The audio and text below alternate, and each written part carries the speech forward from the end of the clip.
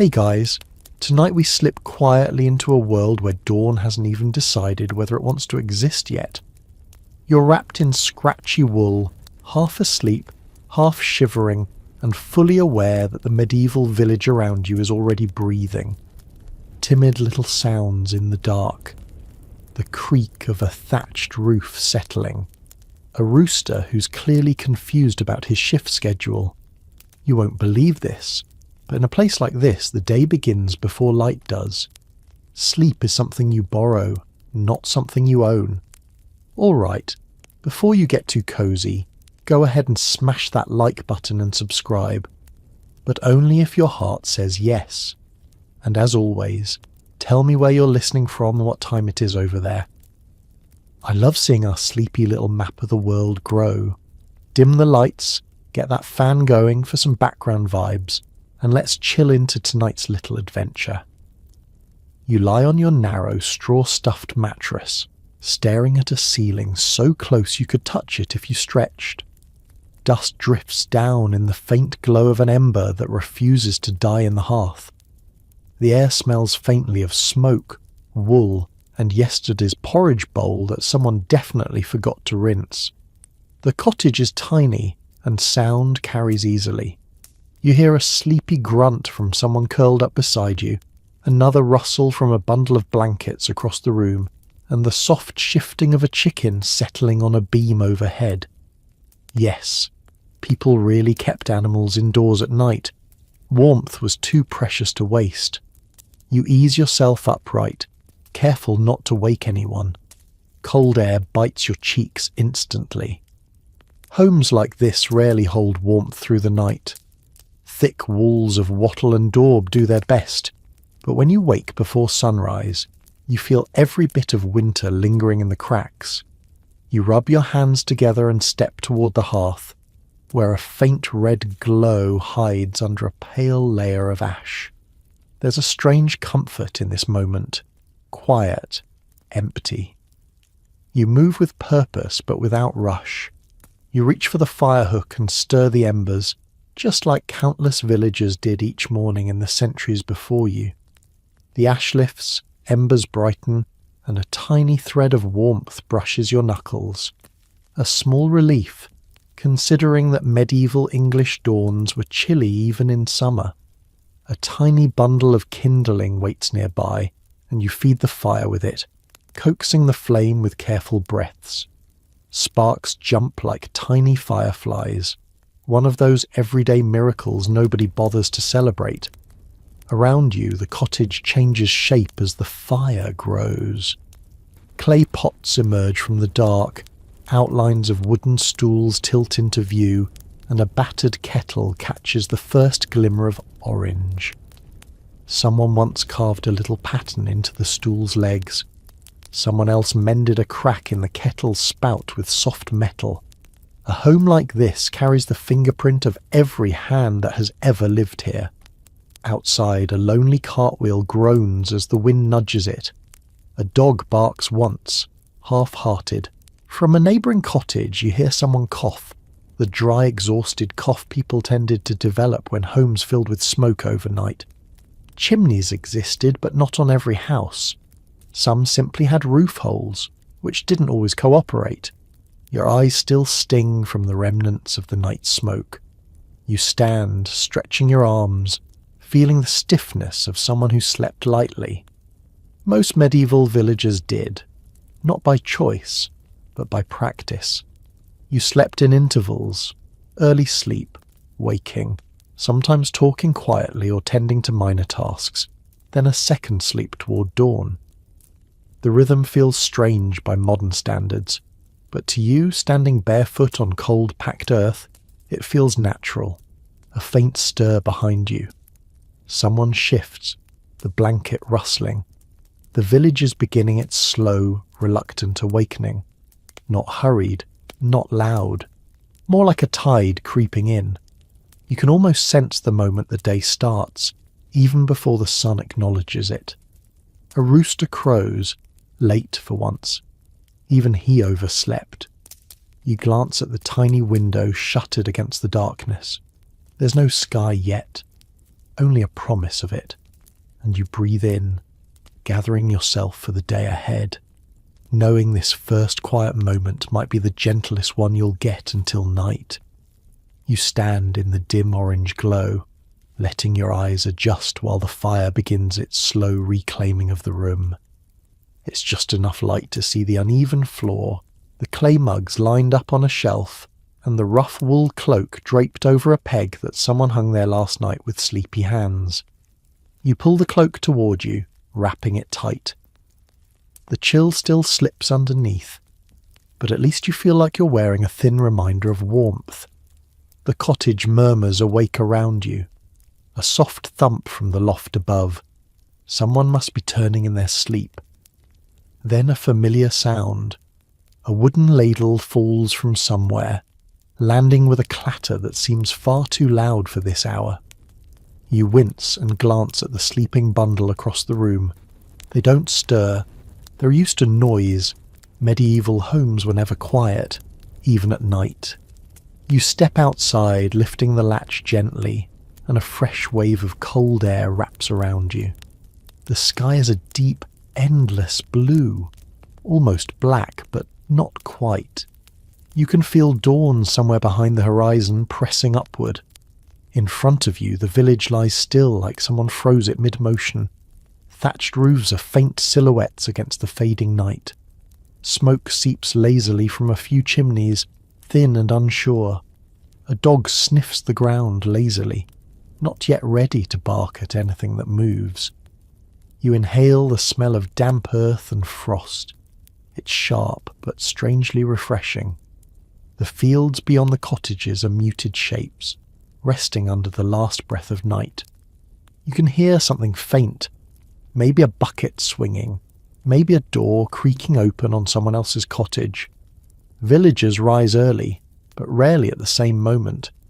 It creates this scattered mosaic of waking noises, never enough to dominate, always enough to remind you that you're part of a living whole. As you stand there, you think of the tasks that your hands will meet today. You haven't stepped into them yet, but the weight of them is already familiar. Medieval life didn't allow many surprises at dawn. You always knew the day would require your whole body before it even began. Behind you, the cottage rustled again. Someone lights their own fire. You hear the sizzle of a spark catching hay. It reminds you of that little fact you once heard.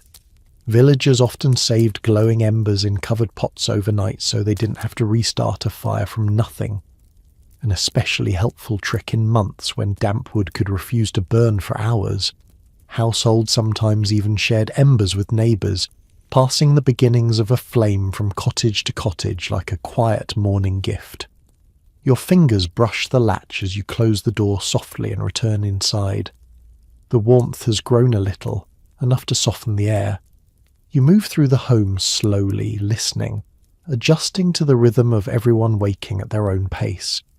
Someone mumbles a greeting, half coherent. The sleeping bundle shifts and sits up, hair messy, face puffy from sleep. They stretch, joints cracking audibly. The floor creaks with each of your steps. The first words of the day aren't a conversation. They're more like sounds of recognition, of bodies reminding each other they exist. Medieval mornings weren't full of chatter. Energy was saved for what mattered later. You take your place by the small table, tracing your fingers along its scarred surface. The grooves tell the story of every loaf cut, every tool repaired, every moment someone leaned too hard while trying not to fall asleep. You brush aside a small brass token, a leftover from yesterday's errands, that someone must have placed there without thinking. It clinks against the wood, brighter than the room deserves at this hour. Then you hear it, the village's first real signal that morning has begun. A far-off clang, metal against metal, someone sharpening a blade or banging a pot into shape. It echoes faintly across the cottages and you feel it in your chest. The day is no longer waiting. It has arrived. You adjust your cloak, pull a stool closer to the fire and sit for just a moment longer, letting your thoughts settle. This is the last pause before everything begins, the final breath of stillness before the machinery of village life sweeps you into its rhythm. And as the first thin streak of pale grey leaks across the tiny window, you give yourself over to the day. The faint grey at the window sharpens, just enough to outline the wooden latch and the uneven shutter planks. The cottage is stirring fully now. Sleepy faces, tangled hair, stiff movements as everyone adjusts to the cold that clings like a second skin. There's no luxury of easing into comfort. The morning demands participation. You stand, roll your shoulders, and step toward the door again, knowing the first tasks of the day are waiting just outside. You push the door open, and a mild breeze nudges the cloak around your legs. The village feels different now, still quiet but with intention. A few figures emerge from their own cottages, shapes wrapped in wool and linen. Someone drags a wooden bucket, its bottom scraping against loose stones. Another person moves toward the well, carrying a rope coiled around their shoulder. Each movement feels deliberate, not rushed but not idle either. Medieval villagers didn't wander in the mornings. They navigated, guided by habit and necessity. You pick up your own bucket, its handle worn smooth by years of hands gripping the same curve. The well stands at the centre of the village, a squat stone circle with a wooden crossbeam above it. The rope is already slightly damp, telling you someone must have drawn water just a little earlier. You join the slow procession of neighbours heading there, offering a nod rather than a greeting. Mornings weren't the time for friendly chatter. People saved their breath for work. The sound of the wooden pulley turning is almost comforting. Someone ahead of you is already hauling up a heavy bucket, arms trembling from the weight. You wait your turn, planting your feet on the cool earth. When the rope is passed to you, you let it slip through your fingers, feeling the coarse fibres, and then begin the steady descent. The rope sways, then tightens, then relaxes again as the bucket sinks into the water far below. A muted splash rises from the pit, echoing in the stone throat of the well. Pulling it up is real work. Shoulders strain, breath grows heavier, and you can feel your grip slipping just a bit as droplets run down your wrists. By the time the bucket breaks the surface, catching a small shimmer of dawn light, your arms feel like they've done a full hour's labour. But this, hauling water, fetching it before anything else, was the non-negotiable beginning of many medieval days. Without water, there's no cooking, no cleaning, no feeding animals, no quenching thirst.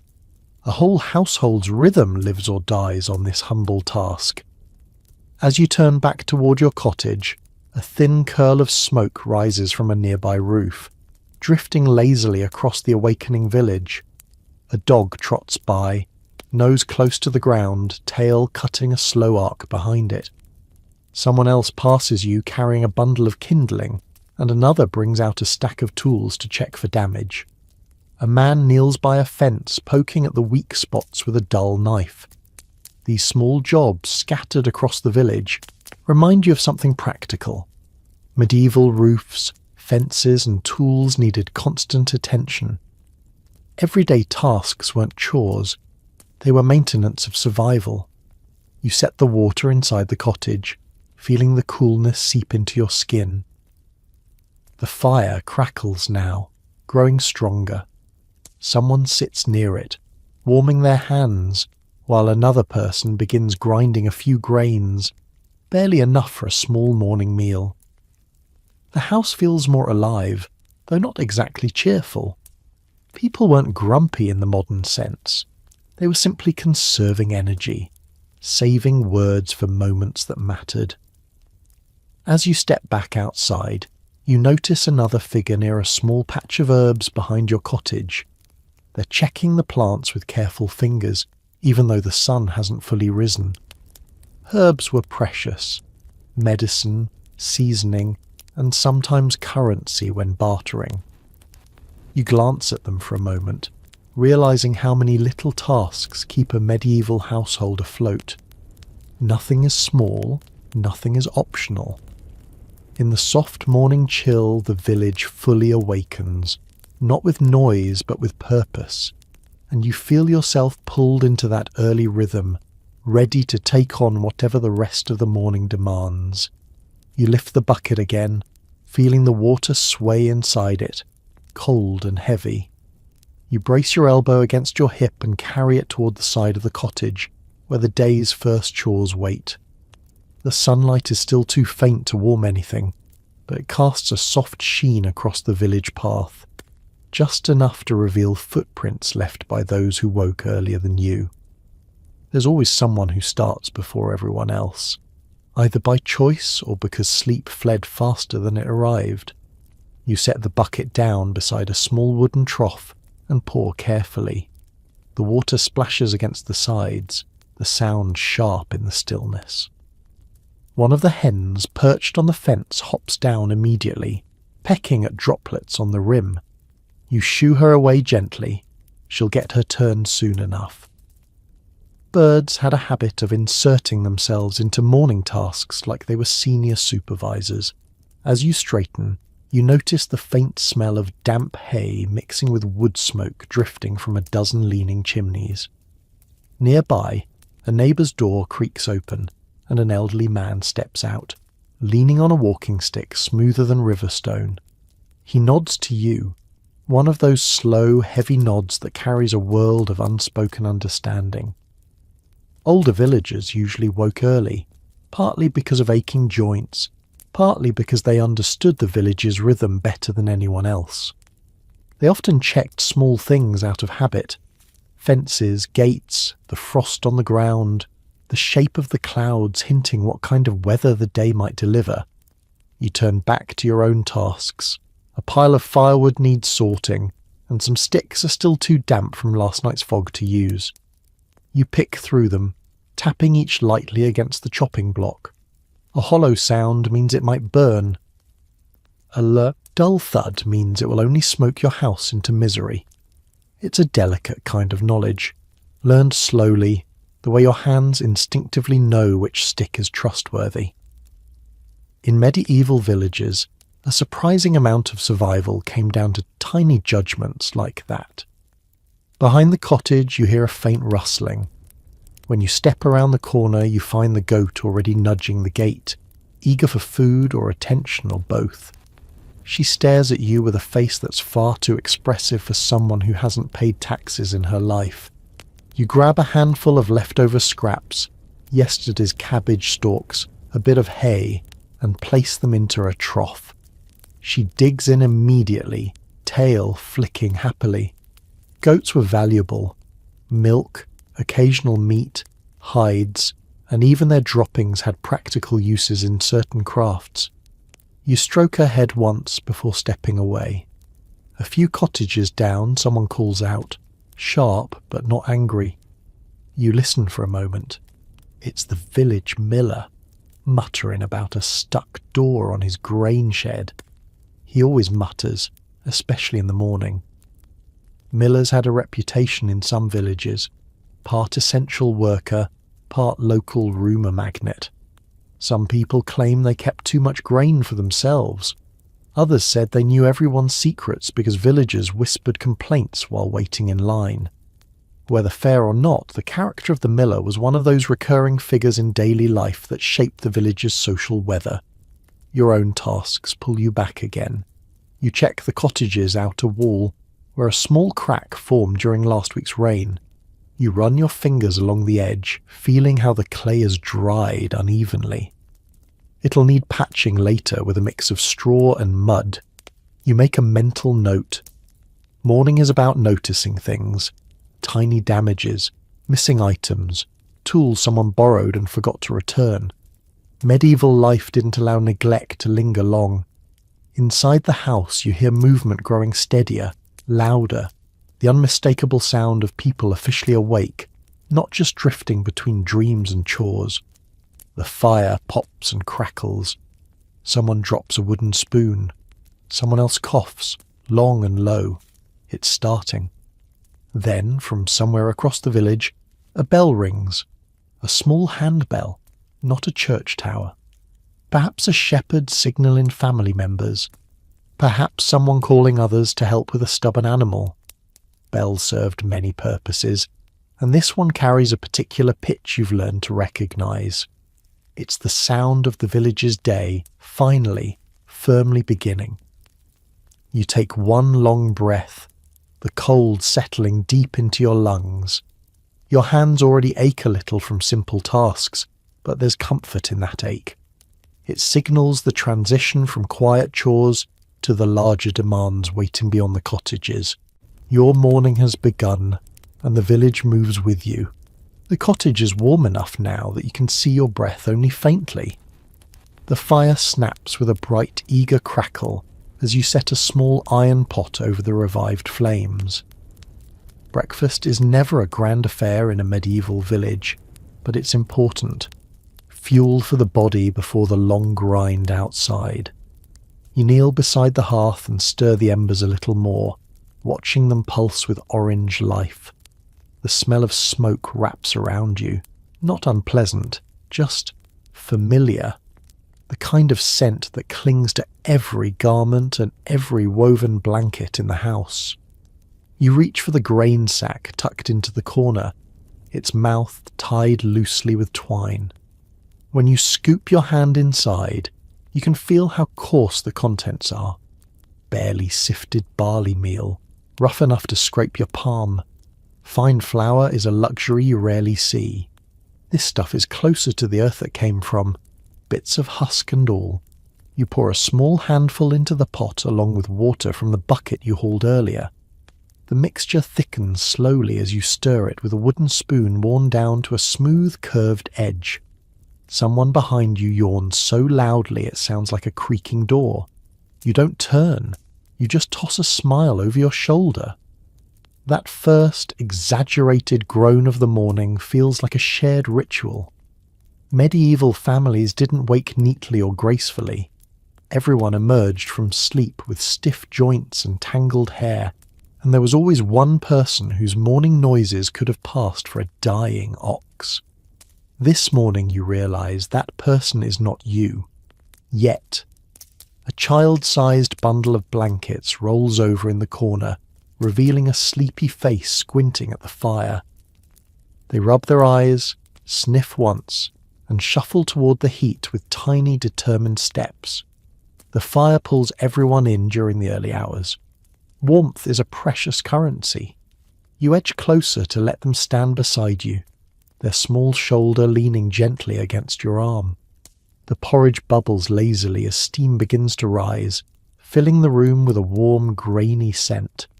It's not exciting, but at this hour it feels like comfort in its simplest form. You sprinkle in a pinch of crushed herbs, nothing extravagant, just a little something saved from last autumn, to give the porridge a whisper of flavour. Once in a blue moon, you might get a splash of milk if the animals are generous. This morning, no such luck.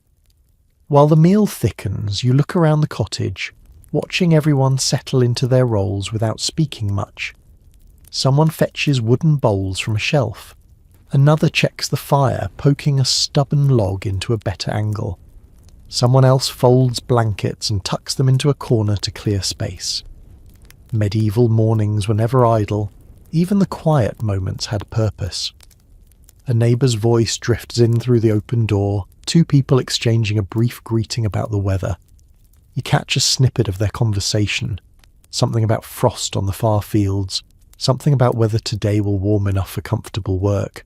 Weather isn't small talk here. Weather decides everything. A cold morning can mean a slow-growing crop or a sick animal or a ruined patch of herbs. Villagers track patterns instinctively, almost like people today check the news.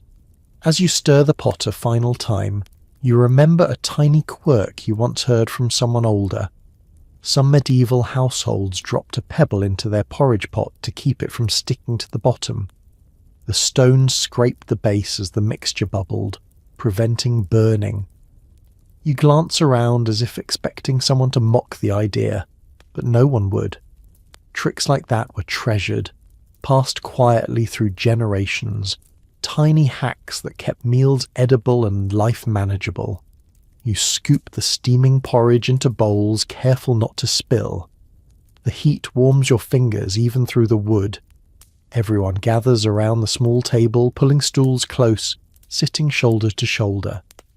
The room fills with soft sounds, spoons clinking, quiet breaths, the occasional appreciative sigh for the warmth alone.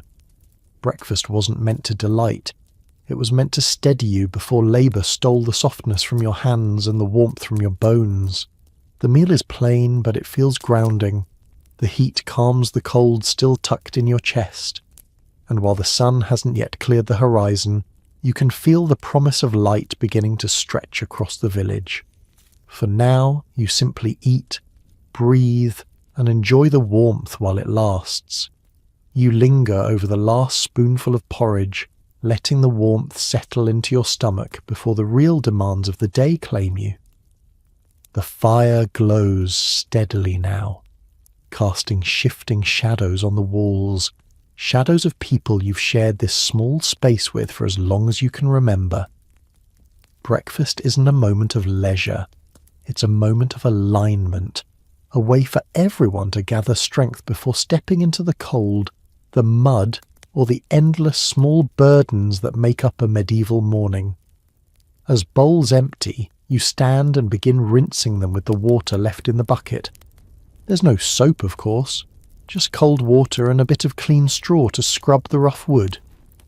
The residue of porridge comes off easily, leaving the bowls faintly warm from their recent meal.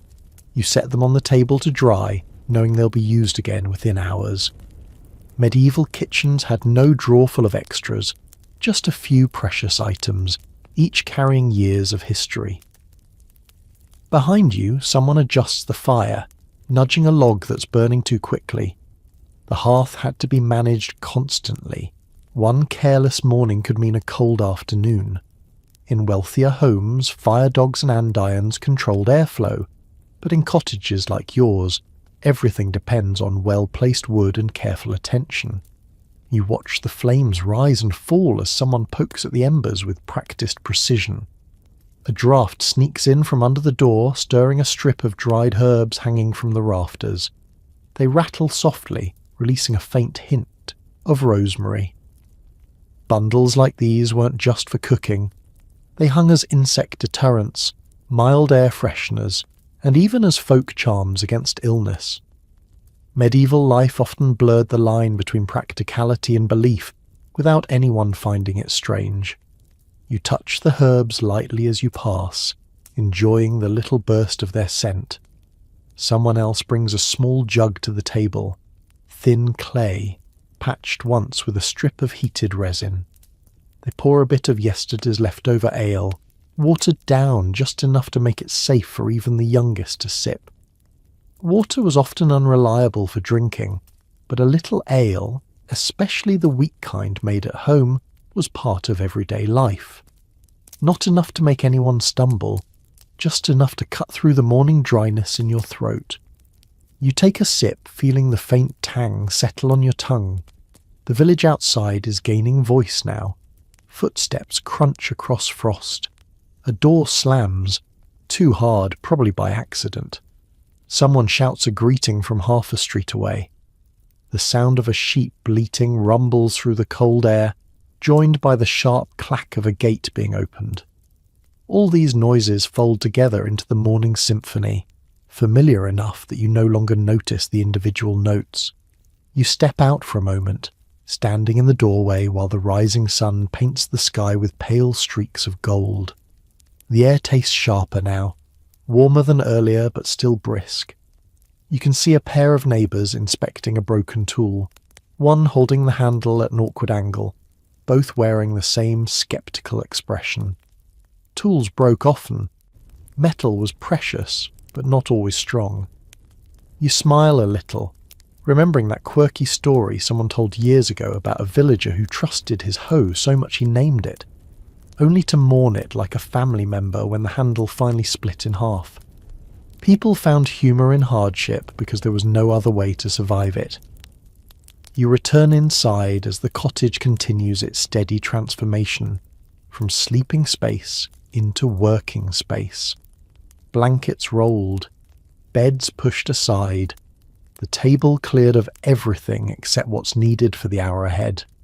You tie your cloak tighter, then reach for a small cloth pouch.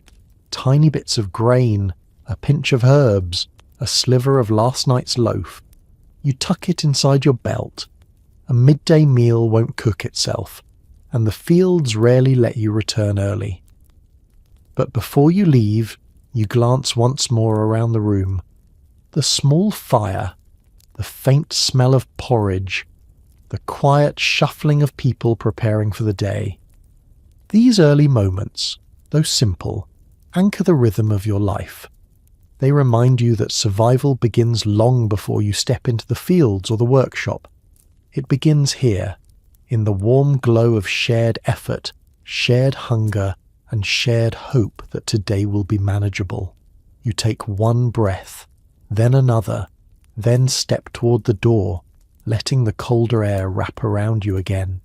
Breakfast is over, and the real day awaits. You step out into the crisp morning light with your cloak wrapped tightly around your shoulders, the chill nipping more boldly now that the sun has fully decided to show itself. The sky has shifted from pale grey to a soft, forgiving blue, and a thin mist still clings to the edges of the village paths. It curls around fences, wavers over puddles, and drifts lazily across the thatched roofs like it hasn't quite made up its mind about leaving. You head toward the small pen behind your cottage, boots pressing into the damp earth with a gentle squish. The world smells of hay, cold soil, and something unmistakably animal. Warm fur, stale straw, and that particular barnyard musk that medieval villagers recognized as simply home. Before you even reach the fence, you can hear the mild ruckus of living creatures who have been awake long enough to develop opinions about breakfast. The hens are the first to greet you, or rather, confront you. They rush toward the fence in a feathery blur, making tiny outraged noises as if you're scandalously late. You unlatch the gate, and they explode outward like an impatient parade, their little legs moving faster than seems physically possible. Feathers fluff, wings flap, and one bold hen immediately hops onto a low log as if performing for an audience. Chickens in medieval villages weren't shy. They had personality. They fought, complained, argued, and occasionally decided that your chores needed their supervision. You scatter a handful of grain across the ground, watching the birds descend upon it with chaotic precision. Beaks tap like tiny hammers. Wings brush against your boots. One hen tries to steal a pebble because she thinks it's edible, realizes instantly that it's not, then pecks it angrily anyway. You can't help but smirk.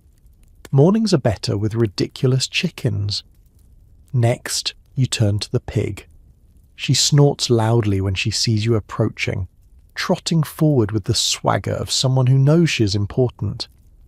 Pigs were valuable in medieval households. Meat, fat, leather, and a surprisingly efficient garbage disposal system all in one clever animal. You toss her a bucket of scraps saved from the last few days, wilted greens, vegetable ends, and a crust so hard you could tile a roof with it. She devours it happily, tail corkscrewing in tight little circles.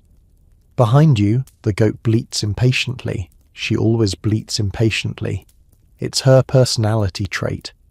You grab a small bundle of hay and offer it through the slats of the pen. She nudges your hand with more enthusiasm than necessary, then gets hay stuck on her face and pretends nothing happened. You scratch her behind the ears and she leans into your hand with dramatic devotion. Goats can be ridiculous, charming, and entirely too clever for their own good. You've learned more than once that she knows how to unlatch the gate if you don't check it twice.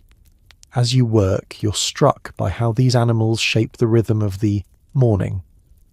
They aren't just chores, they're lifelines.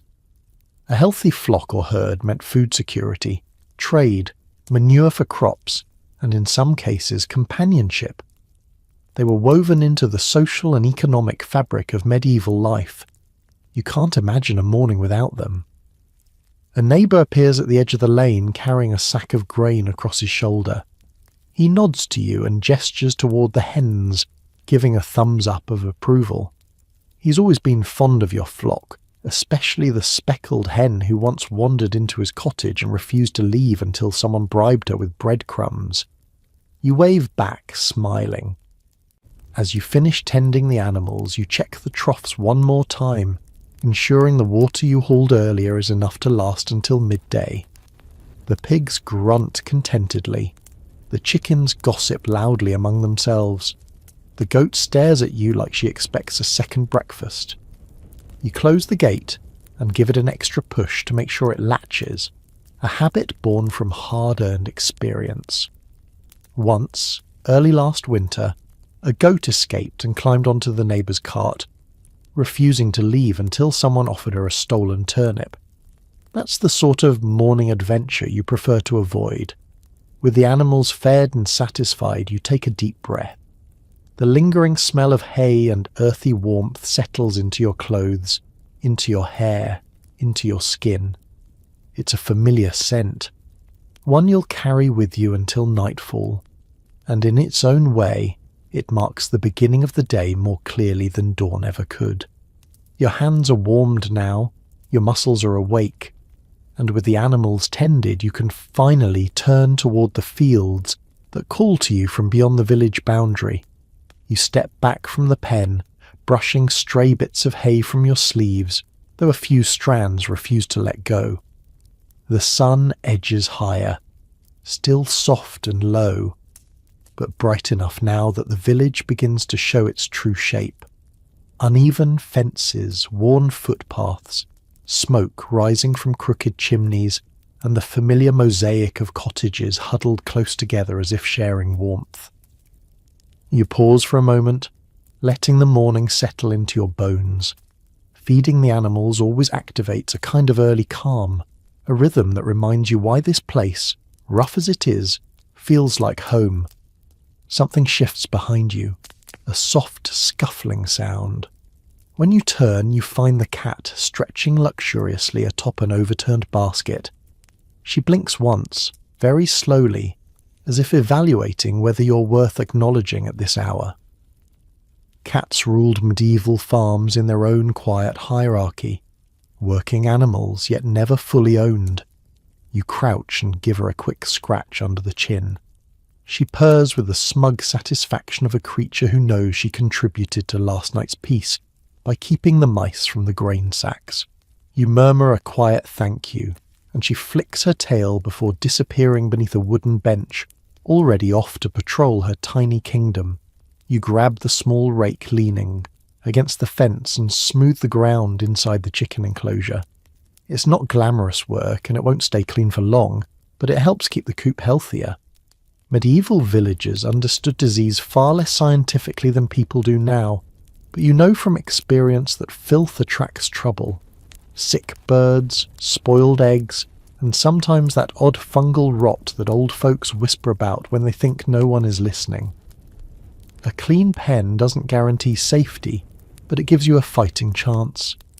As you work, you hear the creaking of wheels and look up to see a neighbour pushing a barrow piled with straw. He gives you a friendly wave and stops to rest, leaning heavily on the handles. You exchange a few words, nothing heavy, just the usual morning trade of updates. He mentions that one of his cows calved early, safe but small. You congratulate him, knowing that in a place like this the birth of healthy livestock is as important as the birth of a child, perhaps more so depending on the season. He chuckles and adds a joking complaint about the calf trying to stand on his boot while he wasn't looking. A gust of wind rushes by, lifting the edges of your cloak and rattling the wooden gate. You tighten the rope belt around your waist and feel the faint chill creep under your clothing again. You remind yourself that the morning warmth you felt inside the cottage is fleeting.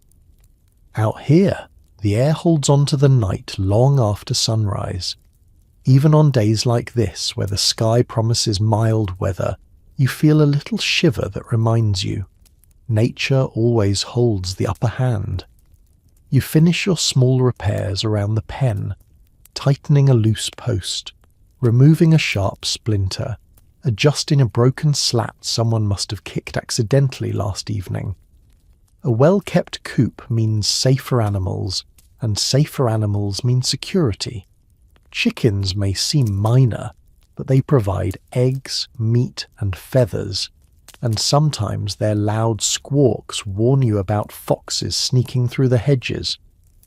As you check the final latch, you remember the peculiar story someone once told during a long winter evening. A hen in a nearby village was rumoured to lay miraculous eggs, tiny, perfect spheres the size of nuts, which people believed foretold the weather. Whether true or not, the tale became a topic of endless gossip until someone revealed the hen had simply grown old. Medieval villagers loved stories, even silly ones, because stories filled the slow hours that work couldn't claim. You lift your basket of tools and step away from the animals, glancing back one more time. The goat stares at you as if offended that breakfast is over.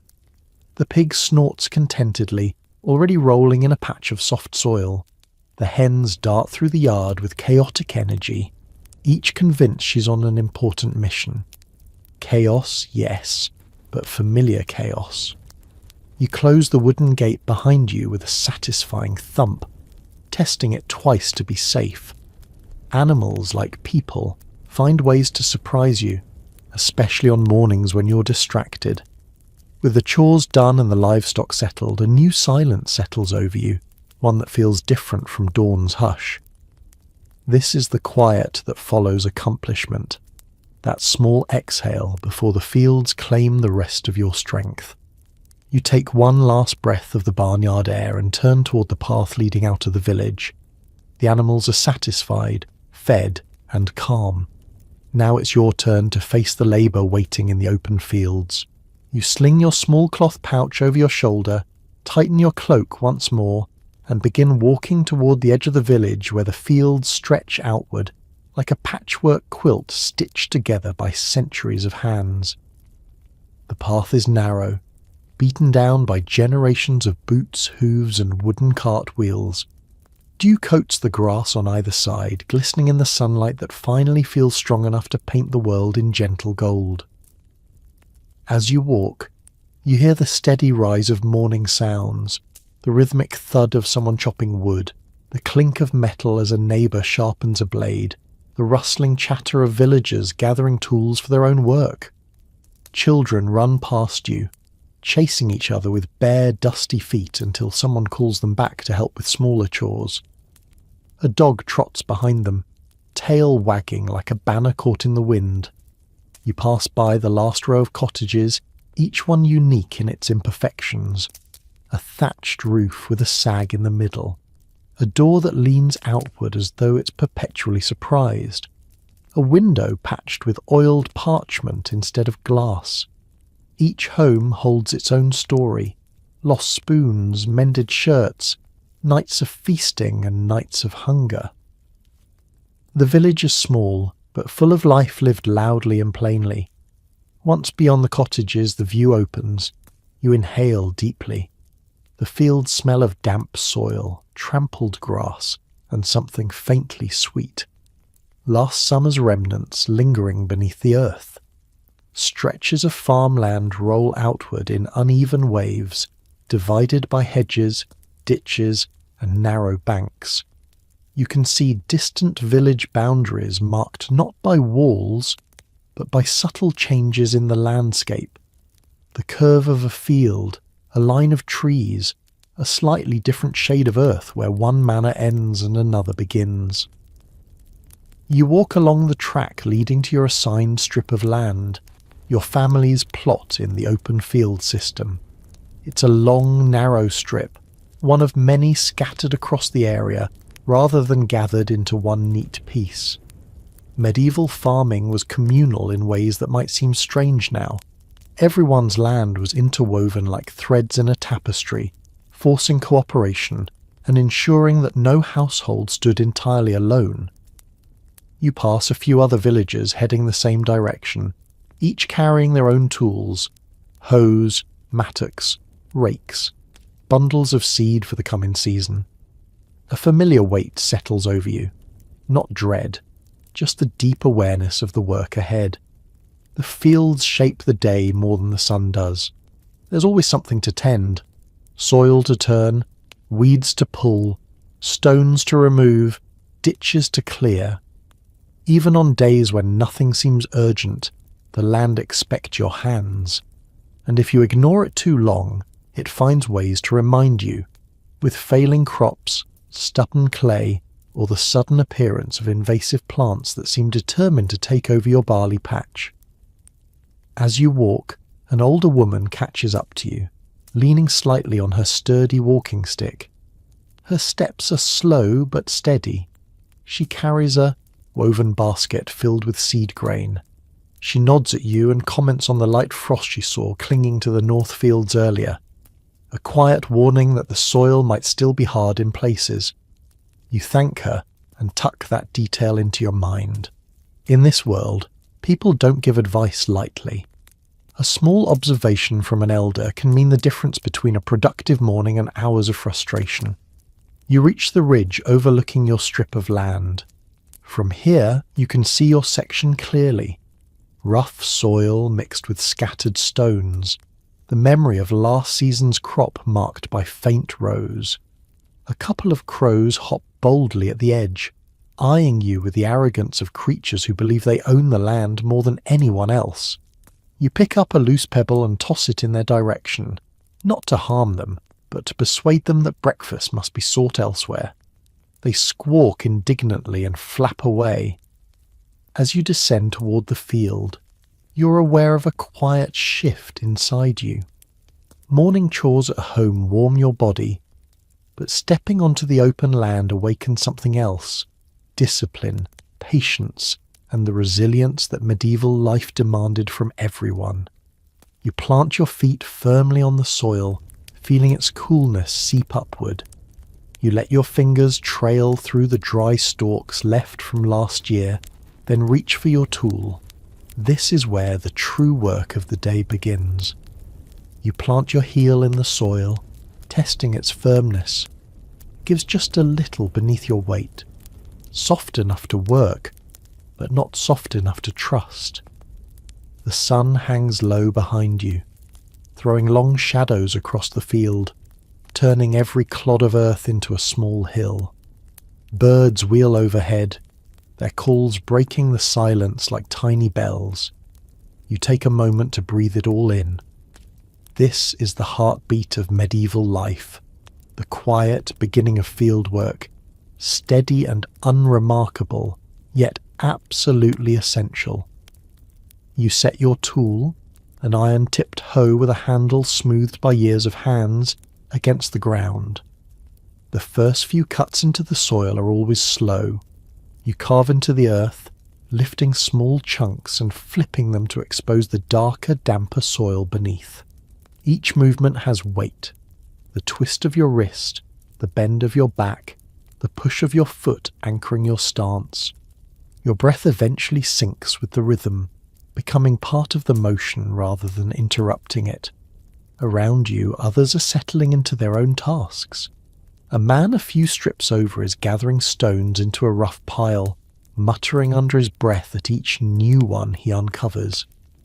A pair of women in the next field work side by side, raking away dry grass and weeds while talking quietly.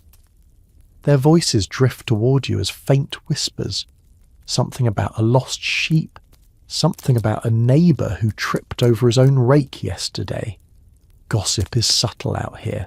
It moves like wind through wheat, soft and persistent. Your hands warm as you work, the earlier chill fading from your fingers.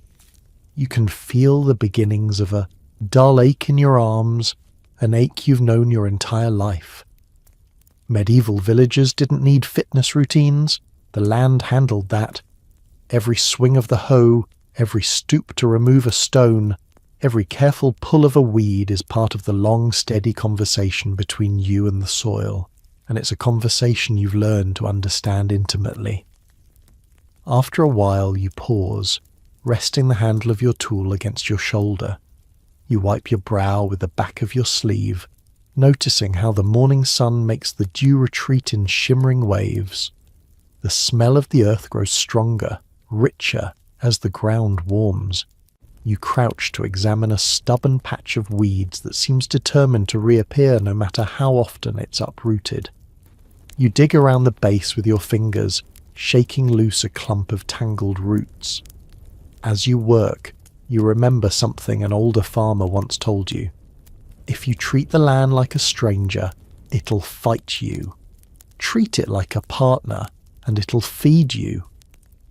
At the time, you laughed quietly, thinking he was simply being poetic, but years of tending your strips have taught you that he was right. Soil shifts each season with the weather, the crops planted before, and the year's overall luck. You adapt not with force, but with patience. A crow lands nearby, eyeing you suspiciously. He hops forward, tilting his head, trying to gauge whether you're about to feed him or chase him off. Crows in medieval villages were seen as both pests and clever allies, ruiners of crops, but also keen indicators of changing weather. You glance up at the sky, clear for now. Not today, you murmur, waving a hand to send the bird fluttering away. He squawks indignantly and joins a small flock circling overhead. You continue working, loosening the soil and pulling stray weeds. Your movements become smoother. The field begins to take shape. The lines straighter, the earth turned evenly, the rough patches tamed into something manageable. Eventually you step back to admire the progress. It's not spectacular, but it's satisfying. This is the kind of work that doesn't announce itself but accumulates quietly, shaping the security of seasons to come. A neighbour passes along the track carrying a wicker basket filled with tools.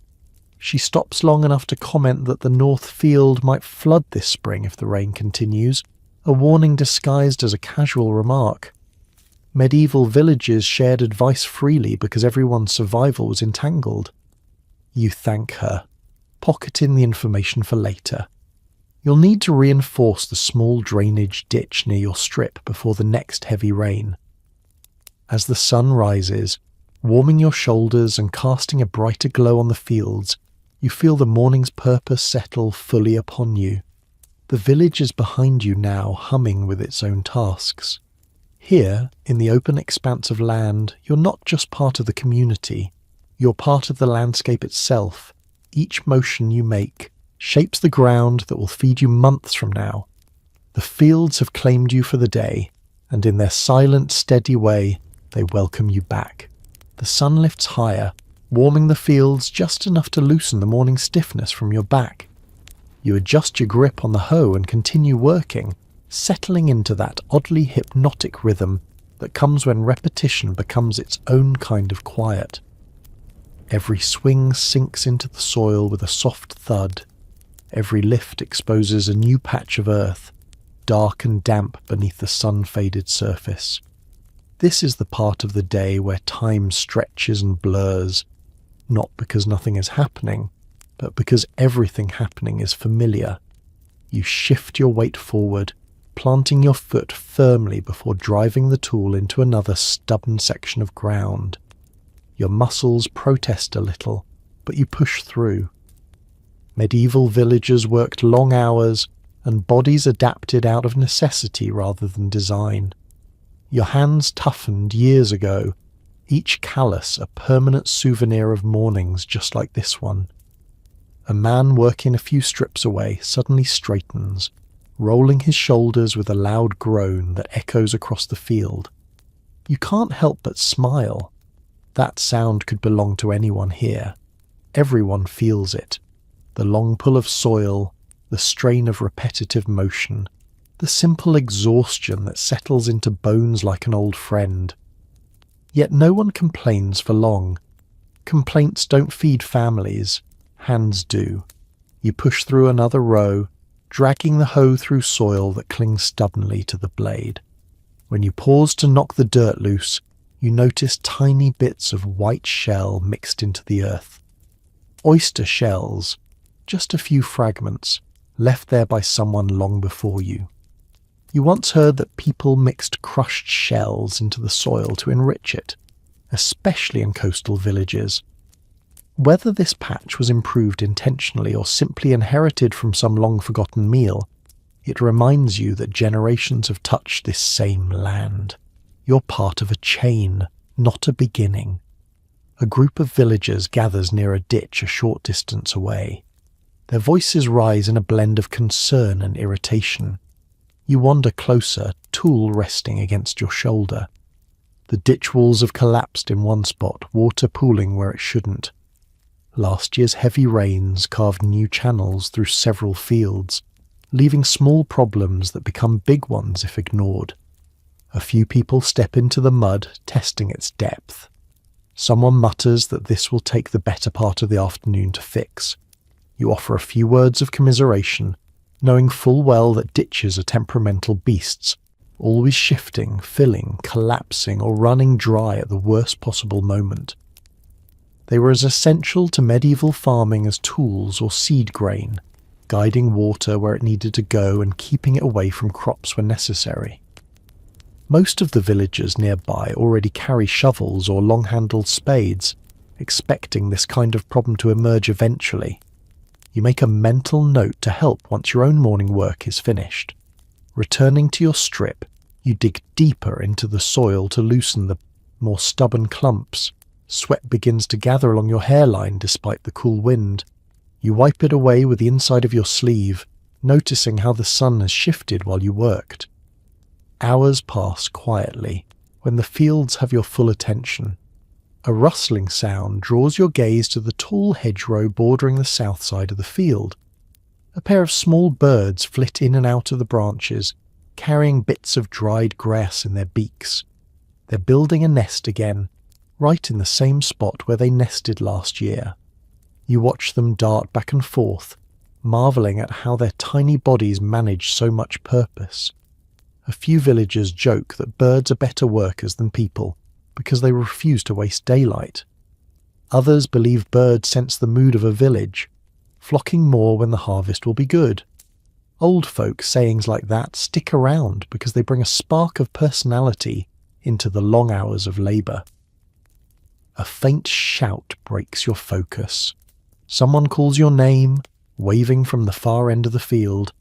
You lift a hand in acknowledgement. It's nothing urgent, just the daily check-in between neighbours, a way to confirm everyone is alive, working, and not secretly sinking into mud or trapped under a toppled tool. Mutual care was less sentimental in medieval life and more practical. You watch out for others because you know they'll watch out for you when you need it. You return to your row and dig in again, letting your body settle into the movement. The soil yields reluctantly in some places, willingly in others. The sun warms your back. The wind brushes across your face, and as your tools bite deeper into the earth, you feel the invisible weight of the day pressing forward. Slow, steady, and completely unavoidable. This is the rhythm of fieldwork, relentless, grounding, and strangely peaceful. The hours slip into each other with the smooth, steady ease of long practice. You can feel the work settling deeper into your arms, your shoulders, your lower back. Not sharply, not painfully, just the inexorable tightening that reminds you your body is doing exactly what it was shaped to do. You adjust your stance, sinking your heel into the earth before swinging the hoe again, letting the weight of the tool carry part of the effort. Medieval tools may have been simple, but they were designed around the body's natural mechanics. You learn their rhythms the way you learn a familiar melody. A gust of wind sweeps across the open field, rattling the hedges and sending a small flurry of loose straw-like stalks tumbling across your boots. A few land on your cloak and cling stubbornly until you brush them aside. You pause for a moment, rolling your shoulders and stretching your back, hearing the soft crackle of stiff joints, waking up again after the repetitive motion. When you straighten fully, you let your eyes drift across the field to take in the scene. People dot the land like moving brush strokes, some bent low, pulling weeds, others standing straight as they toss stones toward growing piles at the field's edge. A man further down wrestles with a stubborn root, digging and tugging with alternating bursts of force and muttered curses. You smirk quietly. Roots always fight like they're defending their territory. A woman in a faded blue wimple works beside him, methodically gathering the weeds he uproots and tossing them into a wicker basket slung over her shoulder. You return to your own task, hacking through the soil layer by layer. The sun inches higher, casting a warm glow that mixes with the earthy scent rising from the ground. Every time you lift a clump of soil, you feel the land's quiet protest, its resistance, its give, its grudging cooperation. You realize you've stopped thinking about the strain entirely. Your body moves on autopilot, guided by repetition and routine. Your stomach growls softly, reminding you that your early bowl of porridge is long gone. But before you reach for your small cloth pouch, you glance up again and notice one of the villagers has begun dragging a crude-wheeled cart closer to the communal ditch. The morning's collapsed wall is officially today's group project, it seems. Already 2 men prod the muddy section with long poles, testing the stability before digging deeper.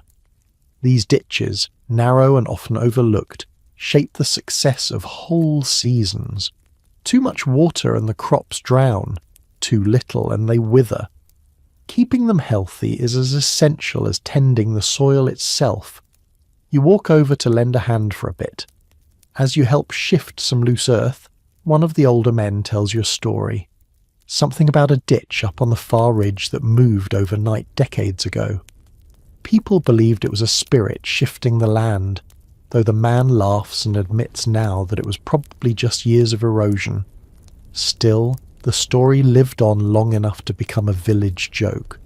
If your ditch collapses, blame the spirits. If it collapses twice, blame yourself for ignoring it. You laugh with him, then move along, returning to your strip once the ditch crew is well underway. Villagers share labour the same way they share stories, with a kind of unspoken expectation that doing so is simply part of being human. You never work entirely alone because no one here can work entirely alone. You lift the hoe again, feeling your breath deepen with each swing. Sweat gathers at the nape of your neck despite the breeze. The cloud of crows that had been circling earlier now settles on a distant fence, watching your work with the judgmental curiosity only crows can manage. You wave your arm once and they explode upward again in a flapping, indignant burst. Eventually you pause, letting the tool drop lightly against your boot. Your heart beats steadily, not fast, not strained, just steady. You take a sip from the small flask of watered ale tucked in your belt. It's warm now, but it refreshes you enough to keep going.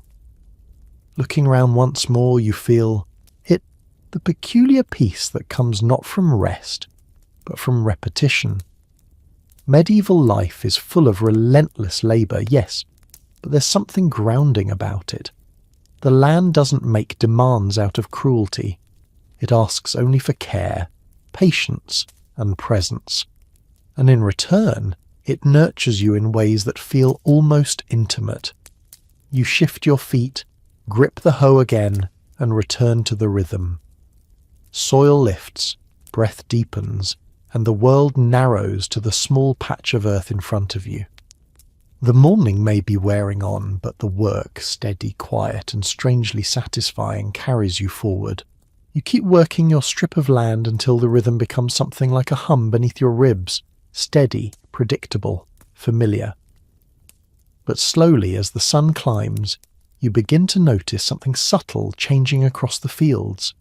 The thuds of hoes striking earth become less synchronized.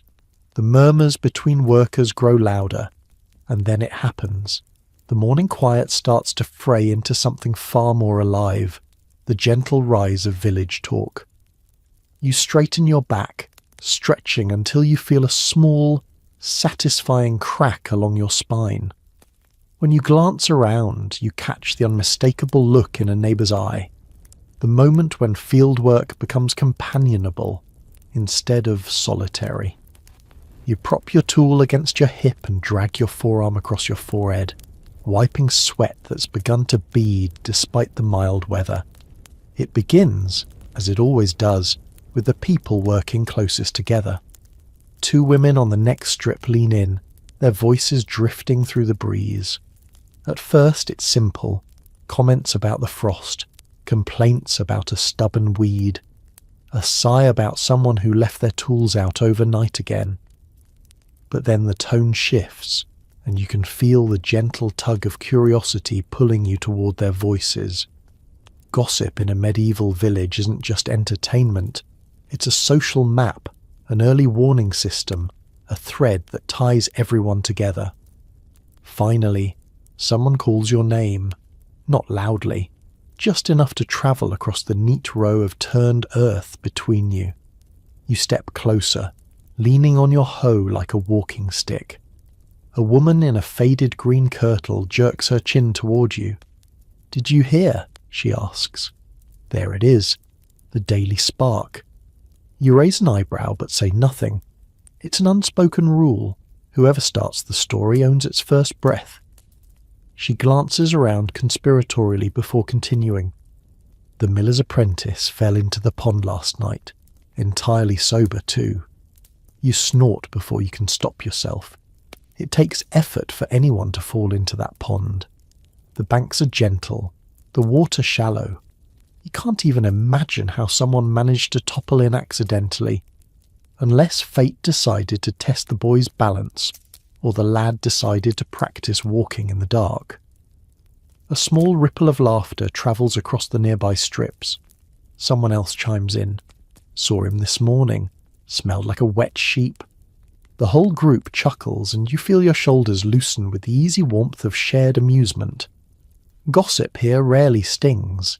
It's light, communal, a little mischievous, but rarely cruel. People know where the line is. They know how much a small story can brighten the monotony of pulling weeds from stubborn soil. Another voice drifts in from behind you. A man whose face is already flushed from exertion. "Speaking of sheep, did my old ewe wander into your yard again last night? Because she vanished." You shake your head but smile. His sheep has a reputation for ignoring fences the way birds ignore borders. She's been found chewing herbs in other people's gardens, sleeping beside the forge, and once tried to follow the blacksmith into the church. No one knows why she's so stubborn, but everyone has a tale about her. "I haven't seen her," you say, "but if she shows up for breakfast, I'll send her home." He accepts this with a resigned sigh. "If she's eaten through Martha's vegetable patch again, I'll never hear the end of it." You continue turning soil, but the conversation doesn't fade. If anything, it grows livelier. Someone brings up a rumour about a trader arriving next week with bolts of dyed cloth. Blue, the rare kind that's worth more than some people earn in a month. Someone else mentions the Lord Steward passing through recently, inspecting the fields with an expression so stern that even the crows stayed quiet.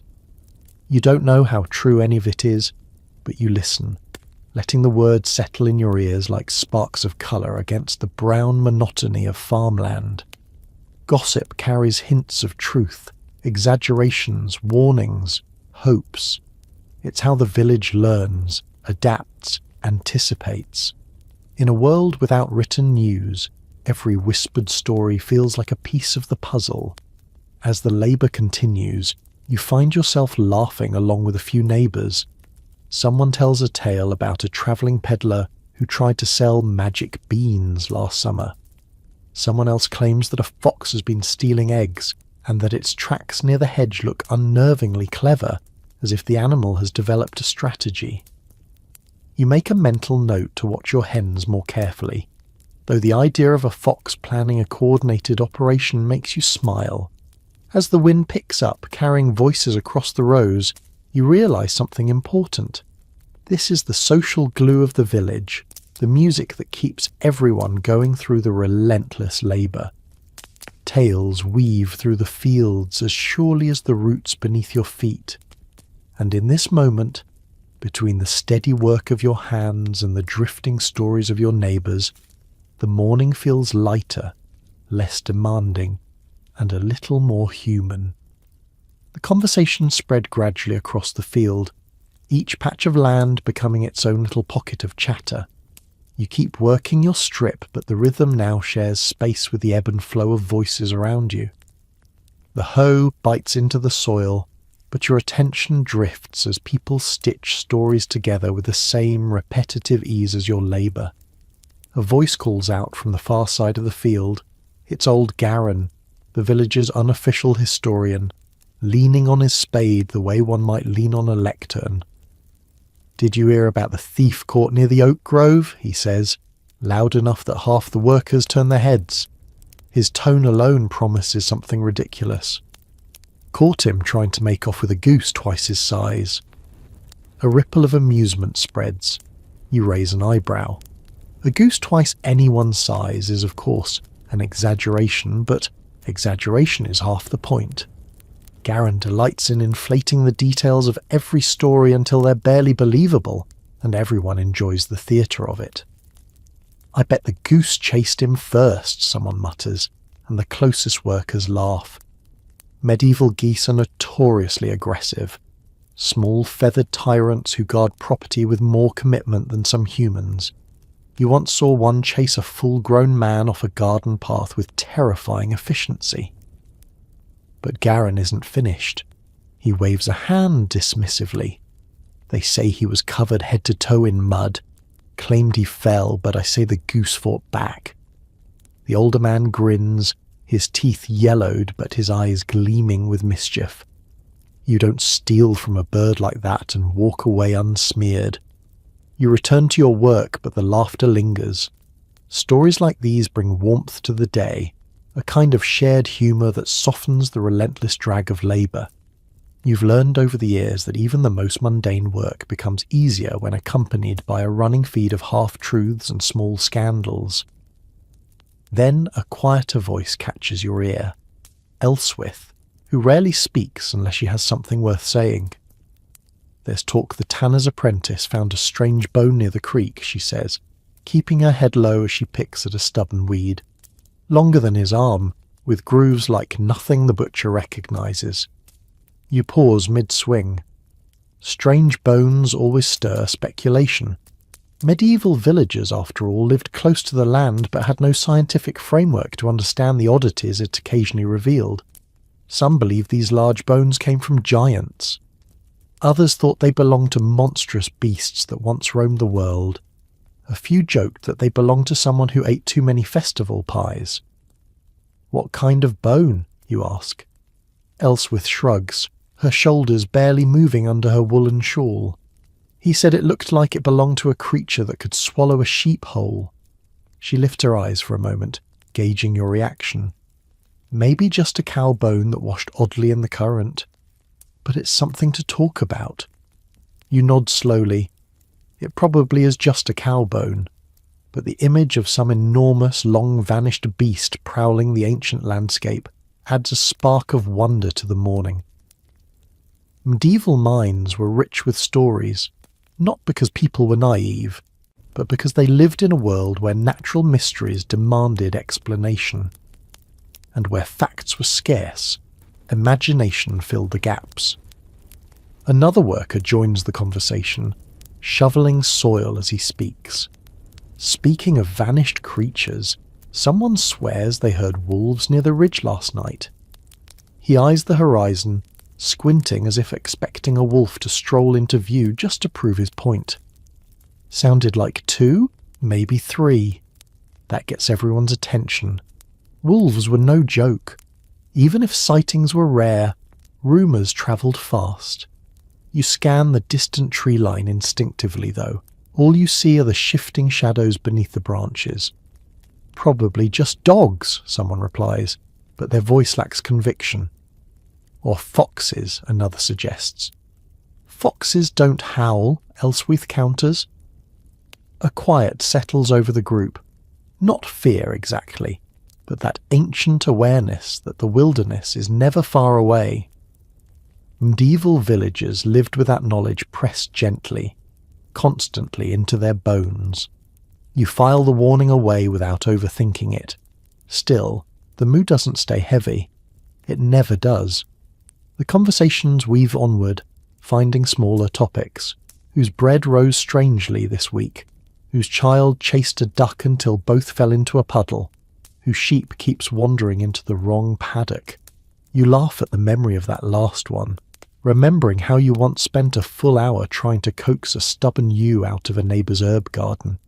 She responded by eating every last sprig of dill before finally agreeing to leave. As the wind carries these voices across the field, you realise something quietly profound. Gossip isn't just about entertainment or information. It's how people remind each other they belong here. It's how the village breathes. The soil under your feet, the weight of your tool, the rise of laughter across the rows. Together they form a rhythm stronger than any single task. You dig, you listen, you respond, you laugh. Work becomes lighter not because it changes, but because it becomes shared. And in that shared rhythm the village binds itself tighter. By late morning the sun hangs high enough to flatten the shadows and warm the back of your neck, reminding you that the hours spent in the fields are starting to accumulate. Your hands throb with that familiar dull ache, the kind that feels less like pain and more like confirmation that you're doing exactly what your ancestors did, day after day. You rest your hoe in the crook of your arm, shifting your weight onto your heels as you take in the field one last time before heading back toward the village. It's not quite midday, but the workable morning hours are running thin, and now comes a different kind of labour, less physically punishing maybe, but demanding in its own rhythm. The repairs, mending, patching, and improvisation that keep a medieval household afloat. You gather your tools, slipping them into the small canvas pouch slung across your waist. As you begin the walk back toward the village lane, the wind shifts behind you, carrying with it the faint scent of wood smoke and the comforting clatter of someone already beginning their midday chores. That transitional moment is always strange. The one where you leave the solitude of the field and step back into the village's humming body. Your boots thud against packed earth as you enter the lane. Ahead you see a woman crouched near her cottage wall, working the last bit of mud into a fresh patch on the wattle and daub exterior. The mixture glistens wetly, flecked with straw and small stones. She hums softly as she works, smoothing the surface with a wooden paddle. Her hands are stained a deep brown up to the wrists, but she looks content. There's a rhythm to this repair work that's almost meditative. You raise a hand in greeting. She looks up, smiles, and nods toward her wall. "Took a beating in last week's rain," she says. "Can't let it get ahead of me." You nod back, fully understanding. If you ignore a crack in a cottage wall long enough, the entire structure might start to sag, and once things sag, they rarely stop on their own. Medieval homes required more attention than any person could comfortably give. But comfort isn't part of the bargain here. You turn toward your own cottage, noticing immediately that your fence gate hangs slightly crooked. The top hinge has slipped again. You sigh, roll your sleeves up, and set to work. The wooden peg that holds the hinge in place has swollen from moisture, slowly working loose.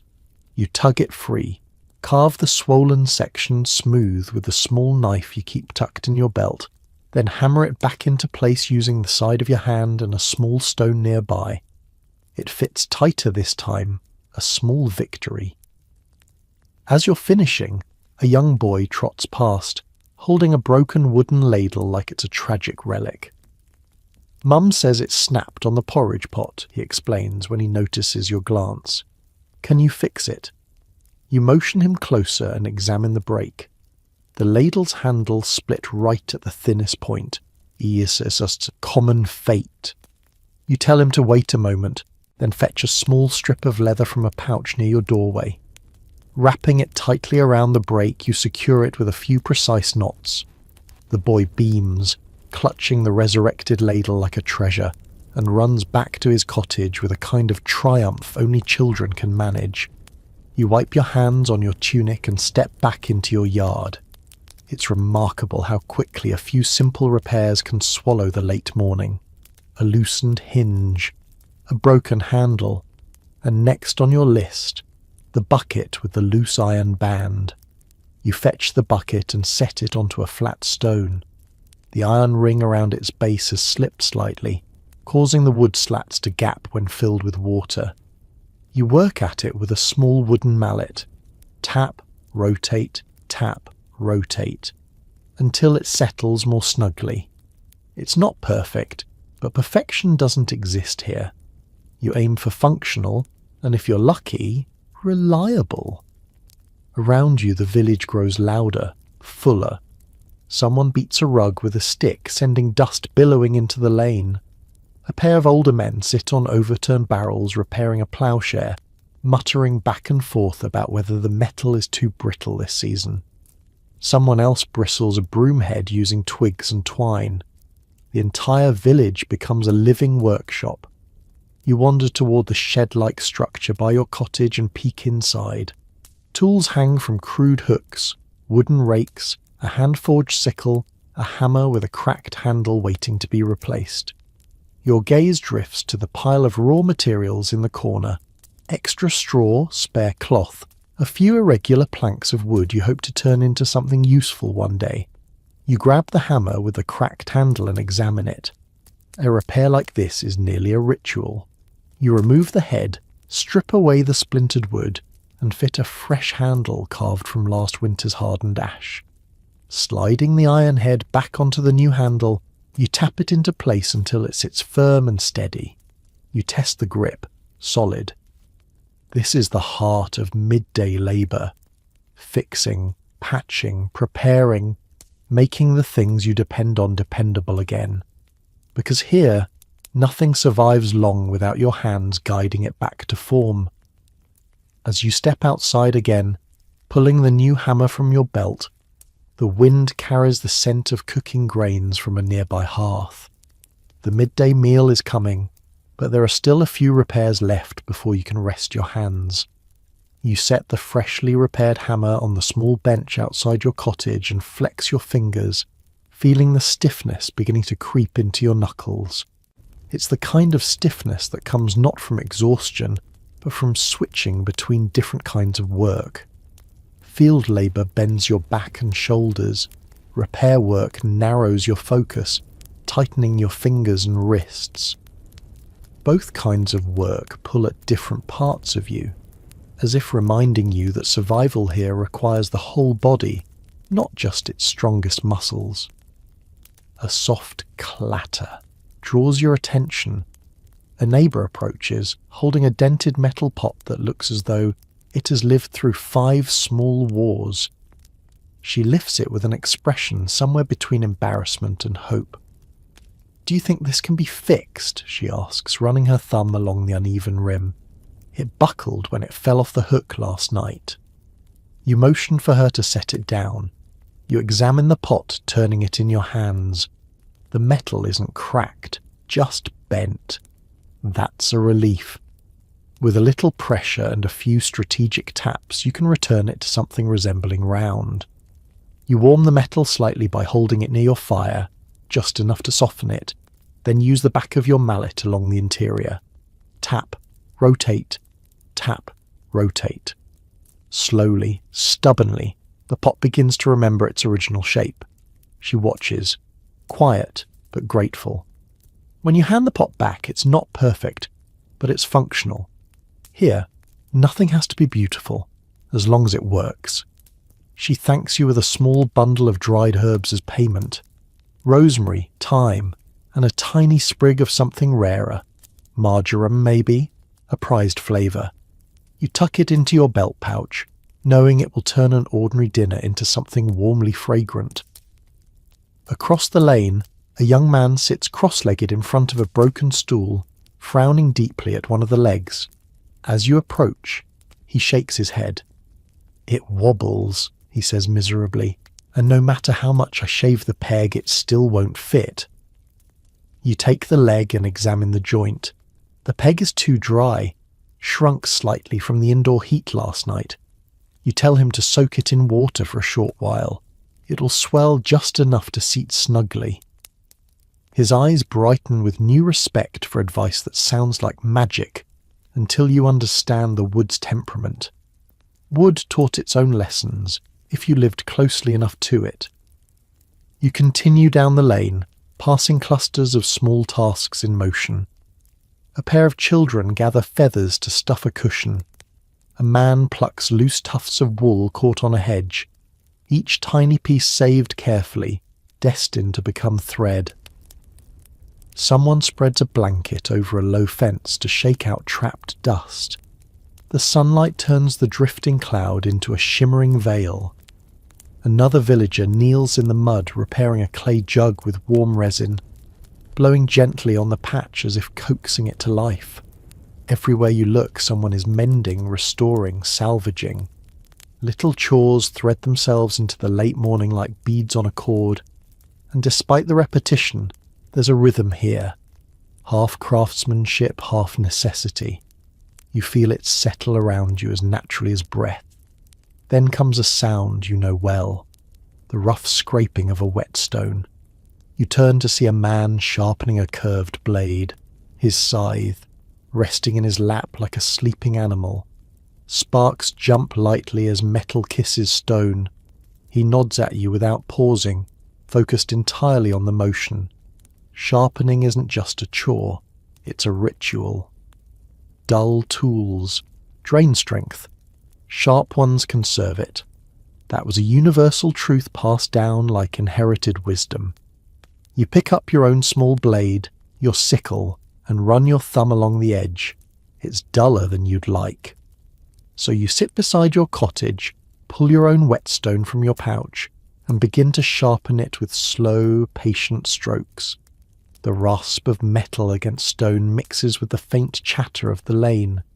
You fall into a quiet rhythm. Stroke, check, adjust. The blade slowly regains its bite. As you work, an elderly man wanders by, leaning heavily on his carved walking stick.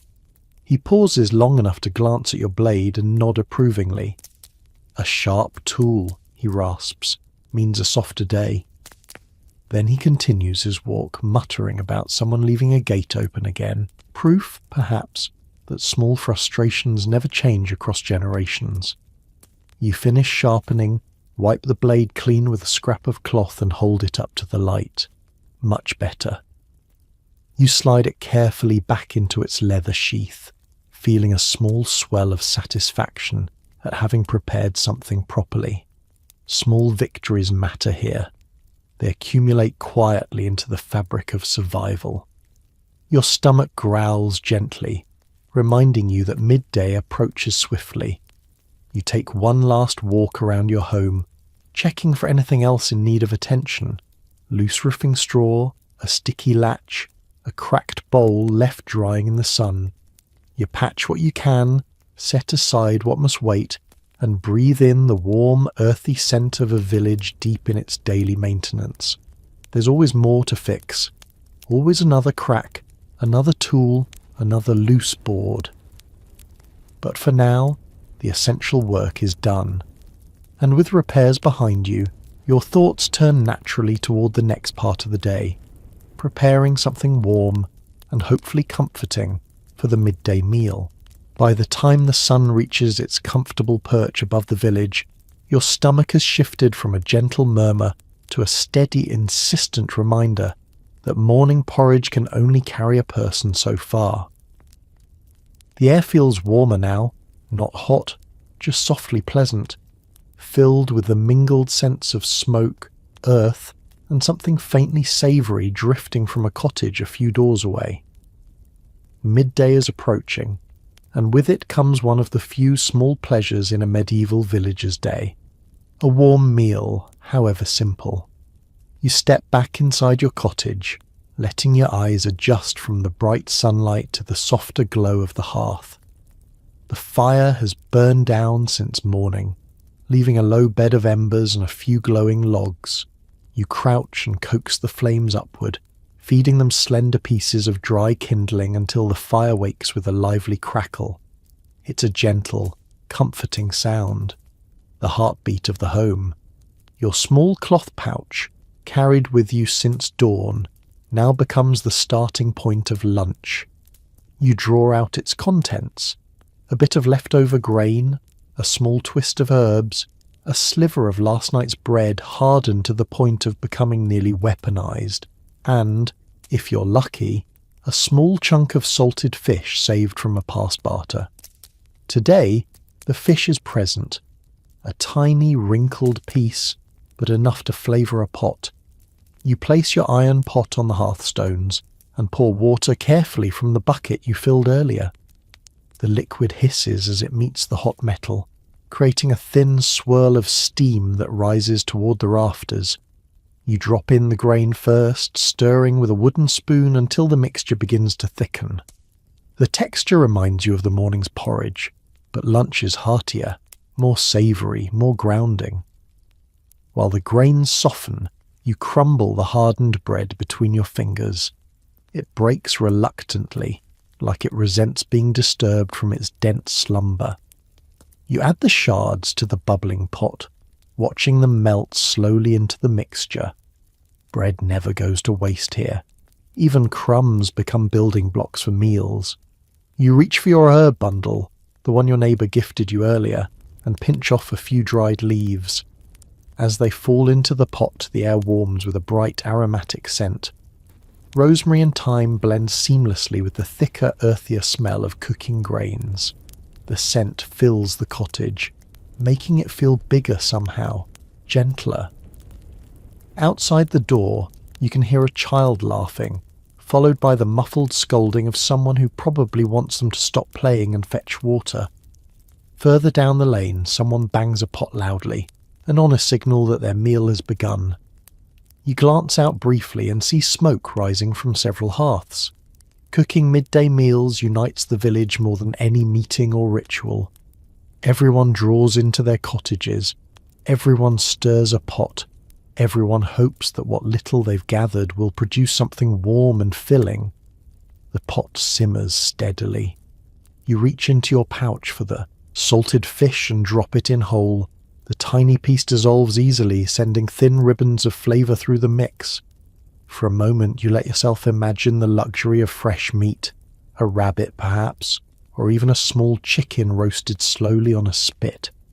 But luxuries like that are rare, save for harvest festivals, special visitors, or miraculous good fortune. You continue stirring, scraping the spoon along the bottom to prevent sticking. The mixture becomes thick, hearty, and fragrant.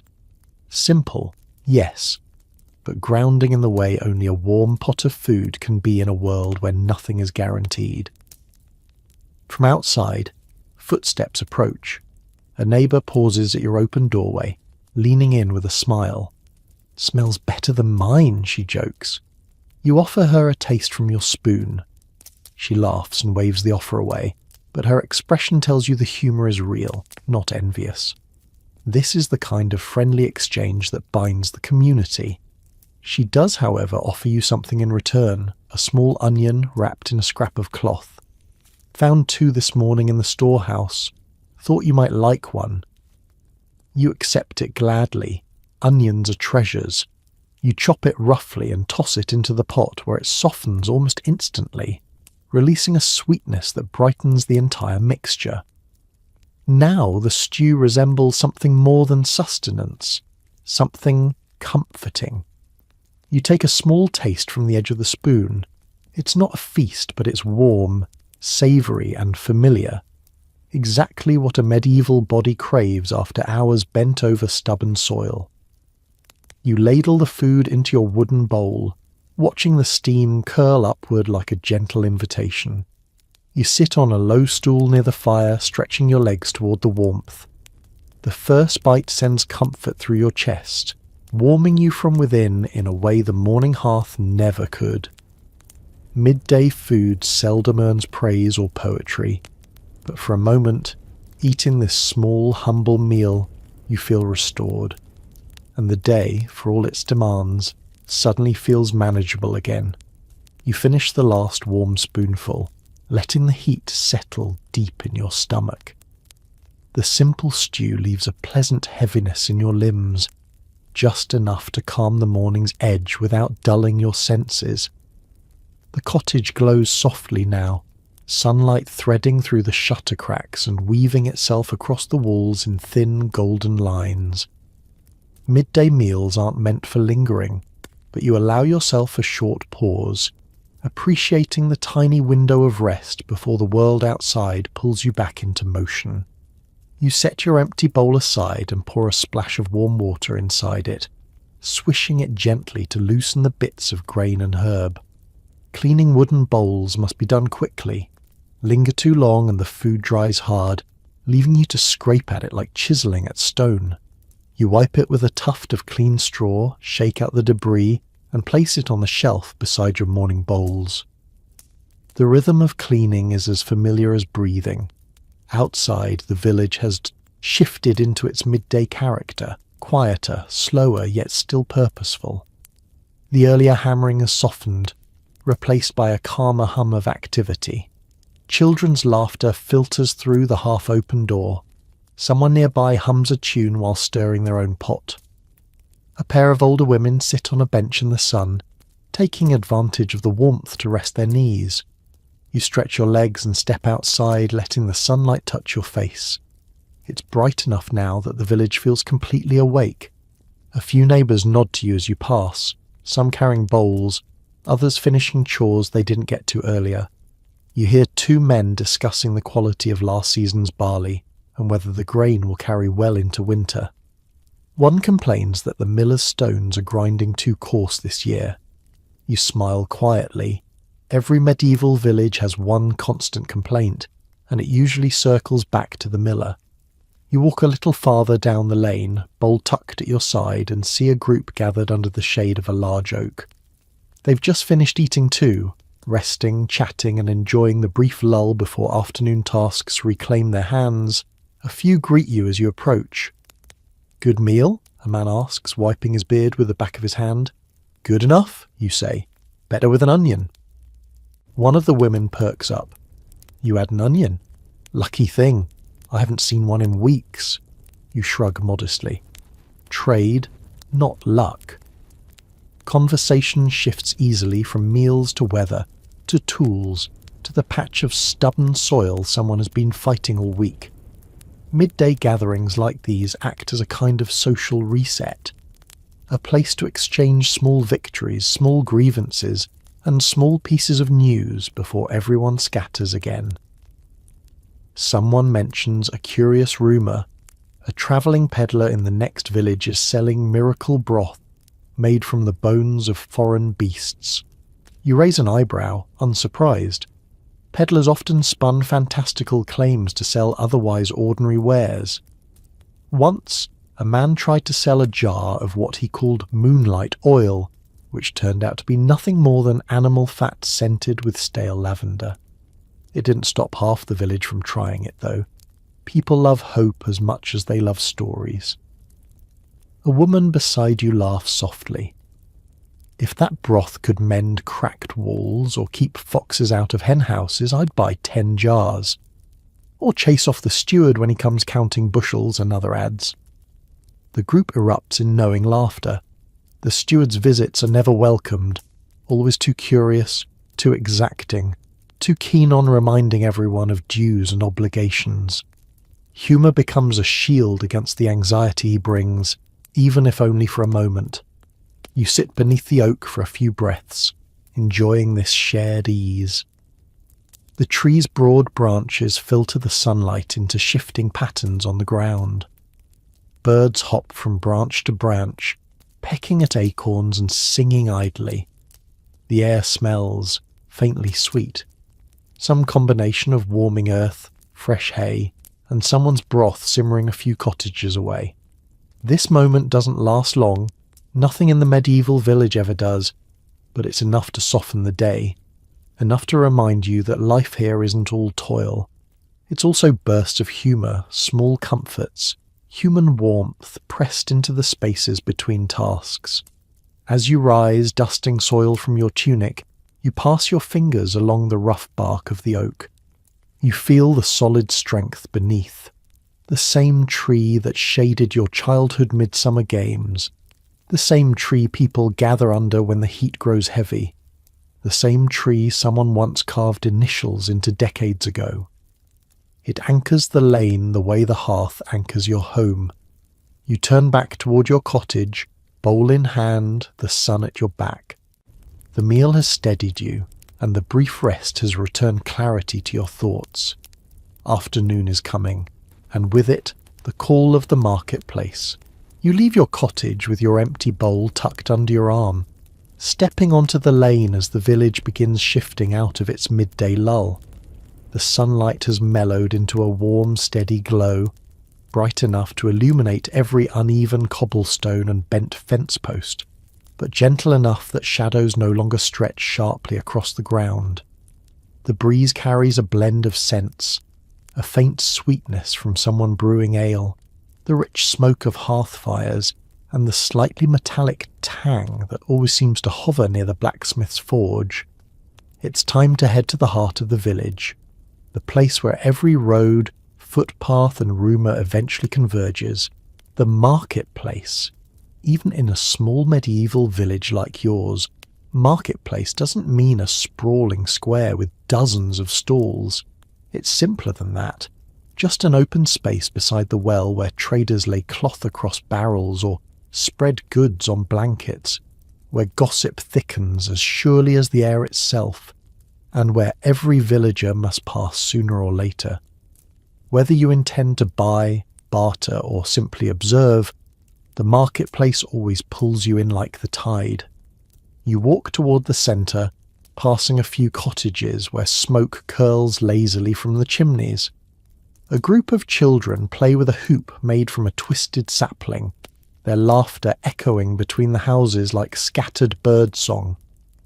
An elderly woman watches them from her stoop, shelling peas into a wooden bowl with methodical precision. She nods as you pass, her fingers moving without pause. Farther ahead, the soft thump of a hammer emerges from the blacksmith's yard. You catch a glimpse of him through the open shed door, broad-shouldered, sweat slick across his brow, striking iron with measured force. Sparks leap in every direction, a little shower of gold that disappears before touching the ground. He doesn't look up, but you know he's aware of every person who walks past. Blacksmiths always are. The closer you get to the marketplace, the more the noise shifts. Voices blend together, not loud, but layered, inquisitive, purposeful.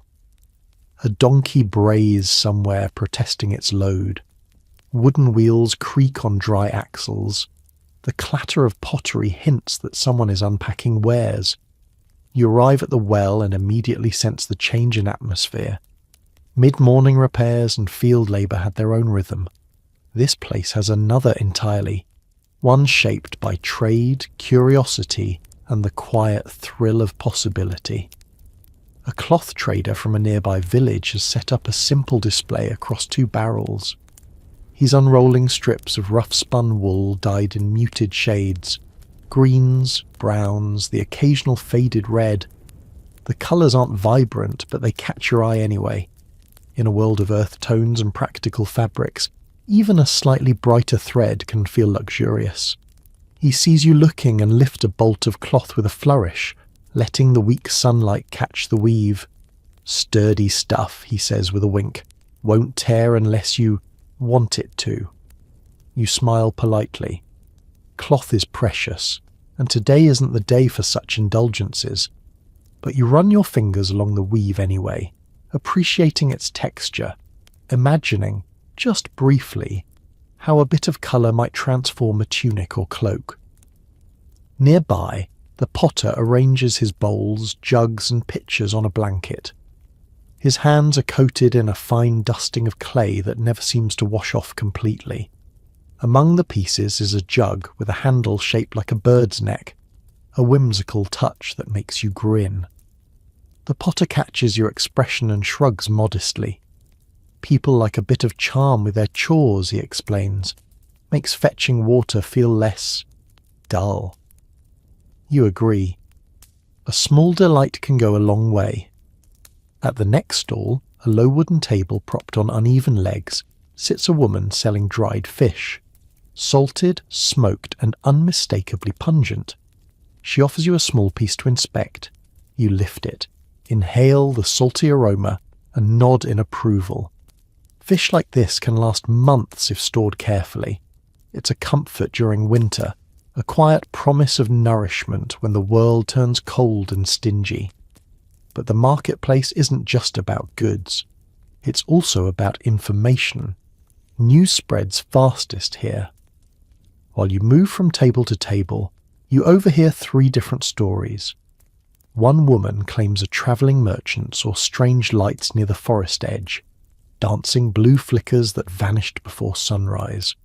A man insists he heard the steward might return sooner than expected to inspect grain stores, and someone swears the cooper is planning to raise the price of barrels after his apprentice accidentally ruined a week's work by leaving freshly shaped staves out in the rain. Whether any of it is true doesn't matter yet. What matters is that the stories exist, and everyone listens just long enough to decide whether they're worth repeating. You stop near a stack of baskets woven from willow branches. The basket maker stands nearby, polishing a handle with a scrap of woolen cloth. One basket catches your attention. You recognise the slightly crooked weave in the corner, the mark of his youngest apprentice. He sees your gaze and nods proudly. He's improving, the basket maker says. Still can't weave a straight line to save his life, but his handles are strong as ox ribs. You pick the basket up, testing its weight, admiring its sturdiness despite its flaws. It's moments like these that give the marketplace its charm. Imperfections displayed openly, talked about without shame, valued because they reflect real hands and real labour. As you continue wandering the stalls, the energy of the place settles over you like a warm cloak. You feel the mild excitement creeping in, the sense that something unexpected might happen here at any moment. A new piece of gossip, a chance barter, a fleeting glimpse of a rare item, or perhaps just the joy of watching people interact, negotiate, tease, bargain, and build relationships through trade. The marketplace is the village's heartbeat, and you've stepped right into its pulse. You drift deeper into the marketplace, weaving between small groups of villagers who've paused mid-chatter or mid-purchase. The sun has warmed the square fully now, softening the hard edges of the well stones and bringing a friendly shimmer to the hanging bits of pottery and metal tools. It's the kind of midday glow that makes even worn-out boots and patched tunics look softened somehow, wrapped in the warmth of shared routine. Near the well, a small knot of people has gathered around a man you don't recognise immediately. He must have arrived recently, judging by the slight dust on his cloak and the travel-worn shoes. A peddler, clearly. His cart is modest, just 2 wheels and a wooden frame, but it's draped with oddities. Small wooden toys, spoons carved with intricate knots, dyed ribbons, brass pins, and a few objects whose purpose you cannot guess at a glance. He winks at you as you approach, and picks up a tiny carved whistle in the shape of a bird. He blows softly. The sound that comes out is surprisingly sweet, clear as a lark call echoing across a meadow. Children nearby gasp, their eyes widening. "Only 3 pennies, he announces, waving the whistle with a flourish. "Or a handful of dried beans. I am flexible." The children scatter, presumably in search of parents or bean-filled pockets. You chuckle and move on. Peddlers always bring a bit of chaos with them. A delightful chaos, though, one that briefly expands the world beyond the village edges. Across the way, a different kind of commotion draws your attention. Two villagers stand over a basket of apples, inspecting each one like a jeweller examining gemstones. The apples, small, mottled and uneven, are still precious this time of year. Fresh fruit is a rare treat outside the harvest months, and it carries with it a quiet thrill. You lift one, rolling it in your palm. It smells faintly sweet, a reminder of late summer hiding beneath its dull exterior. Careful with that one, the seller warns. It bruises if you breathe wrong. You set it down with exaggerated delicacy, earning a few laughs. Apples, fragile as they are, make for good humour when so much else in life is serious. Nearby, a dispute is simmering, the kind that's loud but not angry, more theatrical than heated. A man in a wool cap stands with his arms crossed, trying to convince a woman that her spool of thread is thinner this week than last. She insists it's exactly the same thickness, and if anything, it's sturdier than before.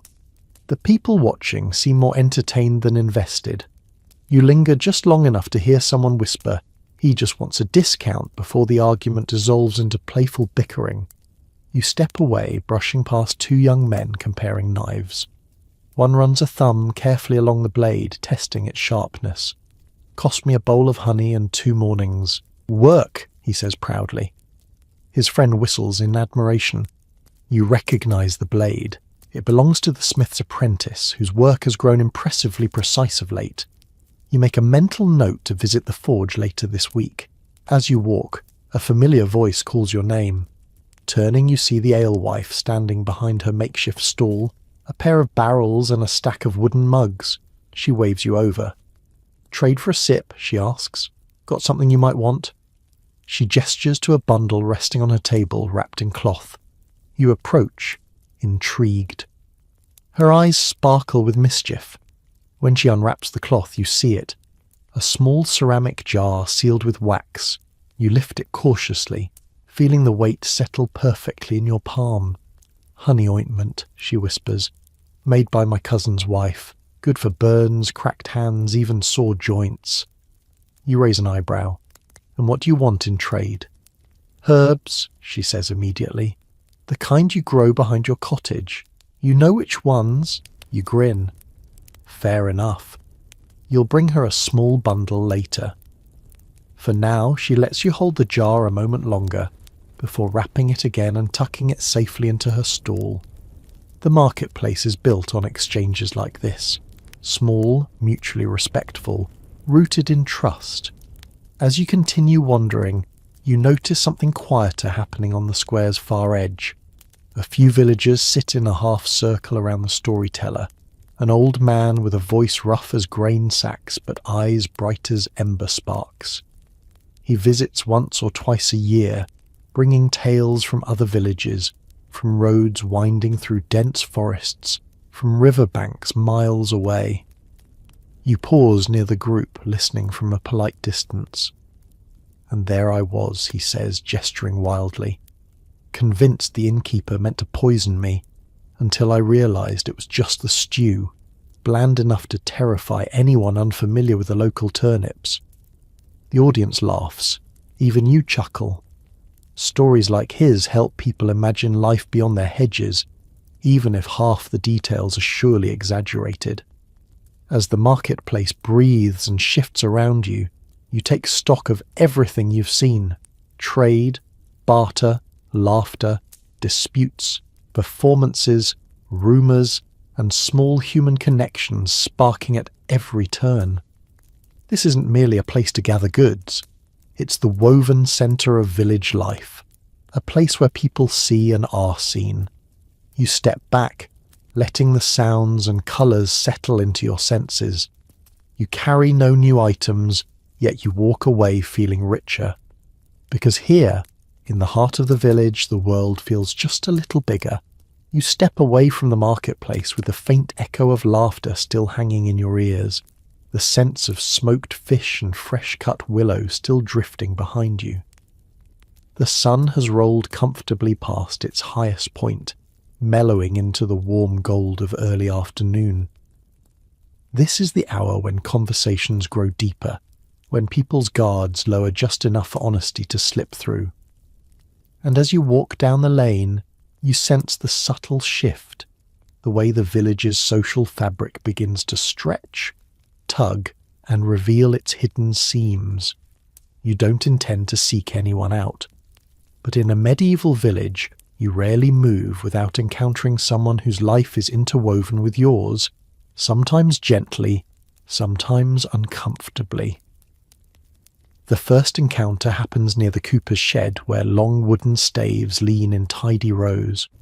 You notice two neighbours standing close together, their voices low but their body language unmistakably tense. You slow your steps, not to eavesdrop, but because the narrow lane leaves little room to pass unnoticed. "Told you he'd accuse me," one mutters. "Said I undercounted the bushels, but I didn't. I swear it on my own hearth." The other sighs. "He accuses everyone eventually. The steward trusts no one." A pause. "Just keep your calm next time. He feeds on quick tempers." You nod politely as you pass them. They force small smiles, the way people do when interrupted mid-grumble. You offer a gentle greeting and continue on, feeling the lingering tension hover like a small storm cloud.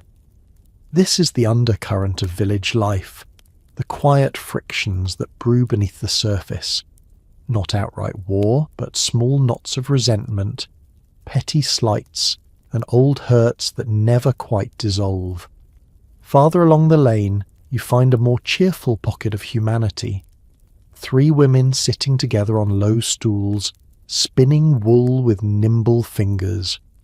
Their distaffs rest against their thighs, tufts of wool drifting in the air like tiny ghosts.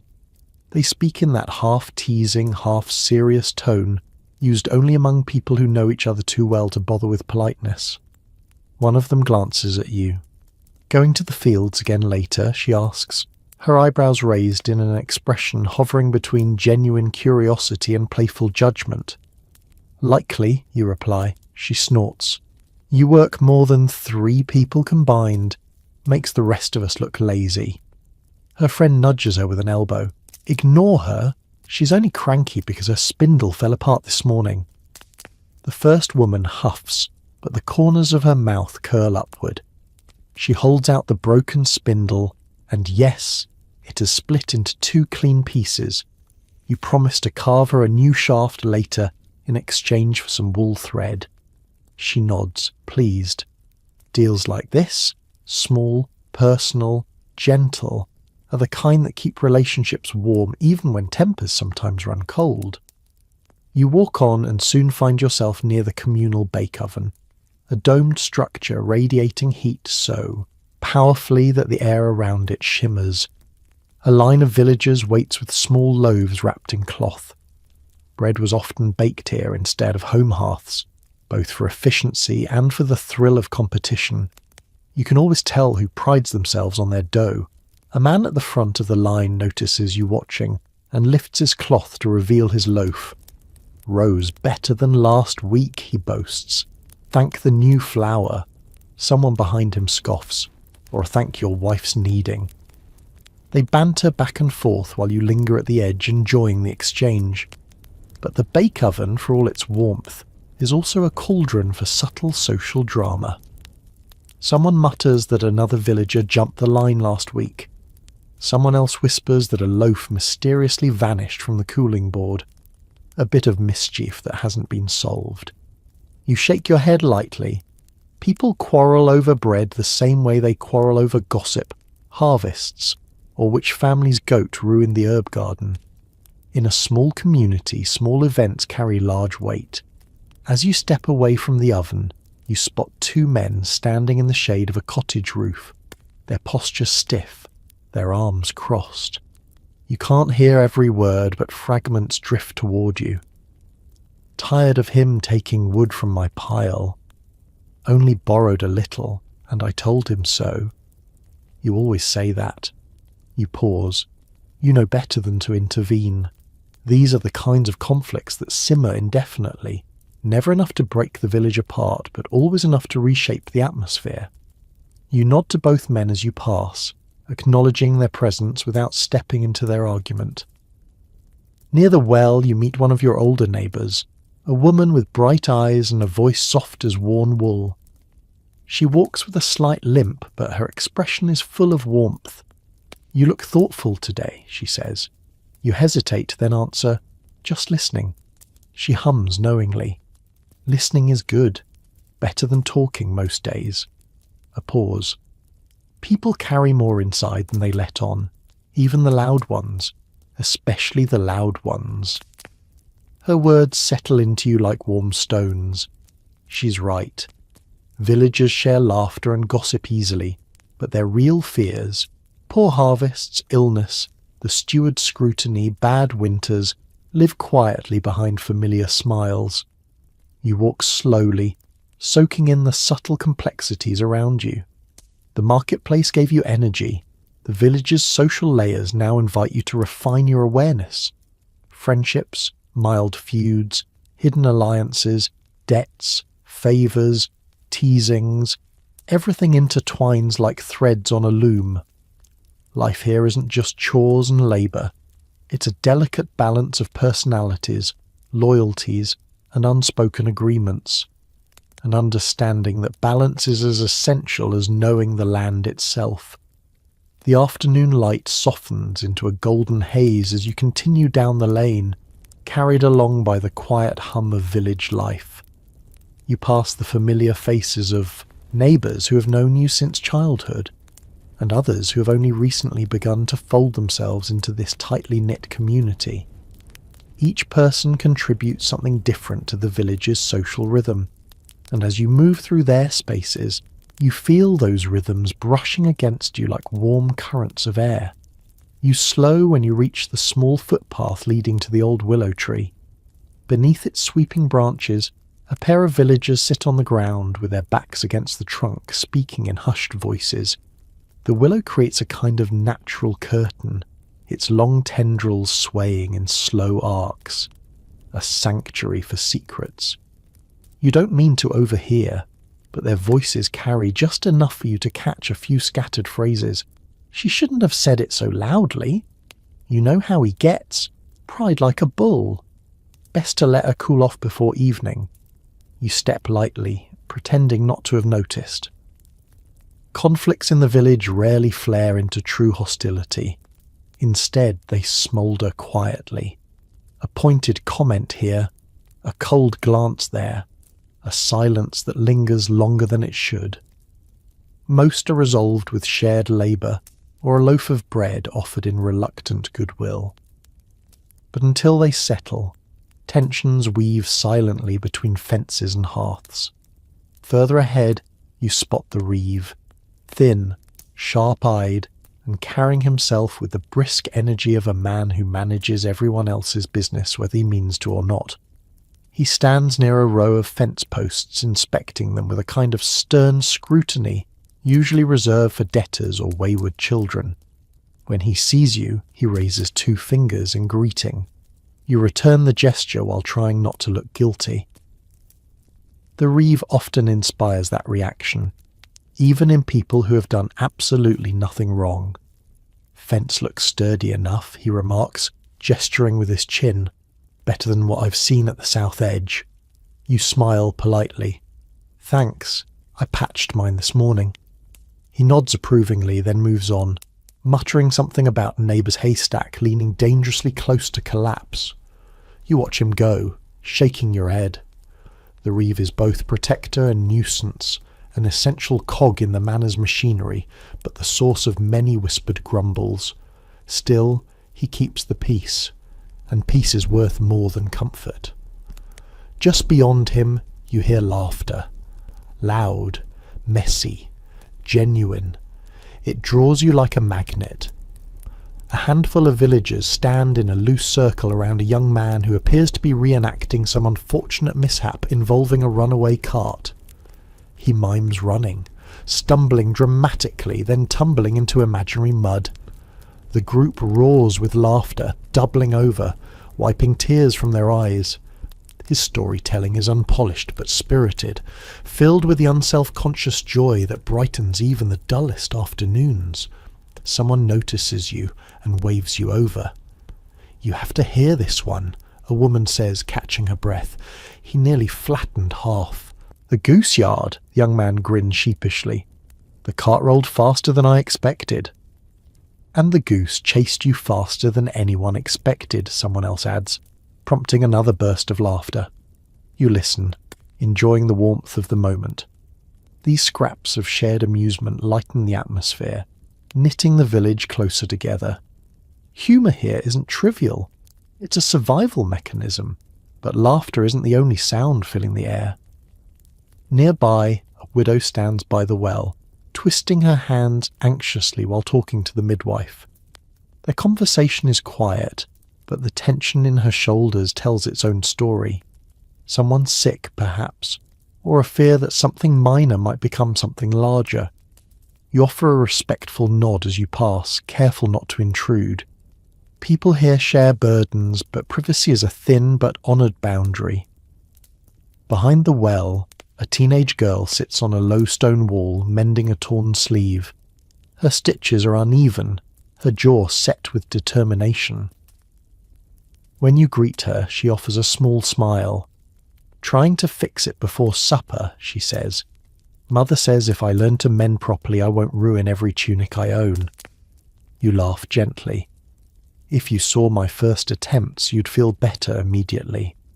Her smile widens and she holds her sewing a little more confidently.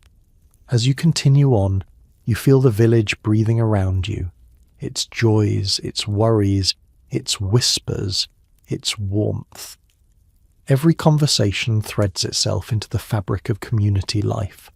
Even disagreements, even annoyances, they all become part of the intricate tapestry. And slowly, without realizing it, you feel yourself becoming part of those threads too. The village isn't just where you live, it's where you belong. The afternoon light begins to mellow, softening into that warm honey-gold hue that signals the slow seasonal turn of the day.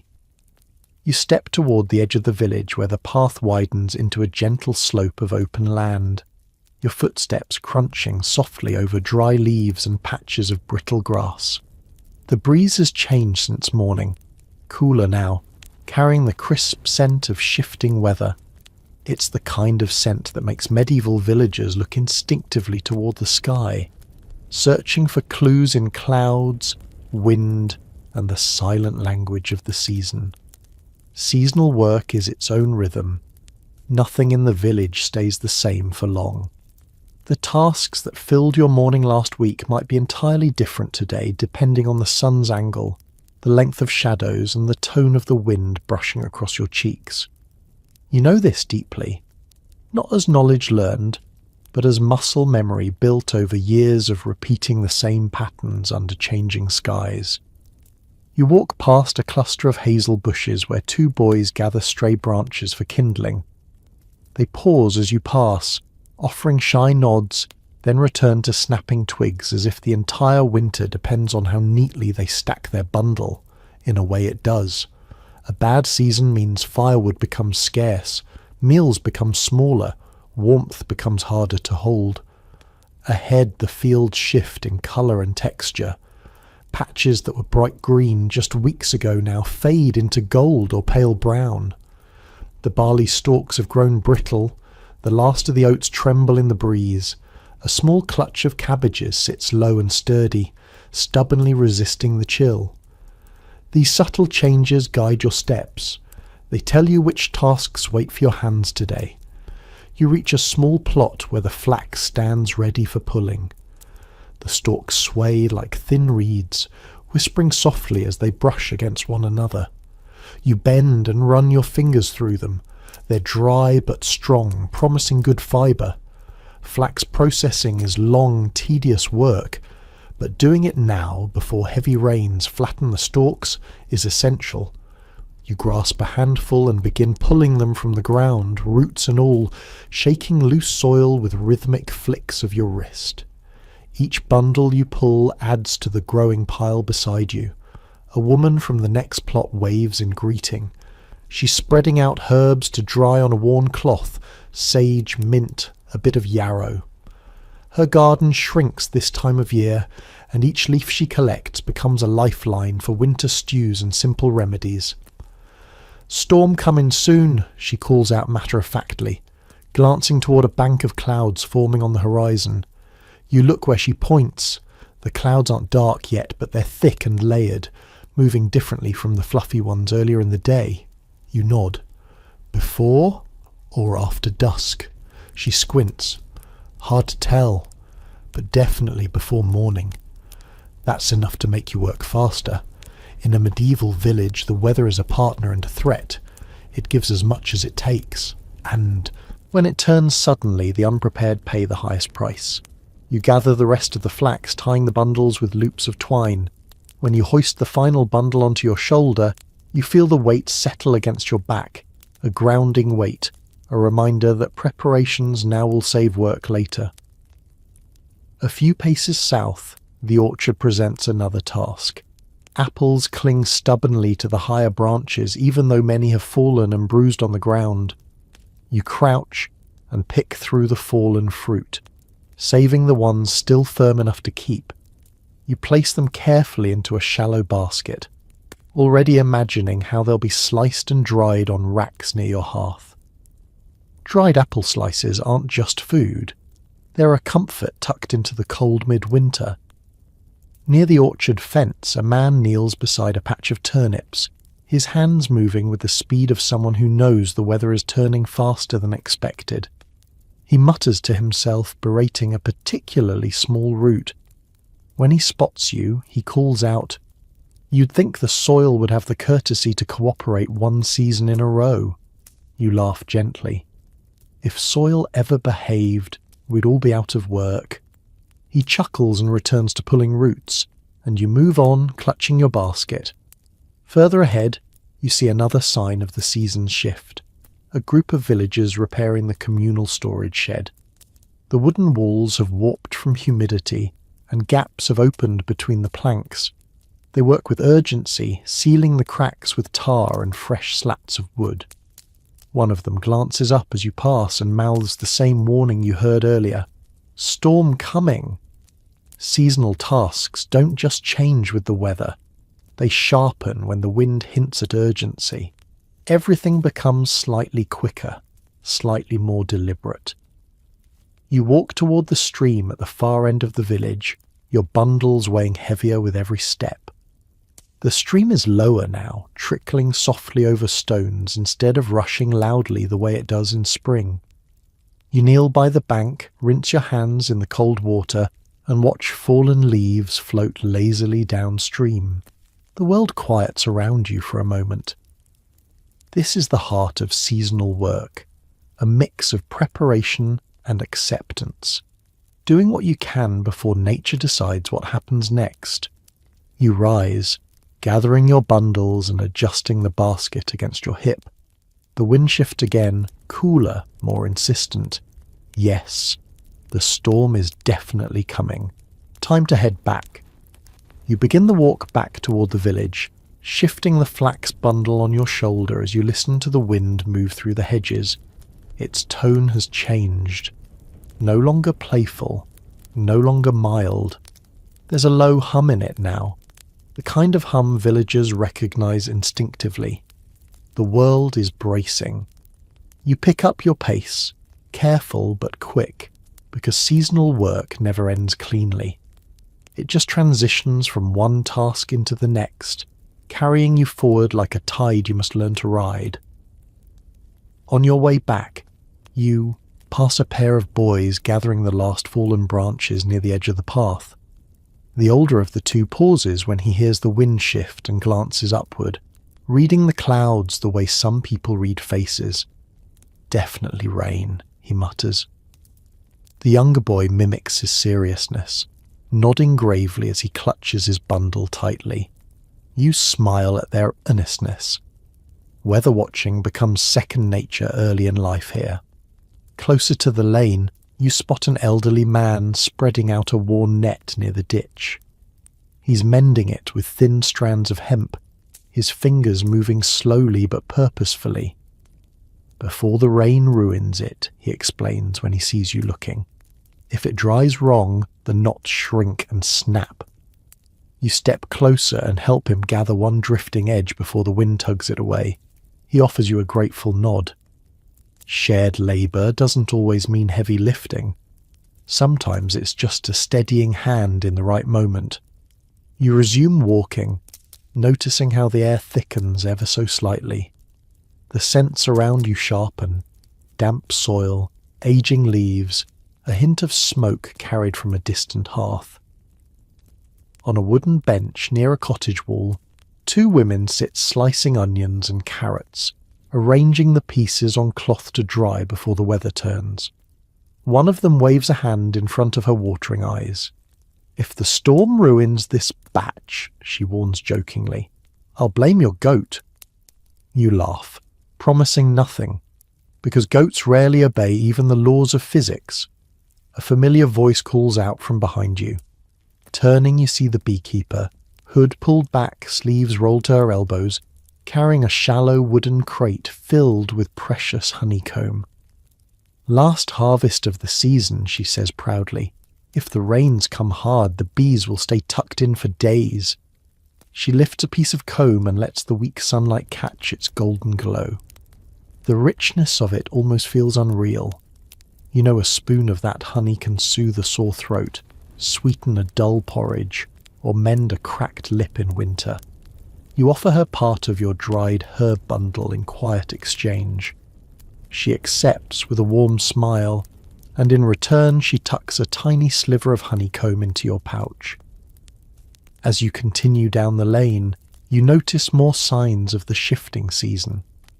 A cluster of men are reinforcing the thatched roof of a cottage, pressing fresh bundles of straw into a weak patch before the wind can tear it. Someone else is dragging an iron cauldron under cover to prevent rust. A woman stands on a stool, gathering the last of the drying garlic plats before the moisture can spoil them. Everywhere you look, villagers move with the urgency of people who know that one careless afternoon can become a month of regret. By the time you reach your cottage, the sky has taken on a muted, heavy cast. The golden softness from earlier is fading, replaced by a subtle bluish tint that darkens toward the horizon. You climb the small rise to your doorway and glance back toward the fields. They look different now, more subdued, the soil darker even from this distance. A single crow crosses the sky with a long, low caw, flying toward the forest with deliberate purpose. Inside the cottage, you set your bundles down gently. The air feels warmer here, safer, the kind of warmth that anticipates a night where wind taps the shutters like an impatient visitor. You hang the flax near the rafters, lay the apples on a cloth near the hearth, and tuck the honeycomb into a small ceramic pot. Each motion feels like a quiet ritual, things placed where they belong, things made ready for the coming days. As you tidy the small pile of turnips you collected, a memory surfaces, an old story told by elders around winter fires. They spoke of a year when storms came early, faster than anyone expected, and people had to sleep wearing their thickest cloaks for 7 nights straight. You smile faintly at the absurdity of the tale's more dramatic embellishments, remembering how someone swore that their neighbour's boots froze solid mid-step one morning. But beneath the humour lived a truth. Seasons were unpredictable, and preparation was survival. You check your stores, your tools, the latch on your door. Everything seems sound. Everything feels ready. And as you stand in the doorway once more, watching the horizon deepen, you can almost hear the whispered message carried on the wind. The season is changing. Prepare well. You step back inside your cottage just long enough to set your baskets down, wipe your hands, and take a long breath. The storm hasn't broken yet, but the pressure in the air has changed in that unmistakable way that whispers, soon. The light filtering through the shutters has grown cooler, more subdued. It no longer holds the warm confidence of midday. It carries a quiet warning. There's still work you can finish before the first raindrop lands, and most of that work waits at the stream. You grab your small bundle of linen, a handful of tools and a coil of rope, then head down the path that winds gently toward the village's water source. The route is familiar, worn smooth by generations of footsteps. It curves between cottages, through a narrow gap in the hedgerow, and finally opens into the soft grassy banks that cradle the stream. The water runs low this time of year, clear, thin, whispering softly as it trickles over stones polished smooth as old bone. You kneel near the edge, savouring the cool air that lingers here year-round. The stream is the village's quiet sanctuary. People come here for washing, for reflection, for small tasks that require clear water and a moment of calm. You find several villagers already scattered along the bank, each absorbed in their own work. To your left, a woman rinses a cloth embroidered with faded red thread, lifting it gently to let the water run through. To your right, a man crouches with his wooden bucket tipped sideways, scrubbing away the last remnants of grain dust. He glances at you and nods, the kind of soft acknowledgement shared by people who know they're here for the same quiet purpose. You settle on a flat stone and unroll your linen. It's not much. A few small pieces you used earlier to patch tools and bind herbs. But leaving them unwashed would make them stiff as bark by tomorrow. You dip them into the stream and begin working the water through the fibres, rubbing them lightly against the stone. The rhythm is slow, soothing. You can feel the tension of the day slipping off your shoulders, replaced by the gentle pull of flowing water. Washing cloth by the stream is one of those small tasks medieval villagers rely on to ease the mind. Simple enough to do without thought, steady enough to anchor scattered nerves. A few steps away, you notice two young women washing vegetables. A bundle of leeks and 3 particularly stubborn carrots still clotted with dirt. They chat softly, voices rising and falling with the current. Said he'd fix the roof before the rain, but he's still in the square buying gossip instead of nails. I told you he forgets everything unless you put it directly into his hands. You smile faintly. Conversations like this ripple through the village as naturally as the stream itself. Closer to the bend, an older man kneels beside a small basin he's carved directly into the bank. A feature villagers claim is older than any living person. Here, he uses it to soak a strip of leather, pressing it under with his thumb to soften it before shaping it into a strap or belt. As you watch him work, he mutters an old saying, "Leather knows the weather better than the sky does." You glance toward the horizon. He might be right. The leather already feels more pliable than usual. Further down, 2 girls collect smooth stones from the shallow water, sorting them into piles. Their mother stands nearby, explaining which ones make the best weights for weaving. The girls listen intently, taking their mission far more seriously than you expected. Childhood here may be brief, but its moments still shine brightly. Once your cloth is clean, you wring each piece carefully, twisting until the water drips in small, steady lines. You lay them across a sun-warmed rock where the last of the day's light still touches the surface. They won't dry completely before the storm, but they'll dry enough. Next comes your real task, cleaning the tools you used for flax and gathering. You place your small knife and linen-wrapped sickle onto the stone beside you, rinse each blade gently, and rub them with the smooth river sand that villagers have used for generations. It polishes metal clean without scratching. The blades gleam subtly under the dimming sky. As you work, a sudden splash draws your attention. A young boy stands ankle-deep in the water, frantically chasing a runaway gourd that slipped from his hands. It bobs just out of reach as he lunges for it again, sending droplets flying. His sister, sitting on the bank, dissolves into laughter. Grab it before it goes to the mill, she teases. He finally catches it and holds it aloft triumphantly, dripping and embarrassed. You grin. Moments like these stitch together the fabric of daily life, small, harmless mishaps that become stories retold at supper. You gather your finished tools, wrapping them neatly. The sky overhead has shifted again, darkening now, the clouds thick and undeniable. A chill slips into the breeze. It's time. You rise from the stream, sling your rope and cloth over your shoulder, and look back one last time. The villagers still lingering here begin packing up their items. The stream continues its quiet murmur, indifferent to the approaching storm. You head toward home at a brisk pace, feeling the first hint of moisture in the air. There's still another task waiting before nightfall. You hurry along the narrow path leading back toward the village, your tools wrapped neatly in linen, the rope coiled over your shoulder. With every step the wind grows a little cooler, a little more insistent. It brushes against your cheeks in quick, sharp strokes, carrying with it the metallic scent that always comes before rain.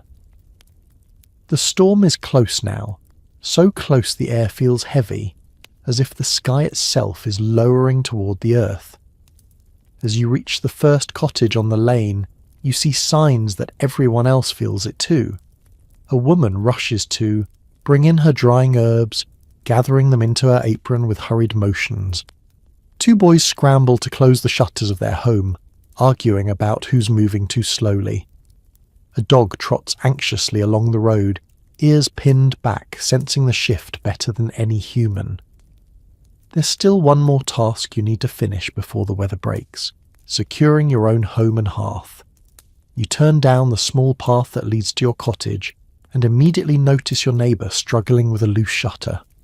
The wood rattles noisily as each gust hits it, threatening to tear free entirely. You jog over, dropping your bundle by the door. "Need a hand?" you call out. She nods, pressing her shoulder against the frame to hold it steady. "The peg's worn down," she grunts, "and the wind's trying to steal the whole thing." You wedge your fingers into the joint, repositioning the shutter until the hinge aligns properly. Then, using a spare wooden peg she hands you, you hammer it into place with the heel of your palm and a few swift taps from a flat stone. The shutter groans but finally holds. Your neighbour lets out a relieved sigh. "Thank you," she says. "A storm always tests our houses first." "And our nerves," you add with a smile. She laughs, wiping her brow, then darts back inside. You pick up your bundle and head toward your own door. Inside the cottage, the dim light feels strangely comforting, as though the walls themselves have drawn closer to protect you. You place your tools on the bench and cross the room to check the small shutter that faces the western edge of the village, the direction storms usually approach from. The hinge creaks as you test its strength, but it holds firm. Still, you slide the wooden bar across the frame just in case. Next comes the hearth. You kneel on the packed earth floor and check the firewood you stacked earlier. The pieces are dry, tightly bound, and ready for the evening. You rearrange a few logs, stacking them so they'll catch quickly when you return to start the fire. A low rumble rolls across the sky. Not thunder, not yet, but the kind of distant growl that warns thunder is preparing its voice. You move faster now. You grab your small stool and pull it closer to the door as you step outside again. The sky's a quilt of heavy clouds now, layered grey upon grey. The last thin beams of sunlight struggle through, painting the earth in eerie streaks of gold. You lift the small bundles of flax you tied earlier and hang them securely beneath the sheltered side of your eaves. While you work, a small commotion catches your attention near the far end of the lane. A group of chickens squawk and scatter as the Reeves dog bolts after them, its excitement completely at odds with the rising tension in the air. Behind the dog, the Reeve himself shouts in exasperation, waving his arms in a hopeless attempt to restore order. Storm's coming and he decides now is the time to chase poultry. Someone shouts from a doorway. You laugh, shaking your head.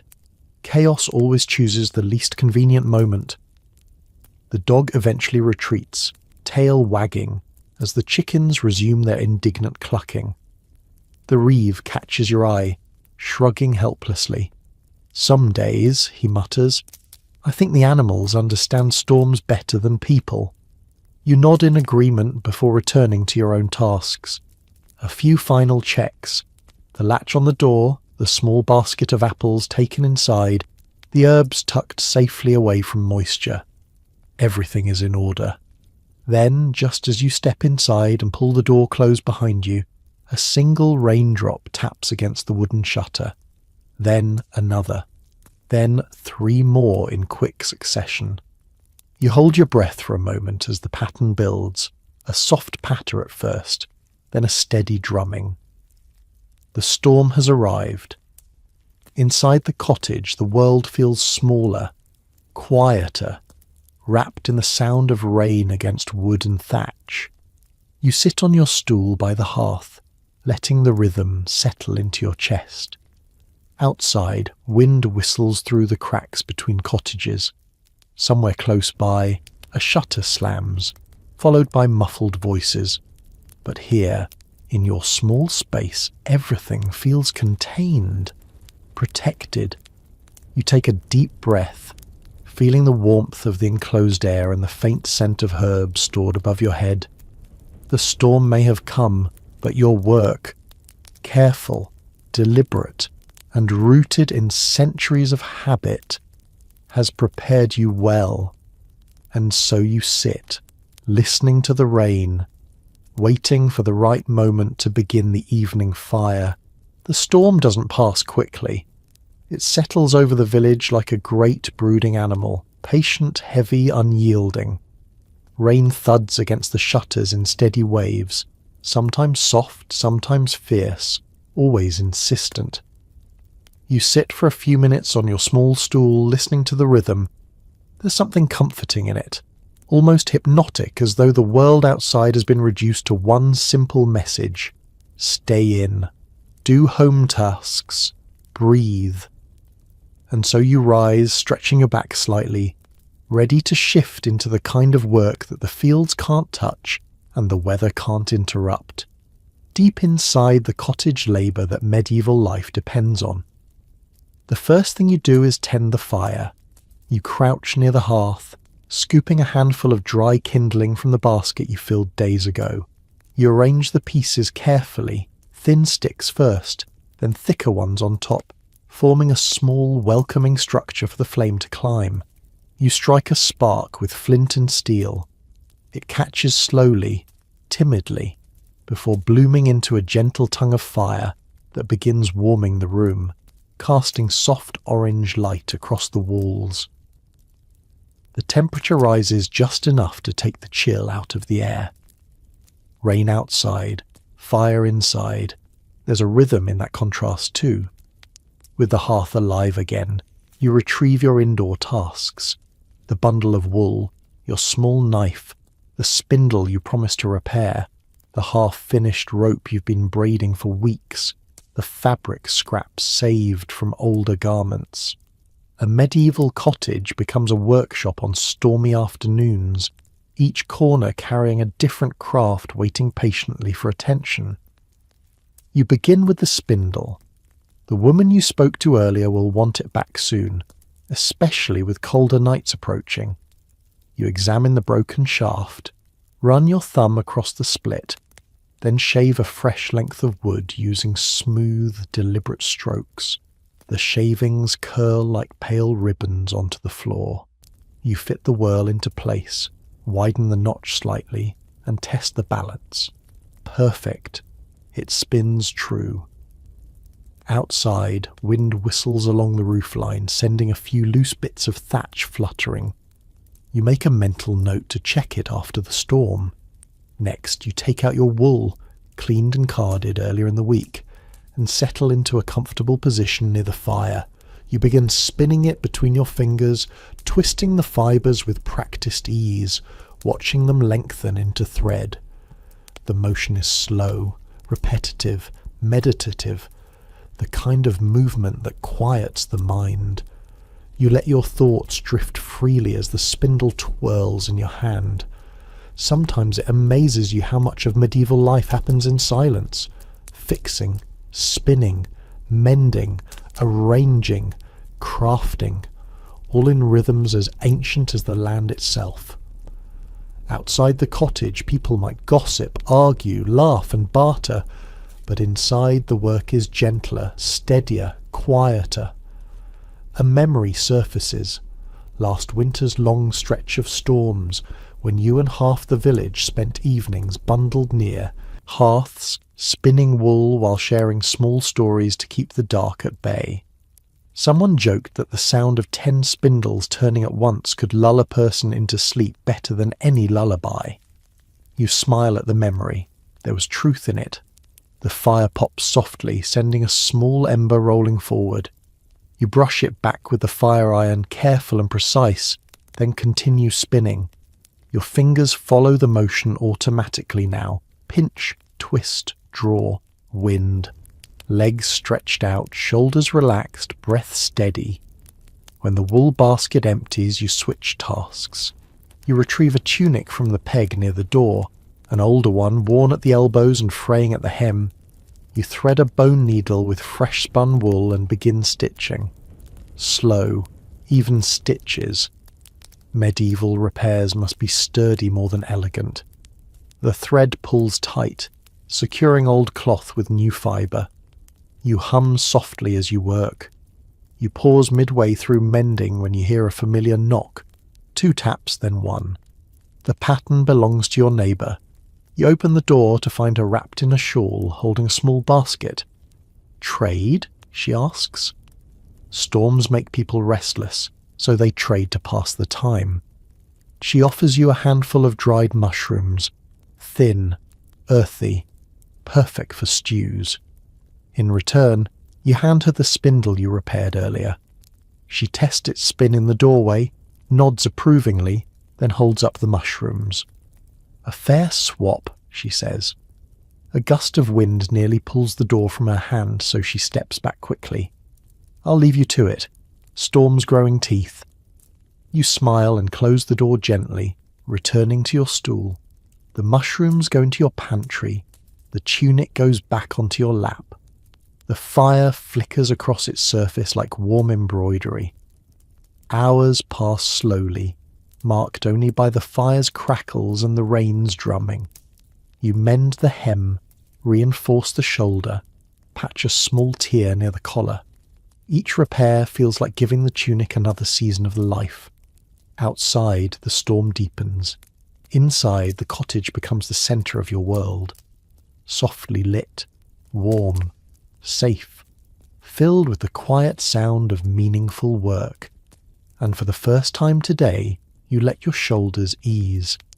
There's comfort in this domestic rhythm, comfort in knowing that even when the world outside grows harsh, the home still gives you space to breathe and create. The storm continues its steady assault on the cottage, each burst of wind rattling the shutters with a hollow wooden groan.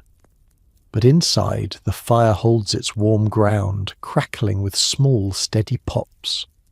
You shift slightly on your stool, adjusting the tunic in your lap as the dim light glints off the bone needle between your fingers. The rhythm of stitching has settled into you so completely that you barely notice the transition from one repair to the next. Once the tunic's hem is finished, you set it aside and reach for the rope you've been braiding. Stormy afternoons are perfect for rope work. No dust blowing into the fibres, no distractions from passers-by, no competing tasks calling you back outside.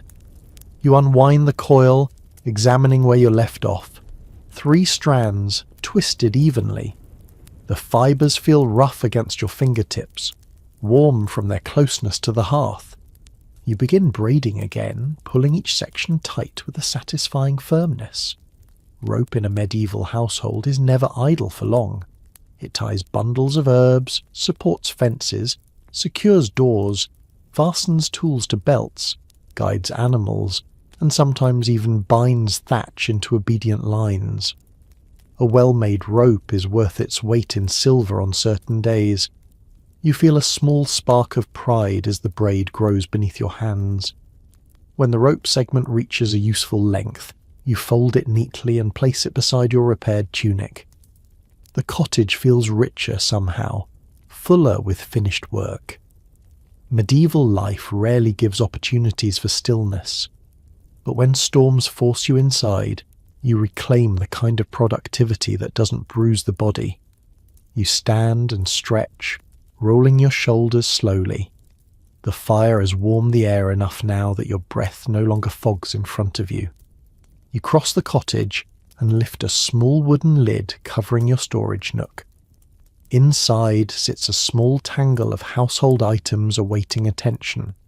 A cracked wooden spoon, a dull knife, a loose pot handle. You pull the knife first. Sharpening requires its own soft focus. You take the small whetstone from its cloth wrapping, sprinkle a few drops of water from your gourd, and begin sliding the blade across its surface. Slow, even strokes. Sparks don't fly the way they do at the blacksmith's forge. This is gentler, quieter, but no less important. You test the edge with your thumb, not against the sharp side, but across the grain, and nod. Better. The rain intensifies for a moment, hammering so loudly against the roof that you pause, eyes lifted toward the sound. The cottage holds firm. You listen, reassured. Nothing leaks, nothing shifts. The storm may rage, but the home you maintain so carefully withstands it. The cracked spoon comes next.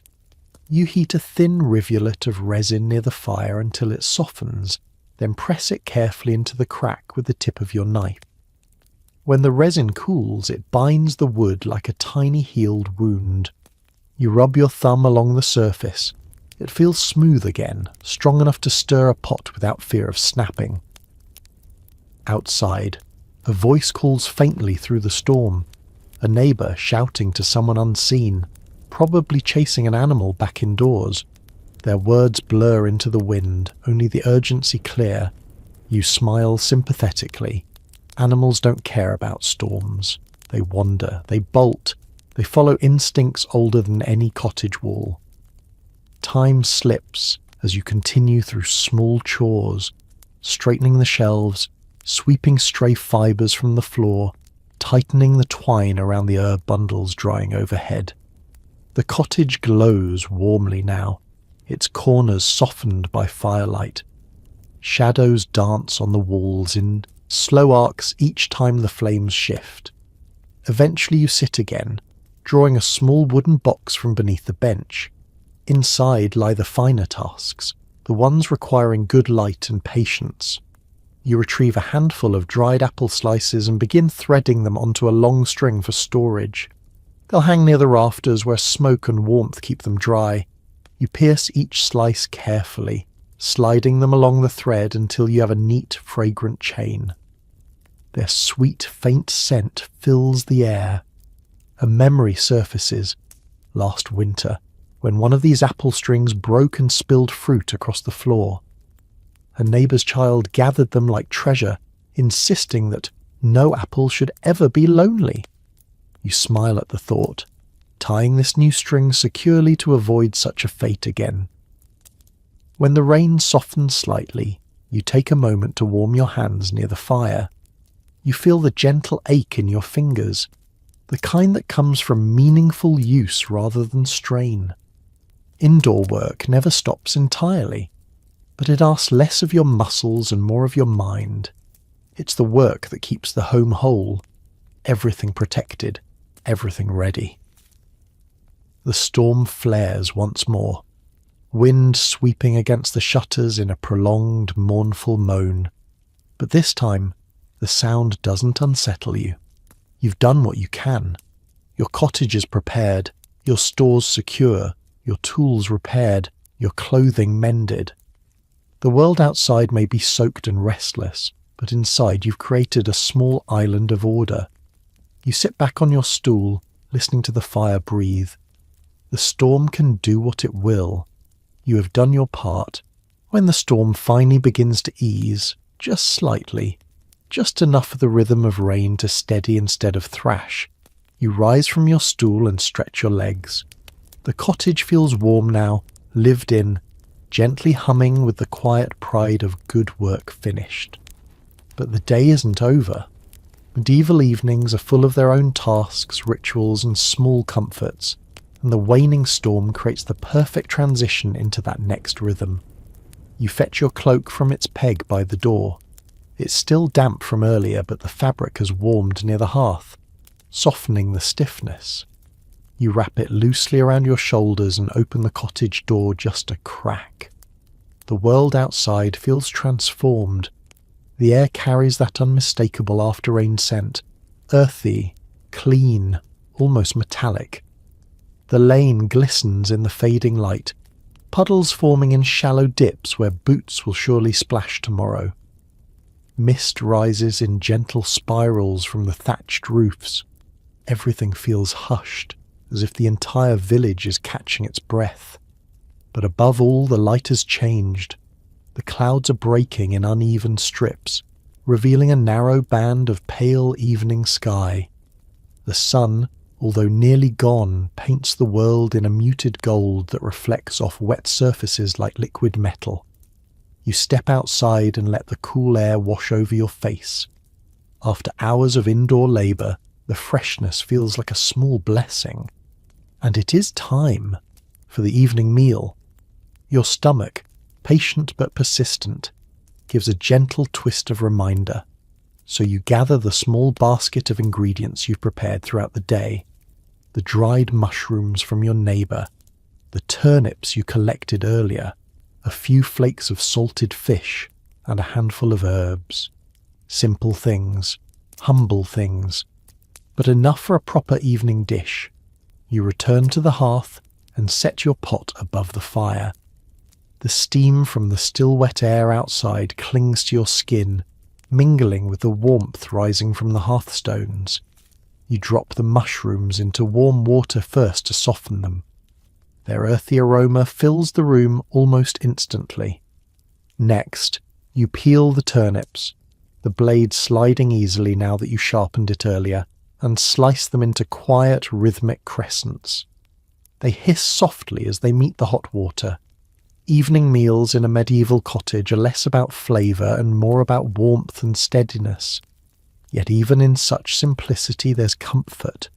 The scent of simmering vegetables, the low crackling of the fire, the faint sweetness of dried apple slices you strung earlier, still perfuming the air above your head. As the stew begins to bubble, you add the salted fish, breaking it apart with the back of your spoon. Its sharp brininess mellows in the heat, blending into the pot with surprising smoothness.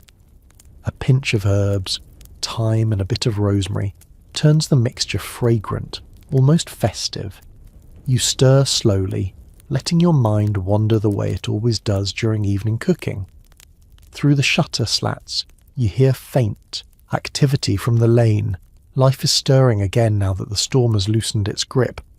Someone calls to a neighbour asking if their chicken survived the downpour. A dog barks twice, perhaps chasing shadows more than actual threats. You even catch the muffled laugh of someone slipping ankle-deep into a new puddle.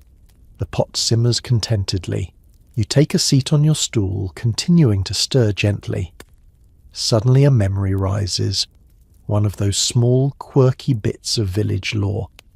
You recall someone telling you that long ago villagers believed that rainwater caught right after a storm's peak could heal cracked skin. It was probably just soft water being easier on the hands, but the story stuck with you anyway.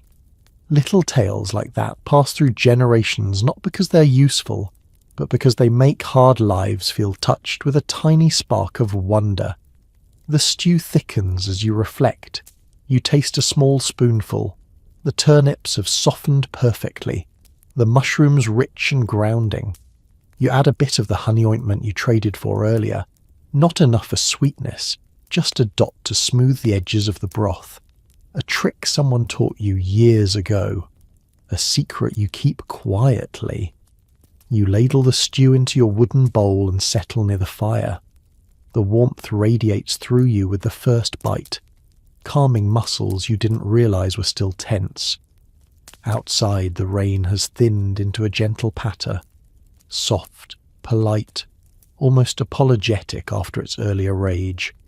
This is the moment medieval villagers work toward all day: a hot meal, 4 walls, a bit of quiet, and the knowledge that even if tomorrow brings new burdens, tonight is warm and safe. As you eat, you feel yourself settling into a deeper calm. The fire flickers, the storm sighs, the stew warms you from throat to chest to belly, easing the long ache of the day. Evening has begun, and the village slowly and quietly begins to breathe again. You finish the last spoonful slowly, savouring the warmth as it settles deep into your core. Outside, the storm has weakened to a shy drizzle, the kind that whispers rather than drums. The light slipping through the shutters has shifted from gold to a muted blue-grey, the unmistakable glow of early evening. It's the hour when the village changes shape again, when voices soften, when chores lighten, and when people drift into the gentle rituals that carry them toward night. You set your empty bowl on the small table by the hearth and take a moment simply to listen. The cottage gives off a soft, steady crackle from the fire. A gentle draught hums through the wall. The rope you finished braiding earlier hangs neatly beside the door, swaying ever so slightly with the shifting air. Then you hear it. Faint footsteps on the lane, followed by the familiar murmur of neighbours calling evening greetings. No matter how exhausting the day, this is when people begin to re-emerge, reconnecting after the storm's forced isolation. You pull your cloak around your shoulders, open the door and step outside into the cool, washed air. The world feels rinsed clean. The puddles glisten like tiny mirrors. The thatched roofs drip rhythmically. The sky, though still cloudy, has broken just enough to reveal streaks of pale lavender. The smell of wet earth rises around you, rich and comforting. You breathe it in deeply. A few villagers are already gathered beneath a large oak near the centre of the lane, the same tree that sheltered gossip and laughter earlier in the day. Now it shelters something quieter, that tender, winding down kind of conversation that comes only after shared labour and shared weather. You join them, nodding to each familiar face. Someone shifts to make space for you on a low wooden bench. "You survived the storm," one man says with a grin. "Barely," you reply, playing along. A woman nearby chuckles. At least it wasn't like last winter when the wind peeled half the south roof off the mill and sent the shingles flying into old Garen's cabbage patch.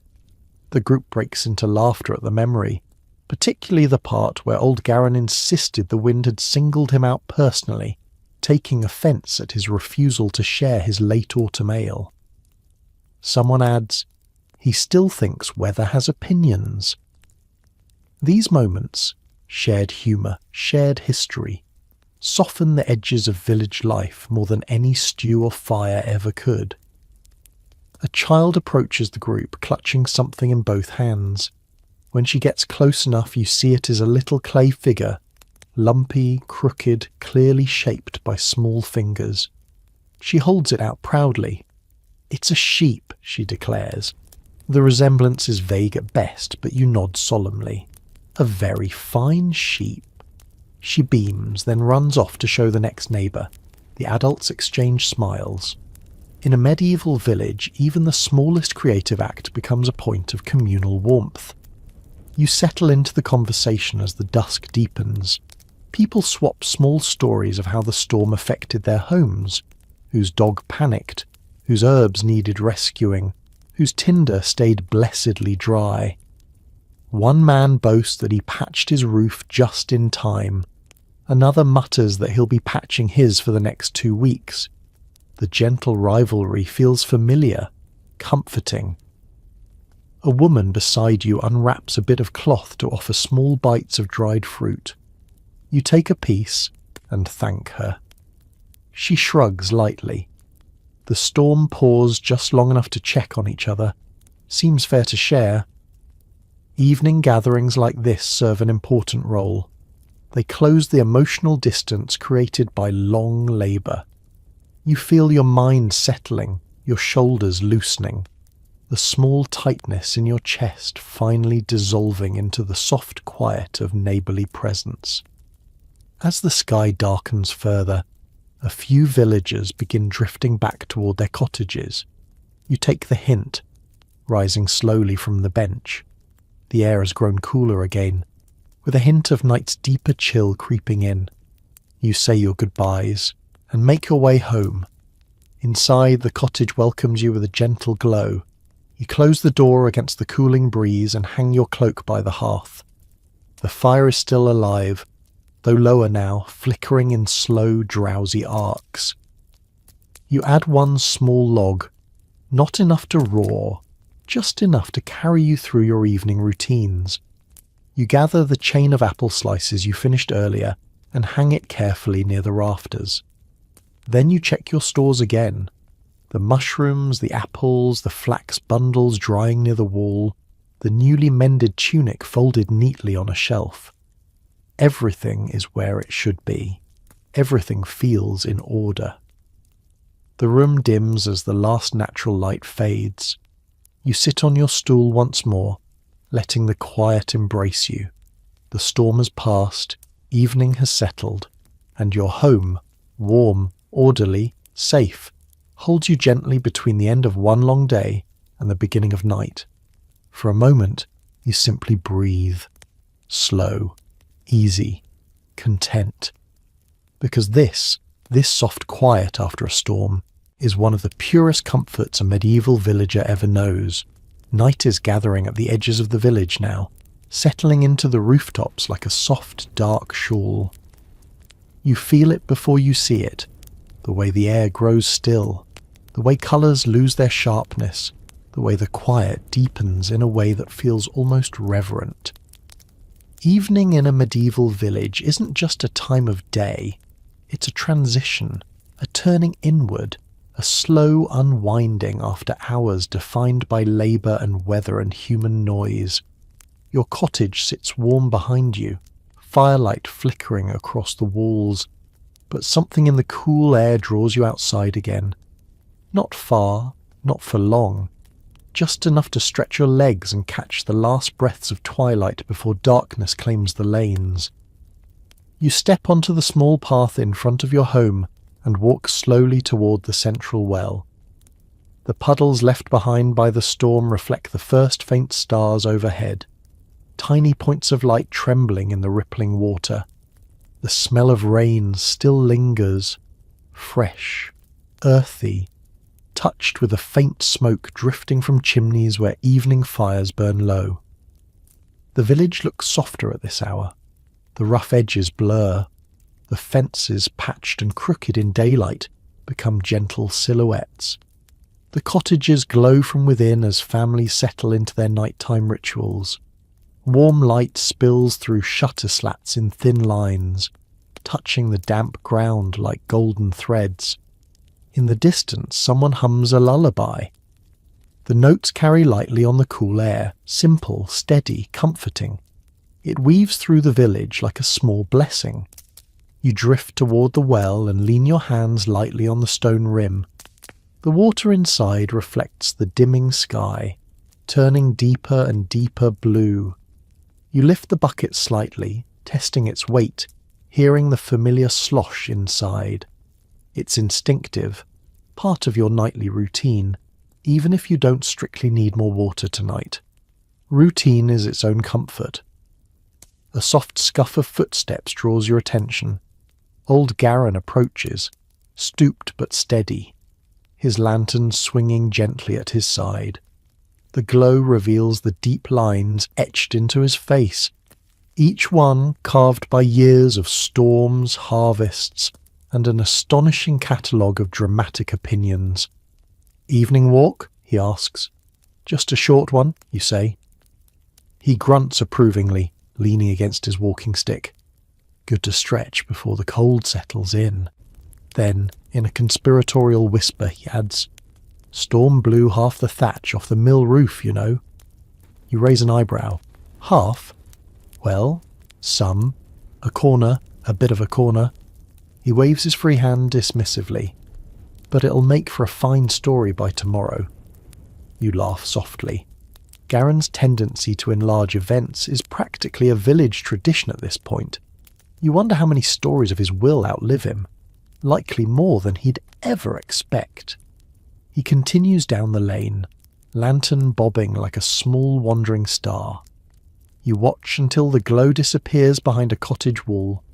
You stroll a little farther, passing the long stretch of common ground where chickens often roam in the mornings.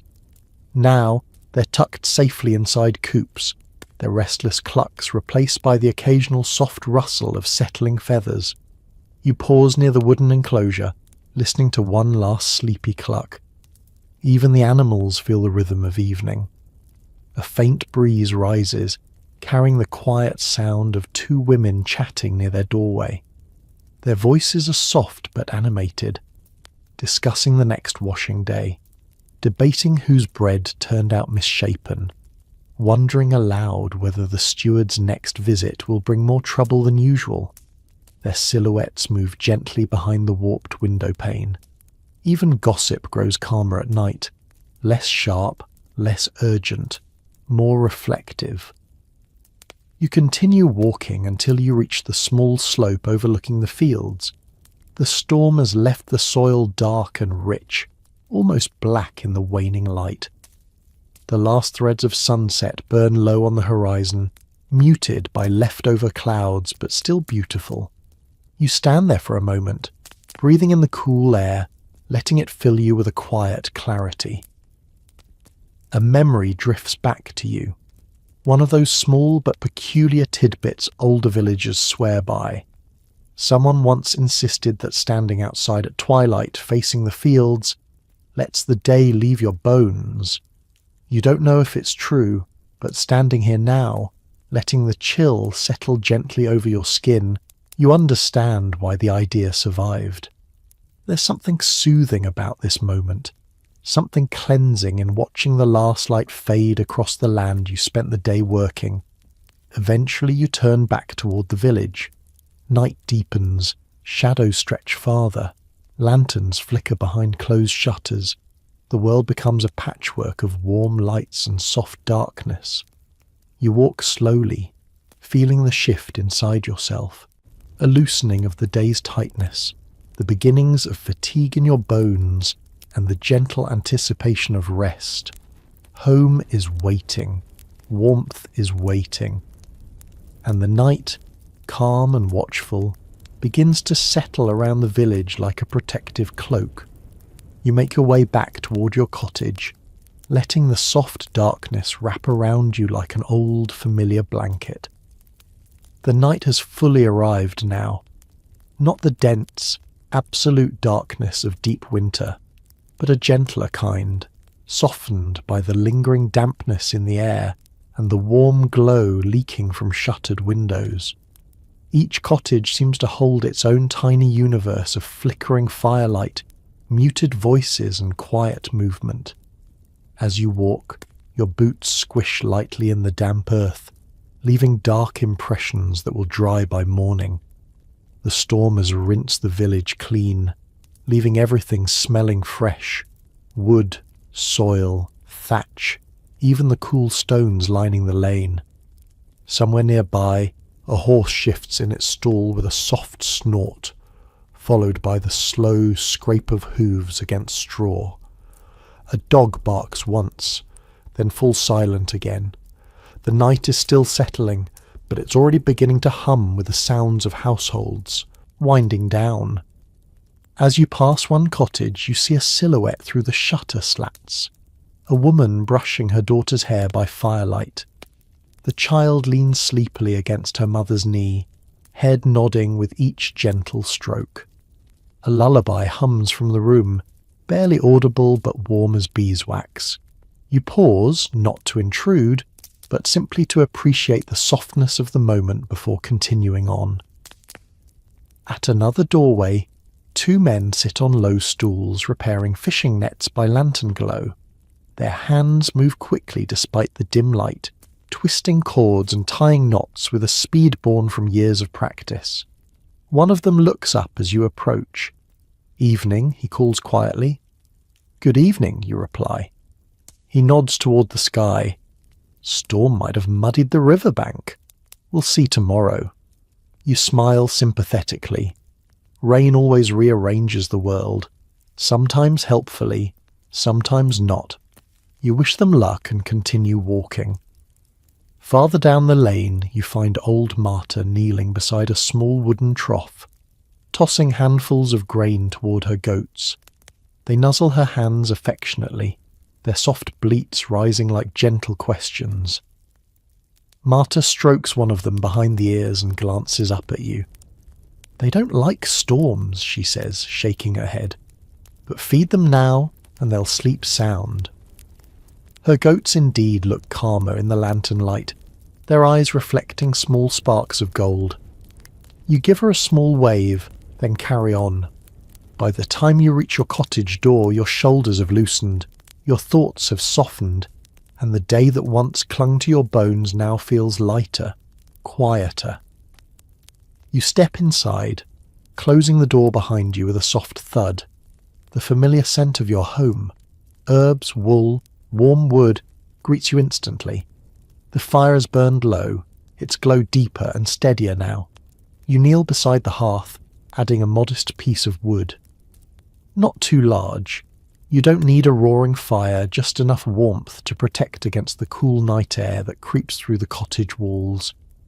The flames respond slowly, licking upward in graceful orange curls. You fetch your cup and pour a bit of warm water mixed with the last spoon of honey ointment, a trick you keep to yourself. It soothes your throat and settles your breath. You sit on your stool, holding the cup between your palms, letting the warmth seep into your fingers. This is your favourite part of the day, the hour when everything becomes soft edges and quiet thoughts. The storm may have passed, but the steady hum of rain still lingers in the air, as if the sky can't quite decide whether it wants to rest or keep whispering to the earth.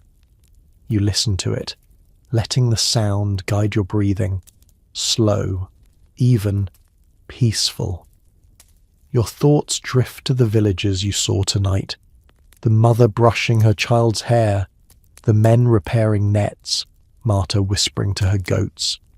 These tiny scenes form the true heart of the village, not the fields, not the marketplace, not the labour or the weather, but the human moments that stitch one day gently into the next. You lift your cup to your lips, taking a slow sip. The warmth spreads through your chest. Your eyelids grow heavy, not with exhaustion, but with a quiet, settled calm. You tidy your small workspace one last time, folding the rope neatly, placing the sharpened knife in its place, hanging the dried apple chain safely above the hearth. Then you turn toward your bedding, a simple mattress stuffed with straw, covered with a worn but comforting wool blanket. You stand at its edge for a moment, listening to the fire's soft breathing. The world outside continues its gentle shift toward night. Your day's work is behind you, and the path to rest waits ahead. With one last deep breath, you settle beside the hearth's glow. The night embraces the village, and you let yourself sink gently into it. Night has fully settled over the village now, quiet and complete, wrapping the world in a darkness so gentle it feels like a soft wool cloak laid across your shoulders. You lie on your straw-stuffed mattress for a moment, watching the glow of the hearth flicker across the ceiling beams. The fire pulses in slow breaths, sending waves of orange light dancing up the walls before retreating back into the shadows. It's warm, safe, familiar, but sleep doesn't come yet, not right away. Medieval villagers rarely fall asleep the moment they lie down. There are small things to do first, small rituals that mark the passage from waking world to dreams. So after a few breaths, You rise again, stretching your legs and rubbing the day's weariness from your eyes. The first task is simple: bank the fire. You kneel beside the hearth, gathering the glowing embers with your poker and sweeping them together into a snug little mound. You lay a few pieces of ash over them, just enough to slow their burn but not smother them entirely. Banked properly, the fire will sleep through the night and still offer a warm heart of embers come morning, ready to spark to life again with nothing more than a breath and a bit of dry kindling. A tiny domestic miracle. The room dims slightly as you finish. The fire's glow becomes calmer, deeper, more private. You move next to the small wooden table where your candle sits. Its wick is nearly consumed, just enough wax left to guide you through the last evening tasks. You take your knife and trim the burnt wick, then relight it from the hearth's embers. The flame flares softly, casting thin shadows across the table. By this warm, flickering light, you check your tools one last time. Your knife is sharp. Your rope is neatly coiled. The wool thread you spun earlier is wound tight around its spindle. Everything sits exactly where it should, ready for the next day's work. You know from experience that mornings run more smoothly when evenings end with intention. As you tidy, you hear faint sounds drifting through the night. The low murmur of a voice from a nearby cottage, a baby's soft cry quickly soothed, the rhythmic thud of someone securing their shutters against the lingering wind. These noises, gentle and familiar, remind you that you are never truly alone. The village sleeps in patches, not all at once, each household its own ember glowing in the quiet dark. You step outside for a moment, candle in hand. The air greets you with a cool, clean kiss. The storm has fully passed now, leaving behind a sky so clear it seems almost unreal. Stars scatter above you in dense clusters, bright and sharp, unblurred by smoke or cloud. Even the moon, half hidden earlier, now hangs unobstructed, a pale, serene guardian watching over the village. You hold your breath without meaning to. Something about the night sky always does that to you, pulls you into a stillness deeper than anything the hearth can offer. You've looked up at these stars your entire life, but tonight, after a long day shaped by weather and work, they feel especially luminous. A movement catches your eye, a lantern swaying gently far down the lane. Someone heading home late, their silhouette framed in soft gold. They move slowly, savouring the cool air just as you are. You raise your candle in a small greeting. They lift their lantern in return before vanishing between two cottages. This hour belongs to small gestures, small comforts, small connections carried quietly across the dark. You exhale and step back inside, closing the door softly behind you. The cottage feels warmer now, wrapped in the combined glow of hearth embers and candlelight. The shadows no longer feel deep. They feel soft, like folds of fabric settling around the room. You place the candle on the shelf, far enough from the bedding to be safe, close enough to cast a calming light. Then you move toward your bed, your body easing into its nighttime rhythm. But before you lie down, you perform one last evening ritual. You check the latch on the door, sliding it firmly into place. You touch it lightly, an unconscious gesture, half habit, half reassurance. The world outside is calm now, yes, but medieval nights hold their own mysteries. Foxes prowling near the henhouse, wandering animals, unexpected winds. A good latch is a simple piece of peace. You return to your bedding, smoothing the wool blanket with a gentle hand. As you lie down, the straw beneath you rustles softly, moulding to your weight. The faint scent of dried herbs from the rafters drifts downward. Lavender, mint, a hint of rosemary, mixing with the last whisper of wood smoke lingering in the room. The candle flickers low, its flame growing smaller. Your breath slows, your limbs soften, and you realize with a warmth that spreads through your chest that the hardest parts of the day are behind you. All that remains is the gentle slide into rest. Night in the medieval village has fully taken hold, and you let yourself drift toward it, slow and peaceful. You settle deeper into your straw mattress, allowing your body to sink into its familiar contours. The wool blanket warms quickly against your skin as the last glow of the candle flicker across the rafters. You watch it dance for a moment, its small flame bowing gently with each invisible draft that slips past the walls, a reminder that cottages breathe too in their own quiet way. But before sleep can claim you, there are still a few small necessary rituals, subtle acts that close out the day with intention. You reach toward the candle and pinch the wick just enough to dim the flame without extinguishing it entirely. The room softens immediately. Shadows deepen, the walls blur, and the fire's embers glow more distinctly by comparison.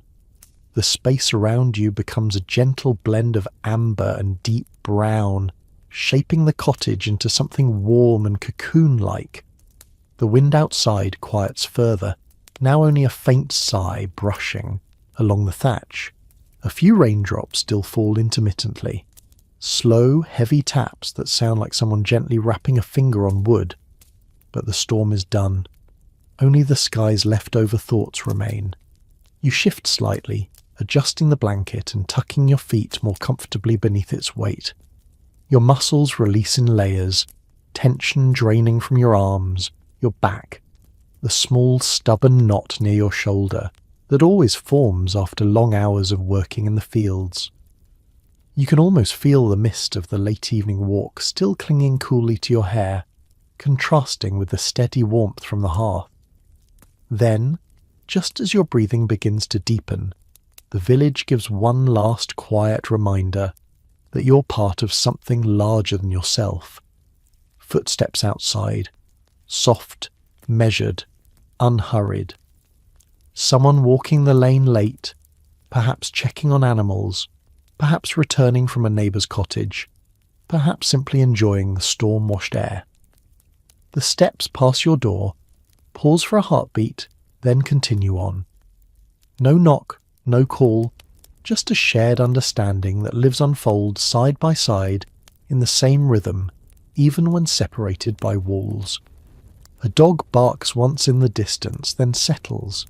A rooster, confused by the lantern light someone must be carrying, gives a soft, half-hearted crow before falling silent again.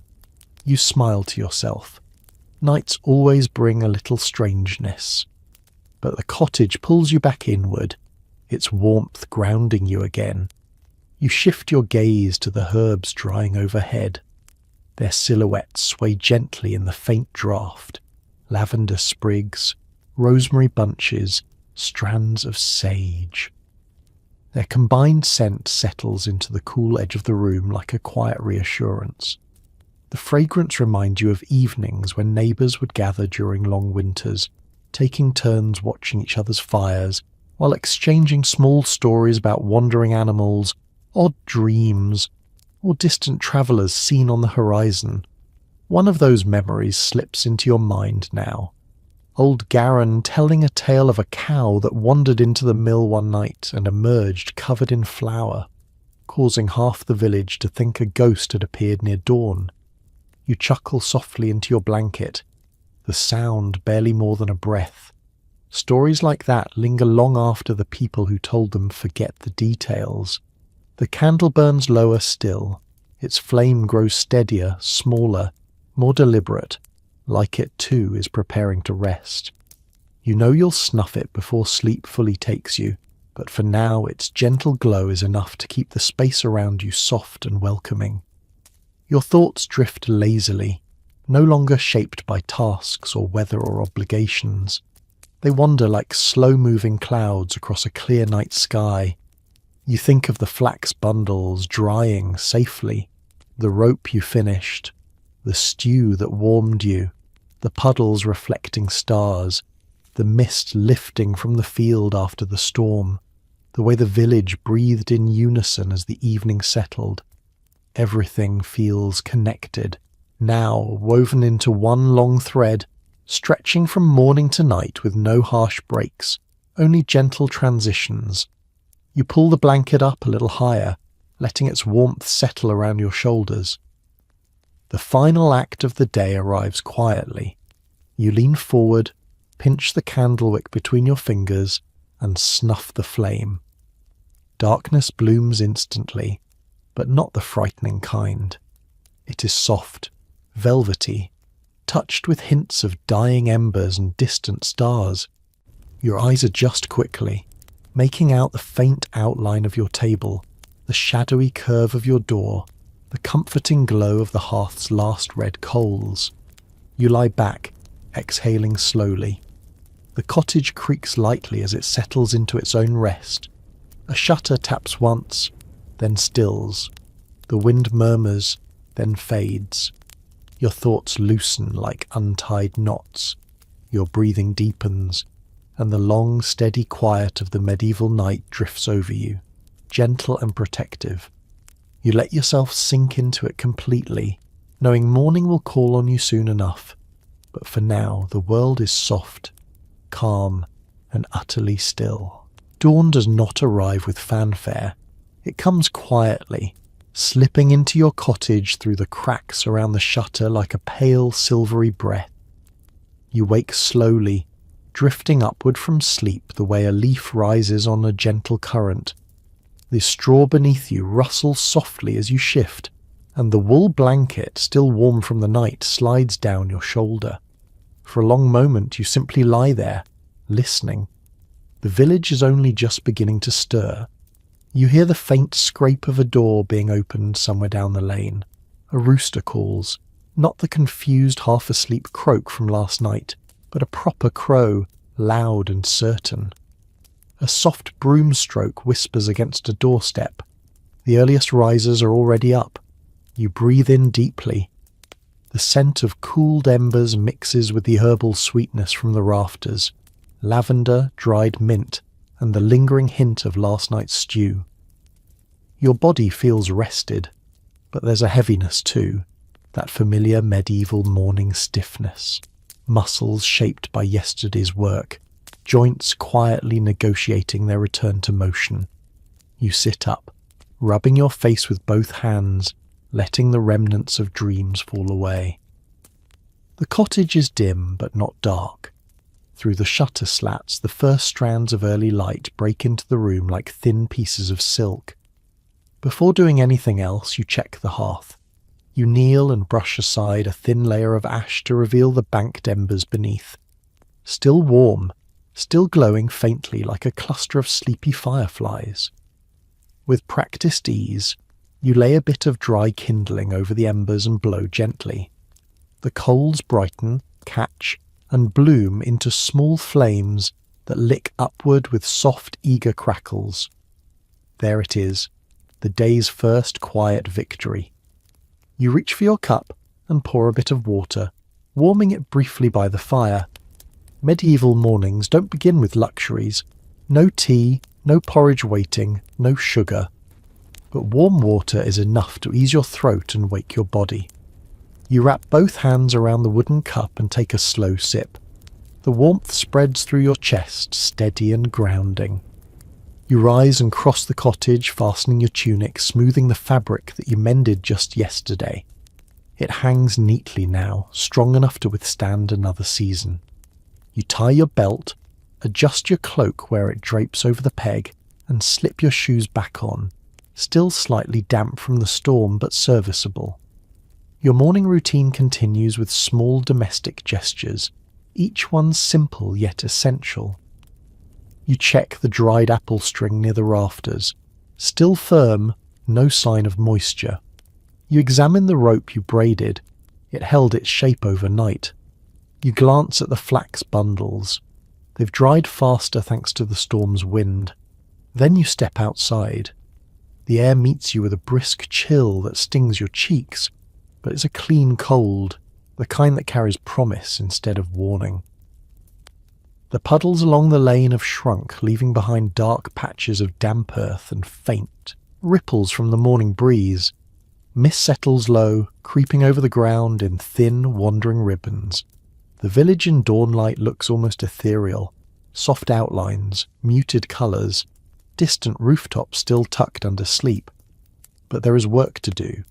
You begin by checking the animals, as every medieval villager must. You walk toward the small shed where your hens are kept.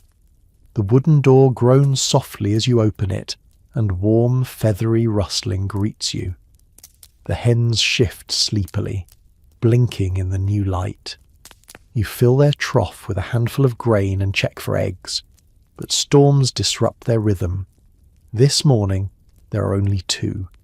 You collect them gently and place them in a small cloth-lined basket.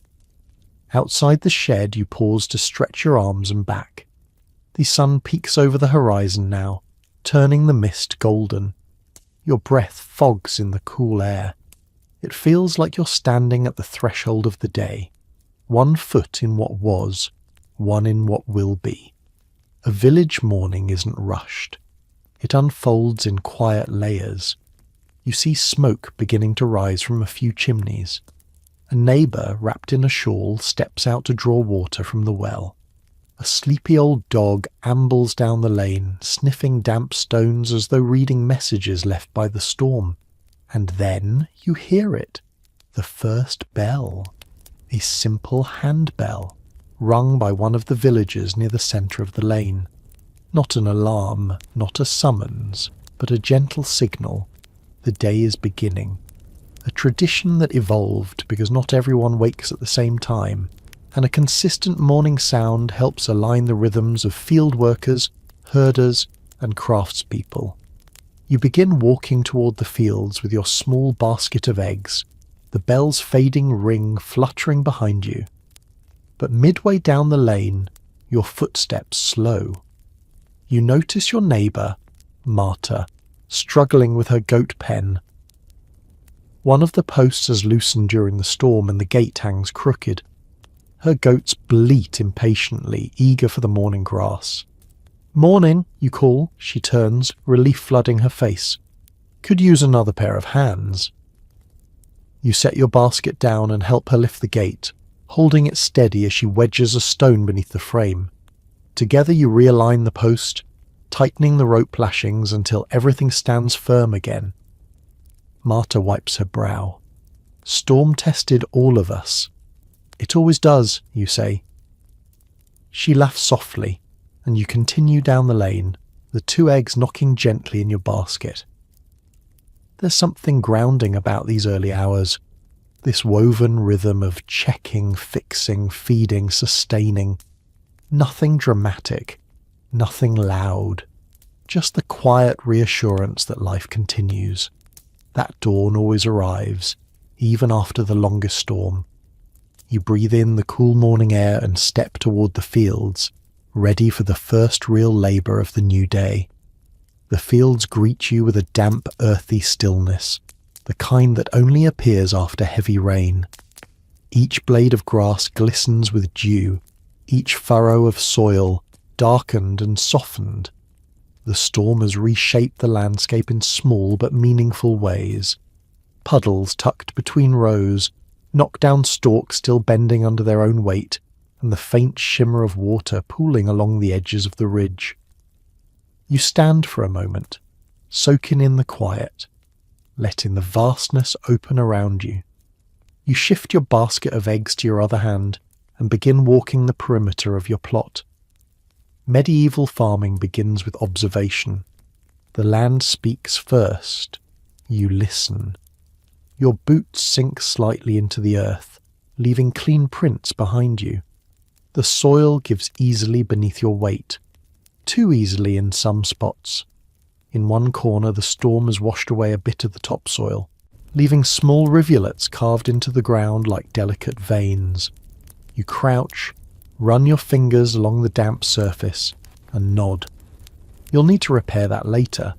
Maybe gather some extra soil from the path's edge to fill the gap. It's nothing catastrophic, but ignoring it would make next week's work harder. As you move along, you pass a row of young shoots leaning sideways, their roots exposed on one edge. You reach down, gently pressing the soil back around them. The plants quiver slightly, as if settling back into their rightful place.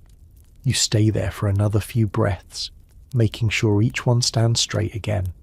It's quiet work, slow work, but deeply satisfying. Your thoughts drift while your hands move. You think of something old Marta once told you. A plant knows when it's been fussed over. You smile at the memory. She'd probably say the storm had shaken their confidence, and that a firm pat helps them remember they're meant to grow. You don't fully believe the superstition, but the image amuses you, and there's comfort in these bits of inherited wisdom, even when they're half joke, half truth. You continue your inspection. Near the far end of the field, you spot a familiar shape bending over the soil, your neighbour, Aldrich. He straightens when he hears your footsteps, pushing back a lock of damp hair from his forehead. "Morning," he calls out, voice still thick with sleep. "Morning," you reply.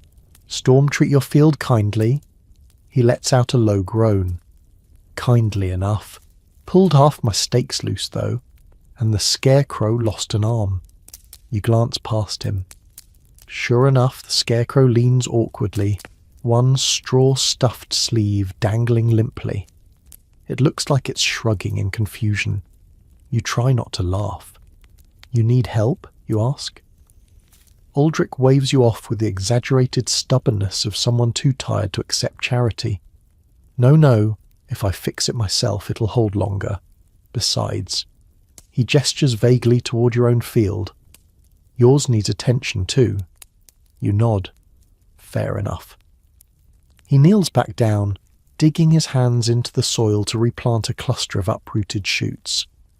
You return to your own work, this time checking the drainage ditch that runs along the northern boundary. Stormwater has overflowed the ditch, flattening the grasses along the side. You use your foot to press a section of it open again, nudging the soil aside and creating a clear channel for the next rainfall. A breeze rolls over the fields, carrying with it the fresh scent of wet earth. You pause, letting the wind cool your face. The sky above is a soft pastel blue now, with streaks of pale clouds drifting lazily. Morning is properly here. You gather fallen branches from the edges of your field, storm debris scattered like forgotten tools. Some you toss aside, others you keep. The straight ones will make good kindling once they dry. The thicker ones might become stakes in a week or two. Then something glints at the edge of your vision. You bend down and pick up a small piece of pottery, half buried in the mud, probably broken long before you were born. A fragment of a bowl or a jar, weathered smooth from years underground. Medieval fields are full of stray bits of history like this. Some people say the earth remembers everything we drop, and sometimes, on mornings like this, it feels true. You set the pottery piece aside and move on. When your inspection is done, you stand in the centre of the field and look around. It's a little battered, a little bent, but alive, recoverable. The storm has made its demands, and now you'll answer them. Soil to refill, plants to straighten, ridges to reshape. It's the kind of work that feels like a conversation with the land. You retrieve your hoe and begin smoothing the edges of the ridges, pressing the soil back into balance. With each stroke your body warms, your breath steadies. The lingering stiffness of sleep dissolves. Birds begin to sing from the hedgerow. A pair of sparrows hop along the ground, investigating turned-up insects with bright curiosity. Somewhere behind you, Aldrich mutters something about his scarecrow's missing arm, and a moment later you hear a loud thud, followed by an annoyed huff. You chuckle under your breath. The scarecrow apparently has refused to cooperate. The sun climbs higher, warming your back as you work. The field slowly reclaims its shape under your hands, order returning grain by grain, and as you straighten a final row, you realize something calming. The day has begun in earnest. The storm is behind you, and the land, resilient as any villager, is ready to grow again. By late morning, the sun sits higher in the sky, still shy behind thin sheets of cloud, but bright enough to dry the last beads of rain clinging to the fields. Your work has warmed your muscles, loosened your joints, and quieted the final echoes of last night's storm. You straighten your back slowly, taking in a long breath of cool, earthy air. The soil beneath your feet feels firmer now, not fully dry but willing to be shaped, willing to host life again. But midday is approaching, and with it comes a shift in the village's rhythm.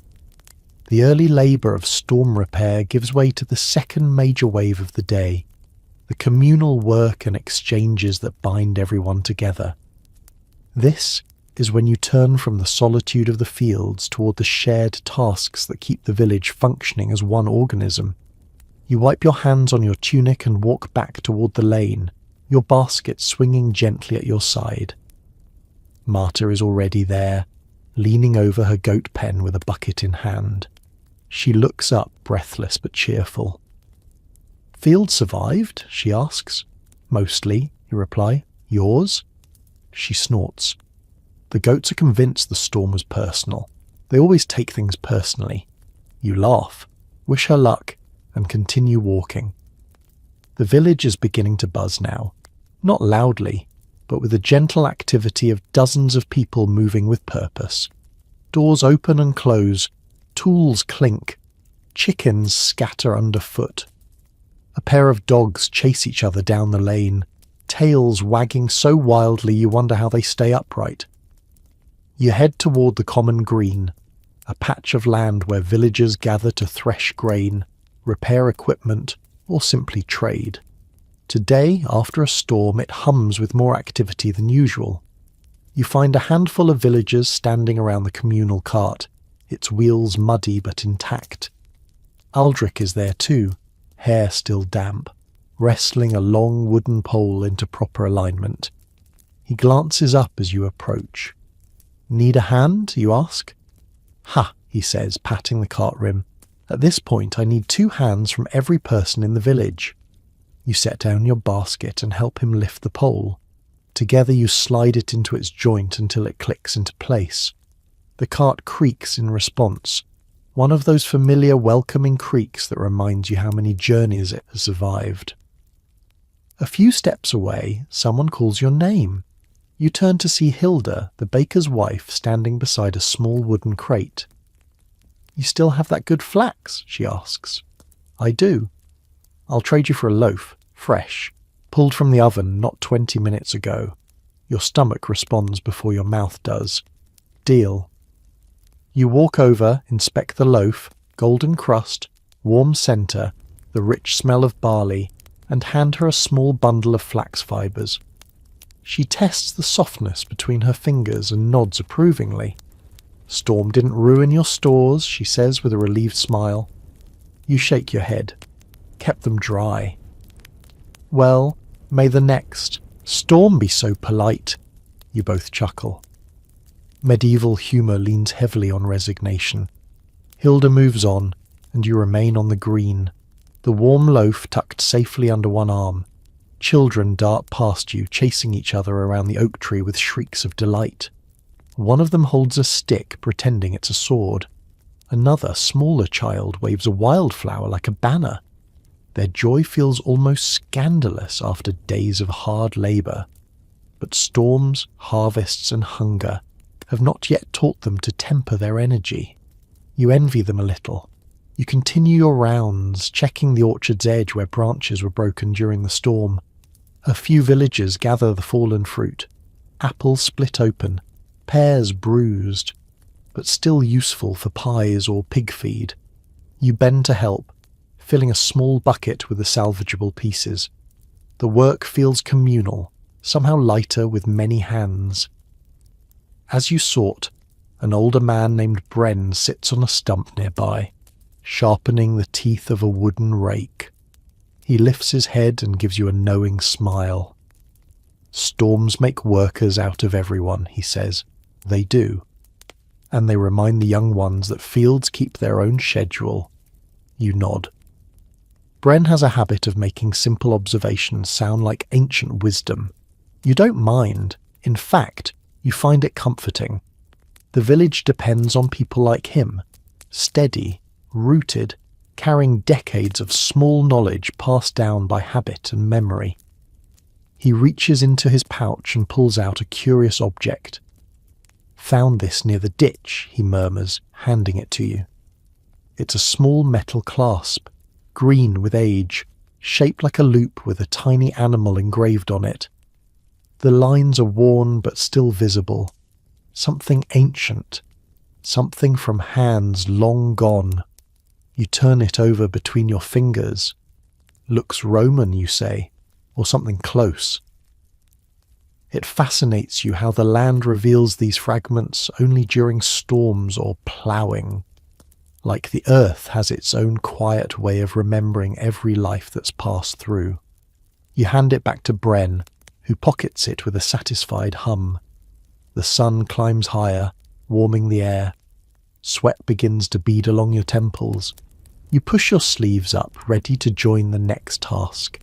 A group effort to straighten the washed-out paths near the mill. But before you go, you take one last look around the green. The repairing, the trading, the gossip, the small discoveries, all unfolding like a dance choreographed by centuries of necessity. This is the pulse of the medieval village. This is how life continues. This is how a community breathes. And you step forward, ready to join the next beat. You join the group moving toward the mill road, weaving your way past clusters of villagers already deep into their morning repairs. The air carries a rising warmth now, soft and slightly humid from the storm-wet earth. Sunlight glints off puddles scattered along the lane, turning the world into a patchwork of shimmering fragments.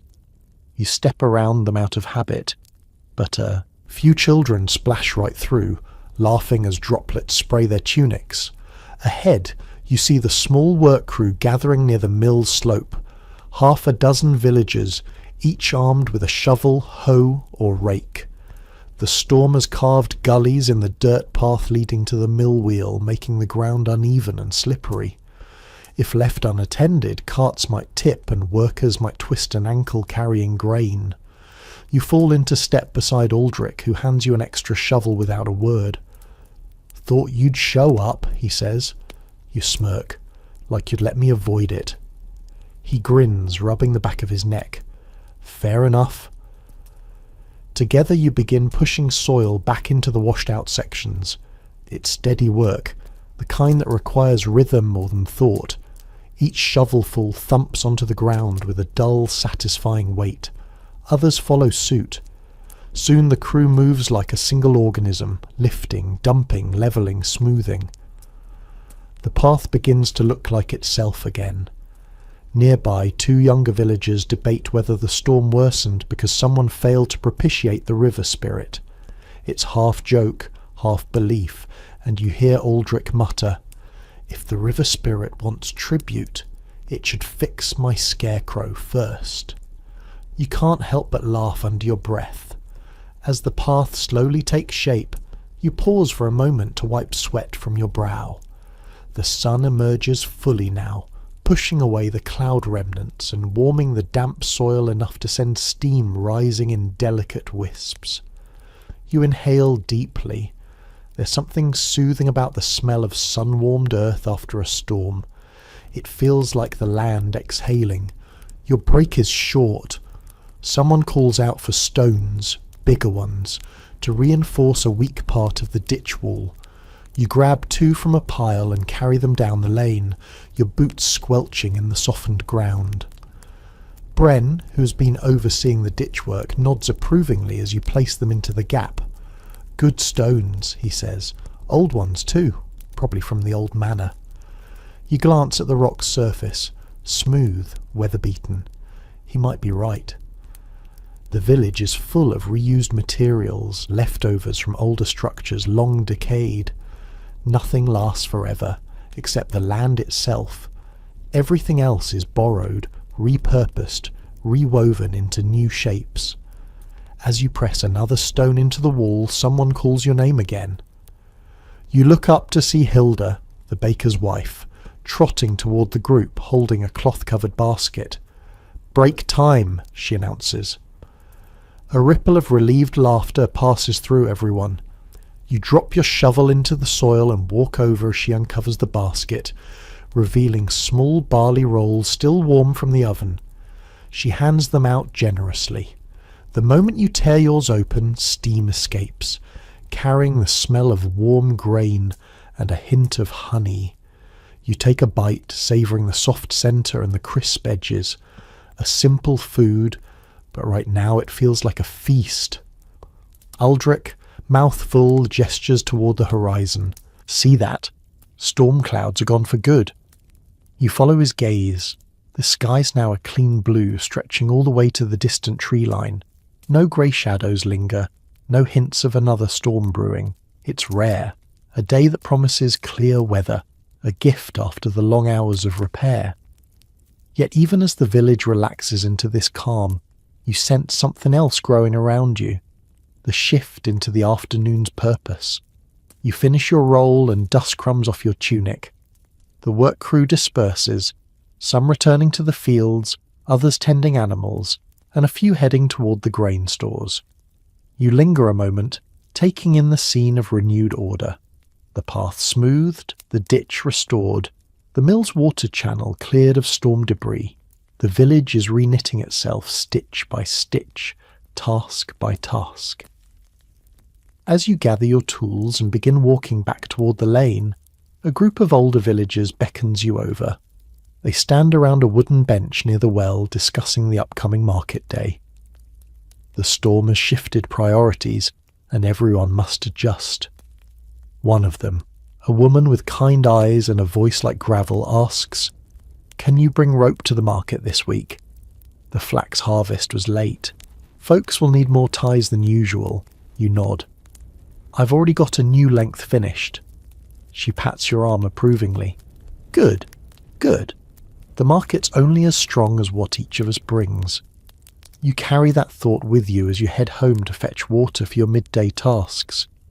The eggs in your basket knock lightly against each other with each step, a reminder of small treasures gathered early in the day.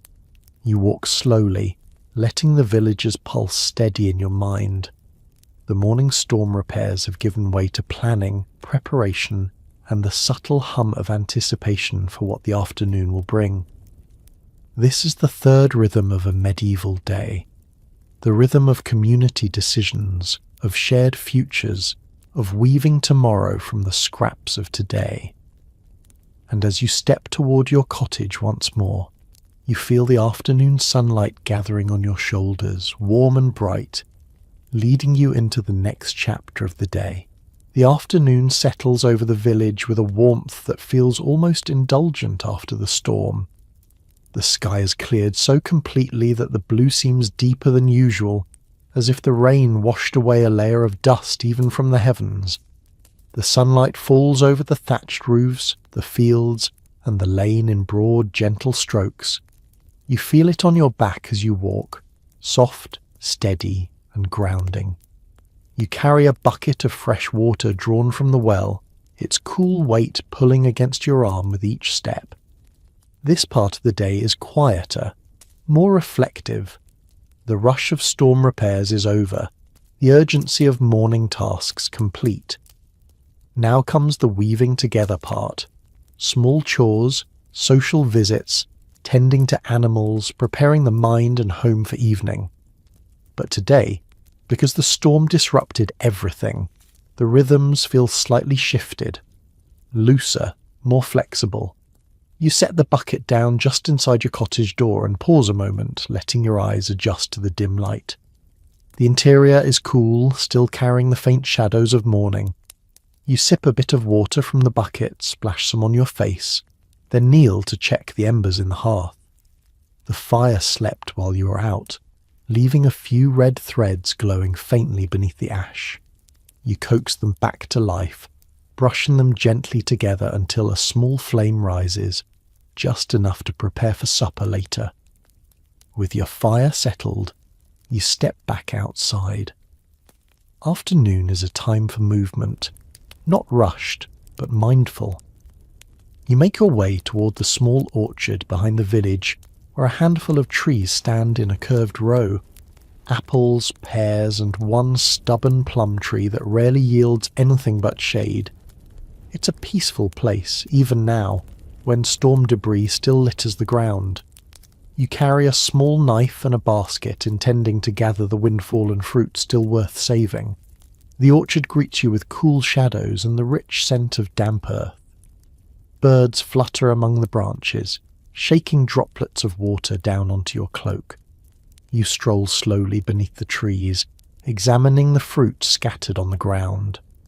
Many are bruised too deeply to keep, but a few still hold firmness. You pick them up gently, turning each one over in your hands. As you gather, you hear soft footsteps nearby. You look up to see Hilda's daughter, a girl of perhaps 15, carrying a basket twice the size of yours. She smiles shyly. "Collecting for drying?" she asks. "And for cooking," you reply. Storm wasn't too cruel to these trees, thankfully. She kneels beside another patch of fallen fruit. Mother says the orchard smells different after storms, sweeter somehow. You inhale, she's right.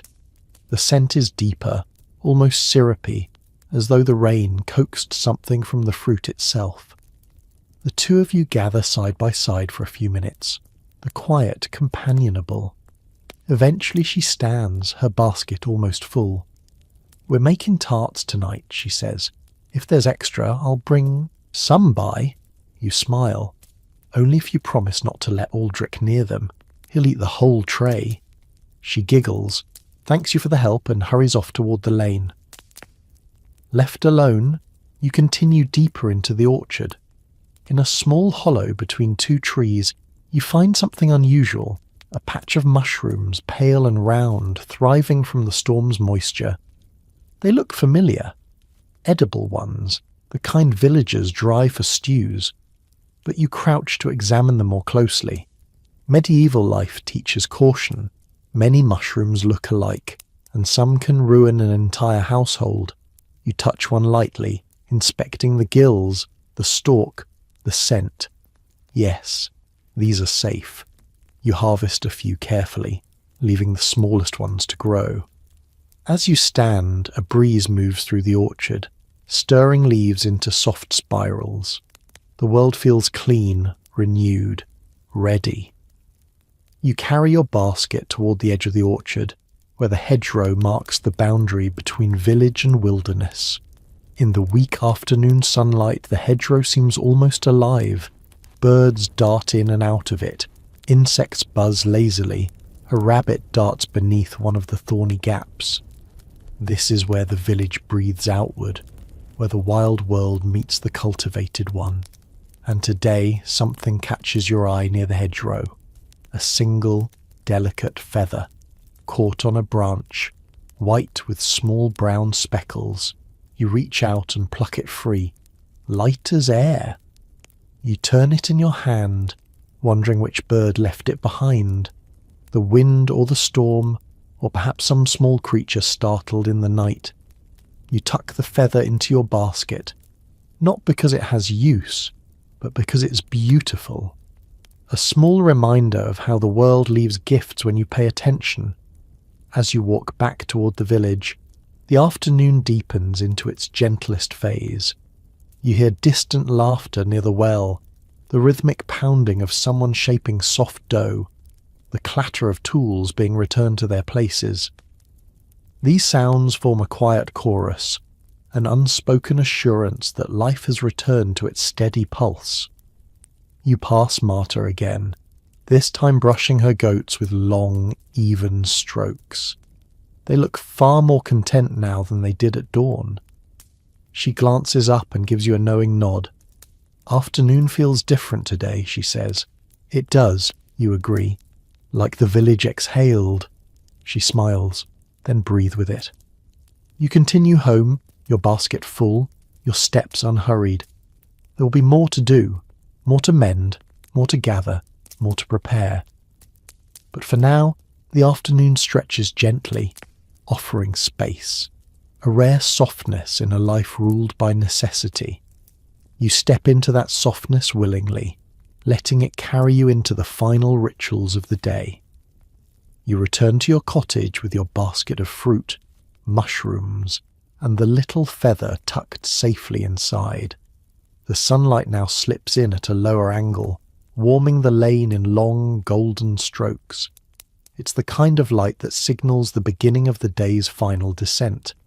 A soft reminder that evening isn't far, and whatever needs doing should be done unhurriedly, but soon. Inside, the cottage greets you with the lingering comfort of the earlier fire. You place your basket on the table, spreading out the fruit to check for bruises. A few apples will need cutting tonight. The mushrooms you trim and lay on a small wooden board near the hearth to dry slightly. The feather you set on the sill, it has no practical use, but it brightens the space in a way that feels oddly significant. With the sunlight growing weaker outside, you take a deep breath and step back into the village for the last communal tasks of the day. The afternoon has mellowed into a warm ease. Villagers move about in softer rhythms now, less urgency, more conversation. Two older women sit near a shared fence line, mending garments and chatting in low, easy voices. Further down the lane, someone plays a reed flute, producing a tune so simple and repetitive it blends into the background like birdsong. You carry a small bundle of rope, the one you braided during the storm day, to trade before the sun disappears. When you reach the common green, you find a few villagers gathered around a stool where the steward's assistant usually sits to weigh goods. Today, the stool is occupied by a young man repairing a basket, the broken reeds scattered at his feet. He looks up when he sees you. You brought rope? You hand it over. He runs it between his fingers, testing the tension. Strong work, he mutters. I can trade you 2 candles for it. Candles are precious, laborious to make, easy to burn through, and you accept without hesitation. He pulls 2 from his satchel, both slightly misshapen but perfectly usable. You tuck them into your cloak for later. Nearby, Hilda's daughter approaches, carrying a warm tart wrapped in cloth. "Mama said to bring you one," she says, cheeks pink from the afternoon sun, "for helping in the orchard." You thank her warmly, and she beams before running home, skirts swirling. The tart smells like apples, honey, and a faint hint of cinnamon, a spice rarely used but treasured when available.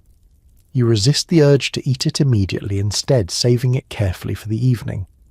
Your next stop takes you past the mill, where a group of children are skipping stones across the shallow run-off ditch. Their laughter rings across the water, bright and unself-conscious. You watch them for a moment, the smallest one missing the ditch entirely, the others cheering as though he'd achieved something remarkable anyway. These moments, small, ordinary, imperfect, are the heartbeat of village life. You continue back toward your cottage just as the sun dips behind the tree line, staining the sky a dim gold edged with pale lilac. Shadows lengthen. The heat of the day retreats.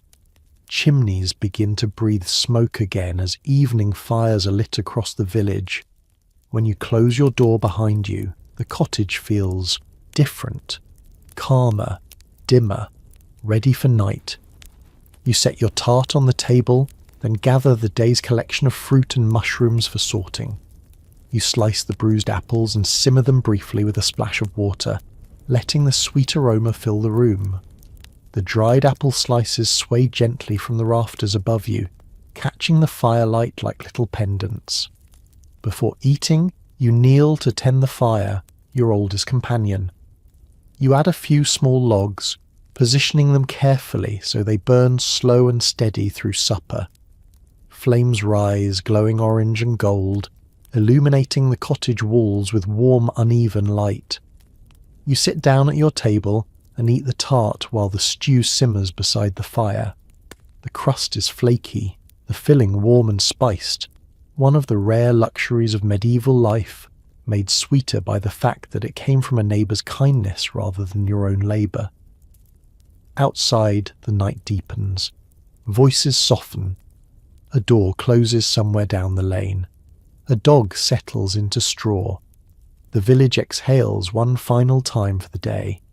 You take your bowl of warm apple stew and sit by the hearth, letting the heat seep into your knees and wrists.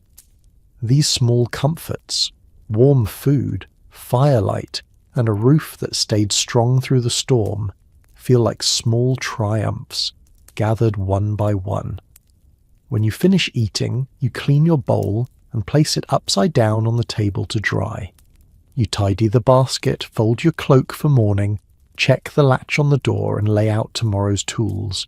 Evening rituals grounded in centuries of habit. The fire dims into glows rather than flames.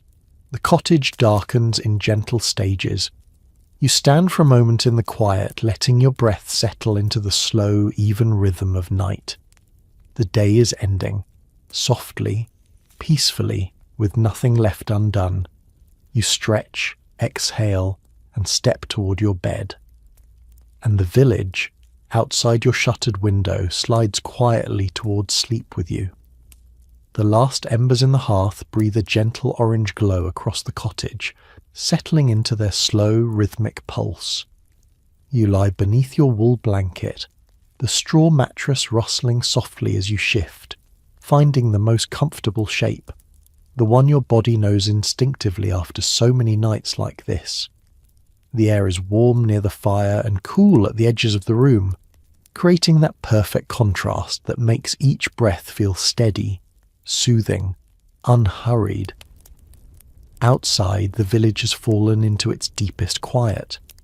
No footsteps along the lane now, no shutters opening or closing, just the distant, barely there murmur of the breeze weaving through the thatched roofs, and the occasional soft grunt of an animal settling into sleep.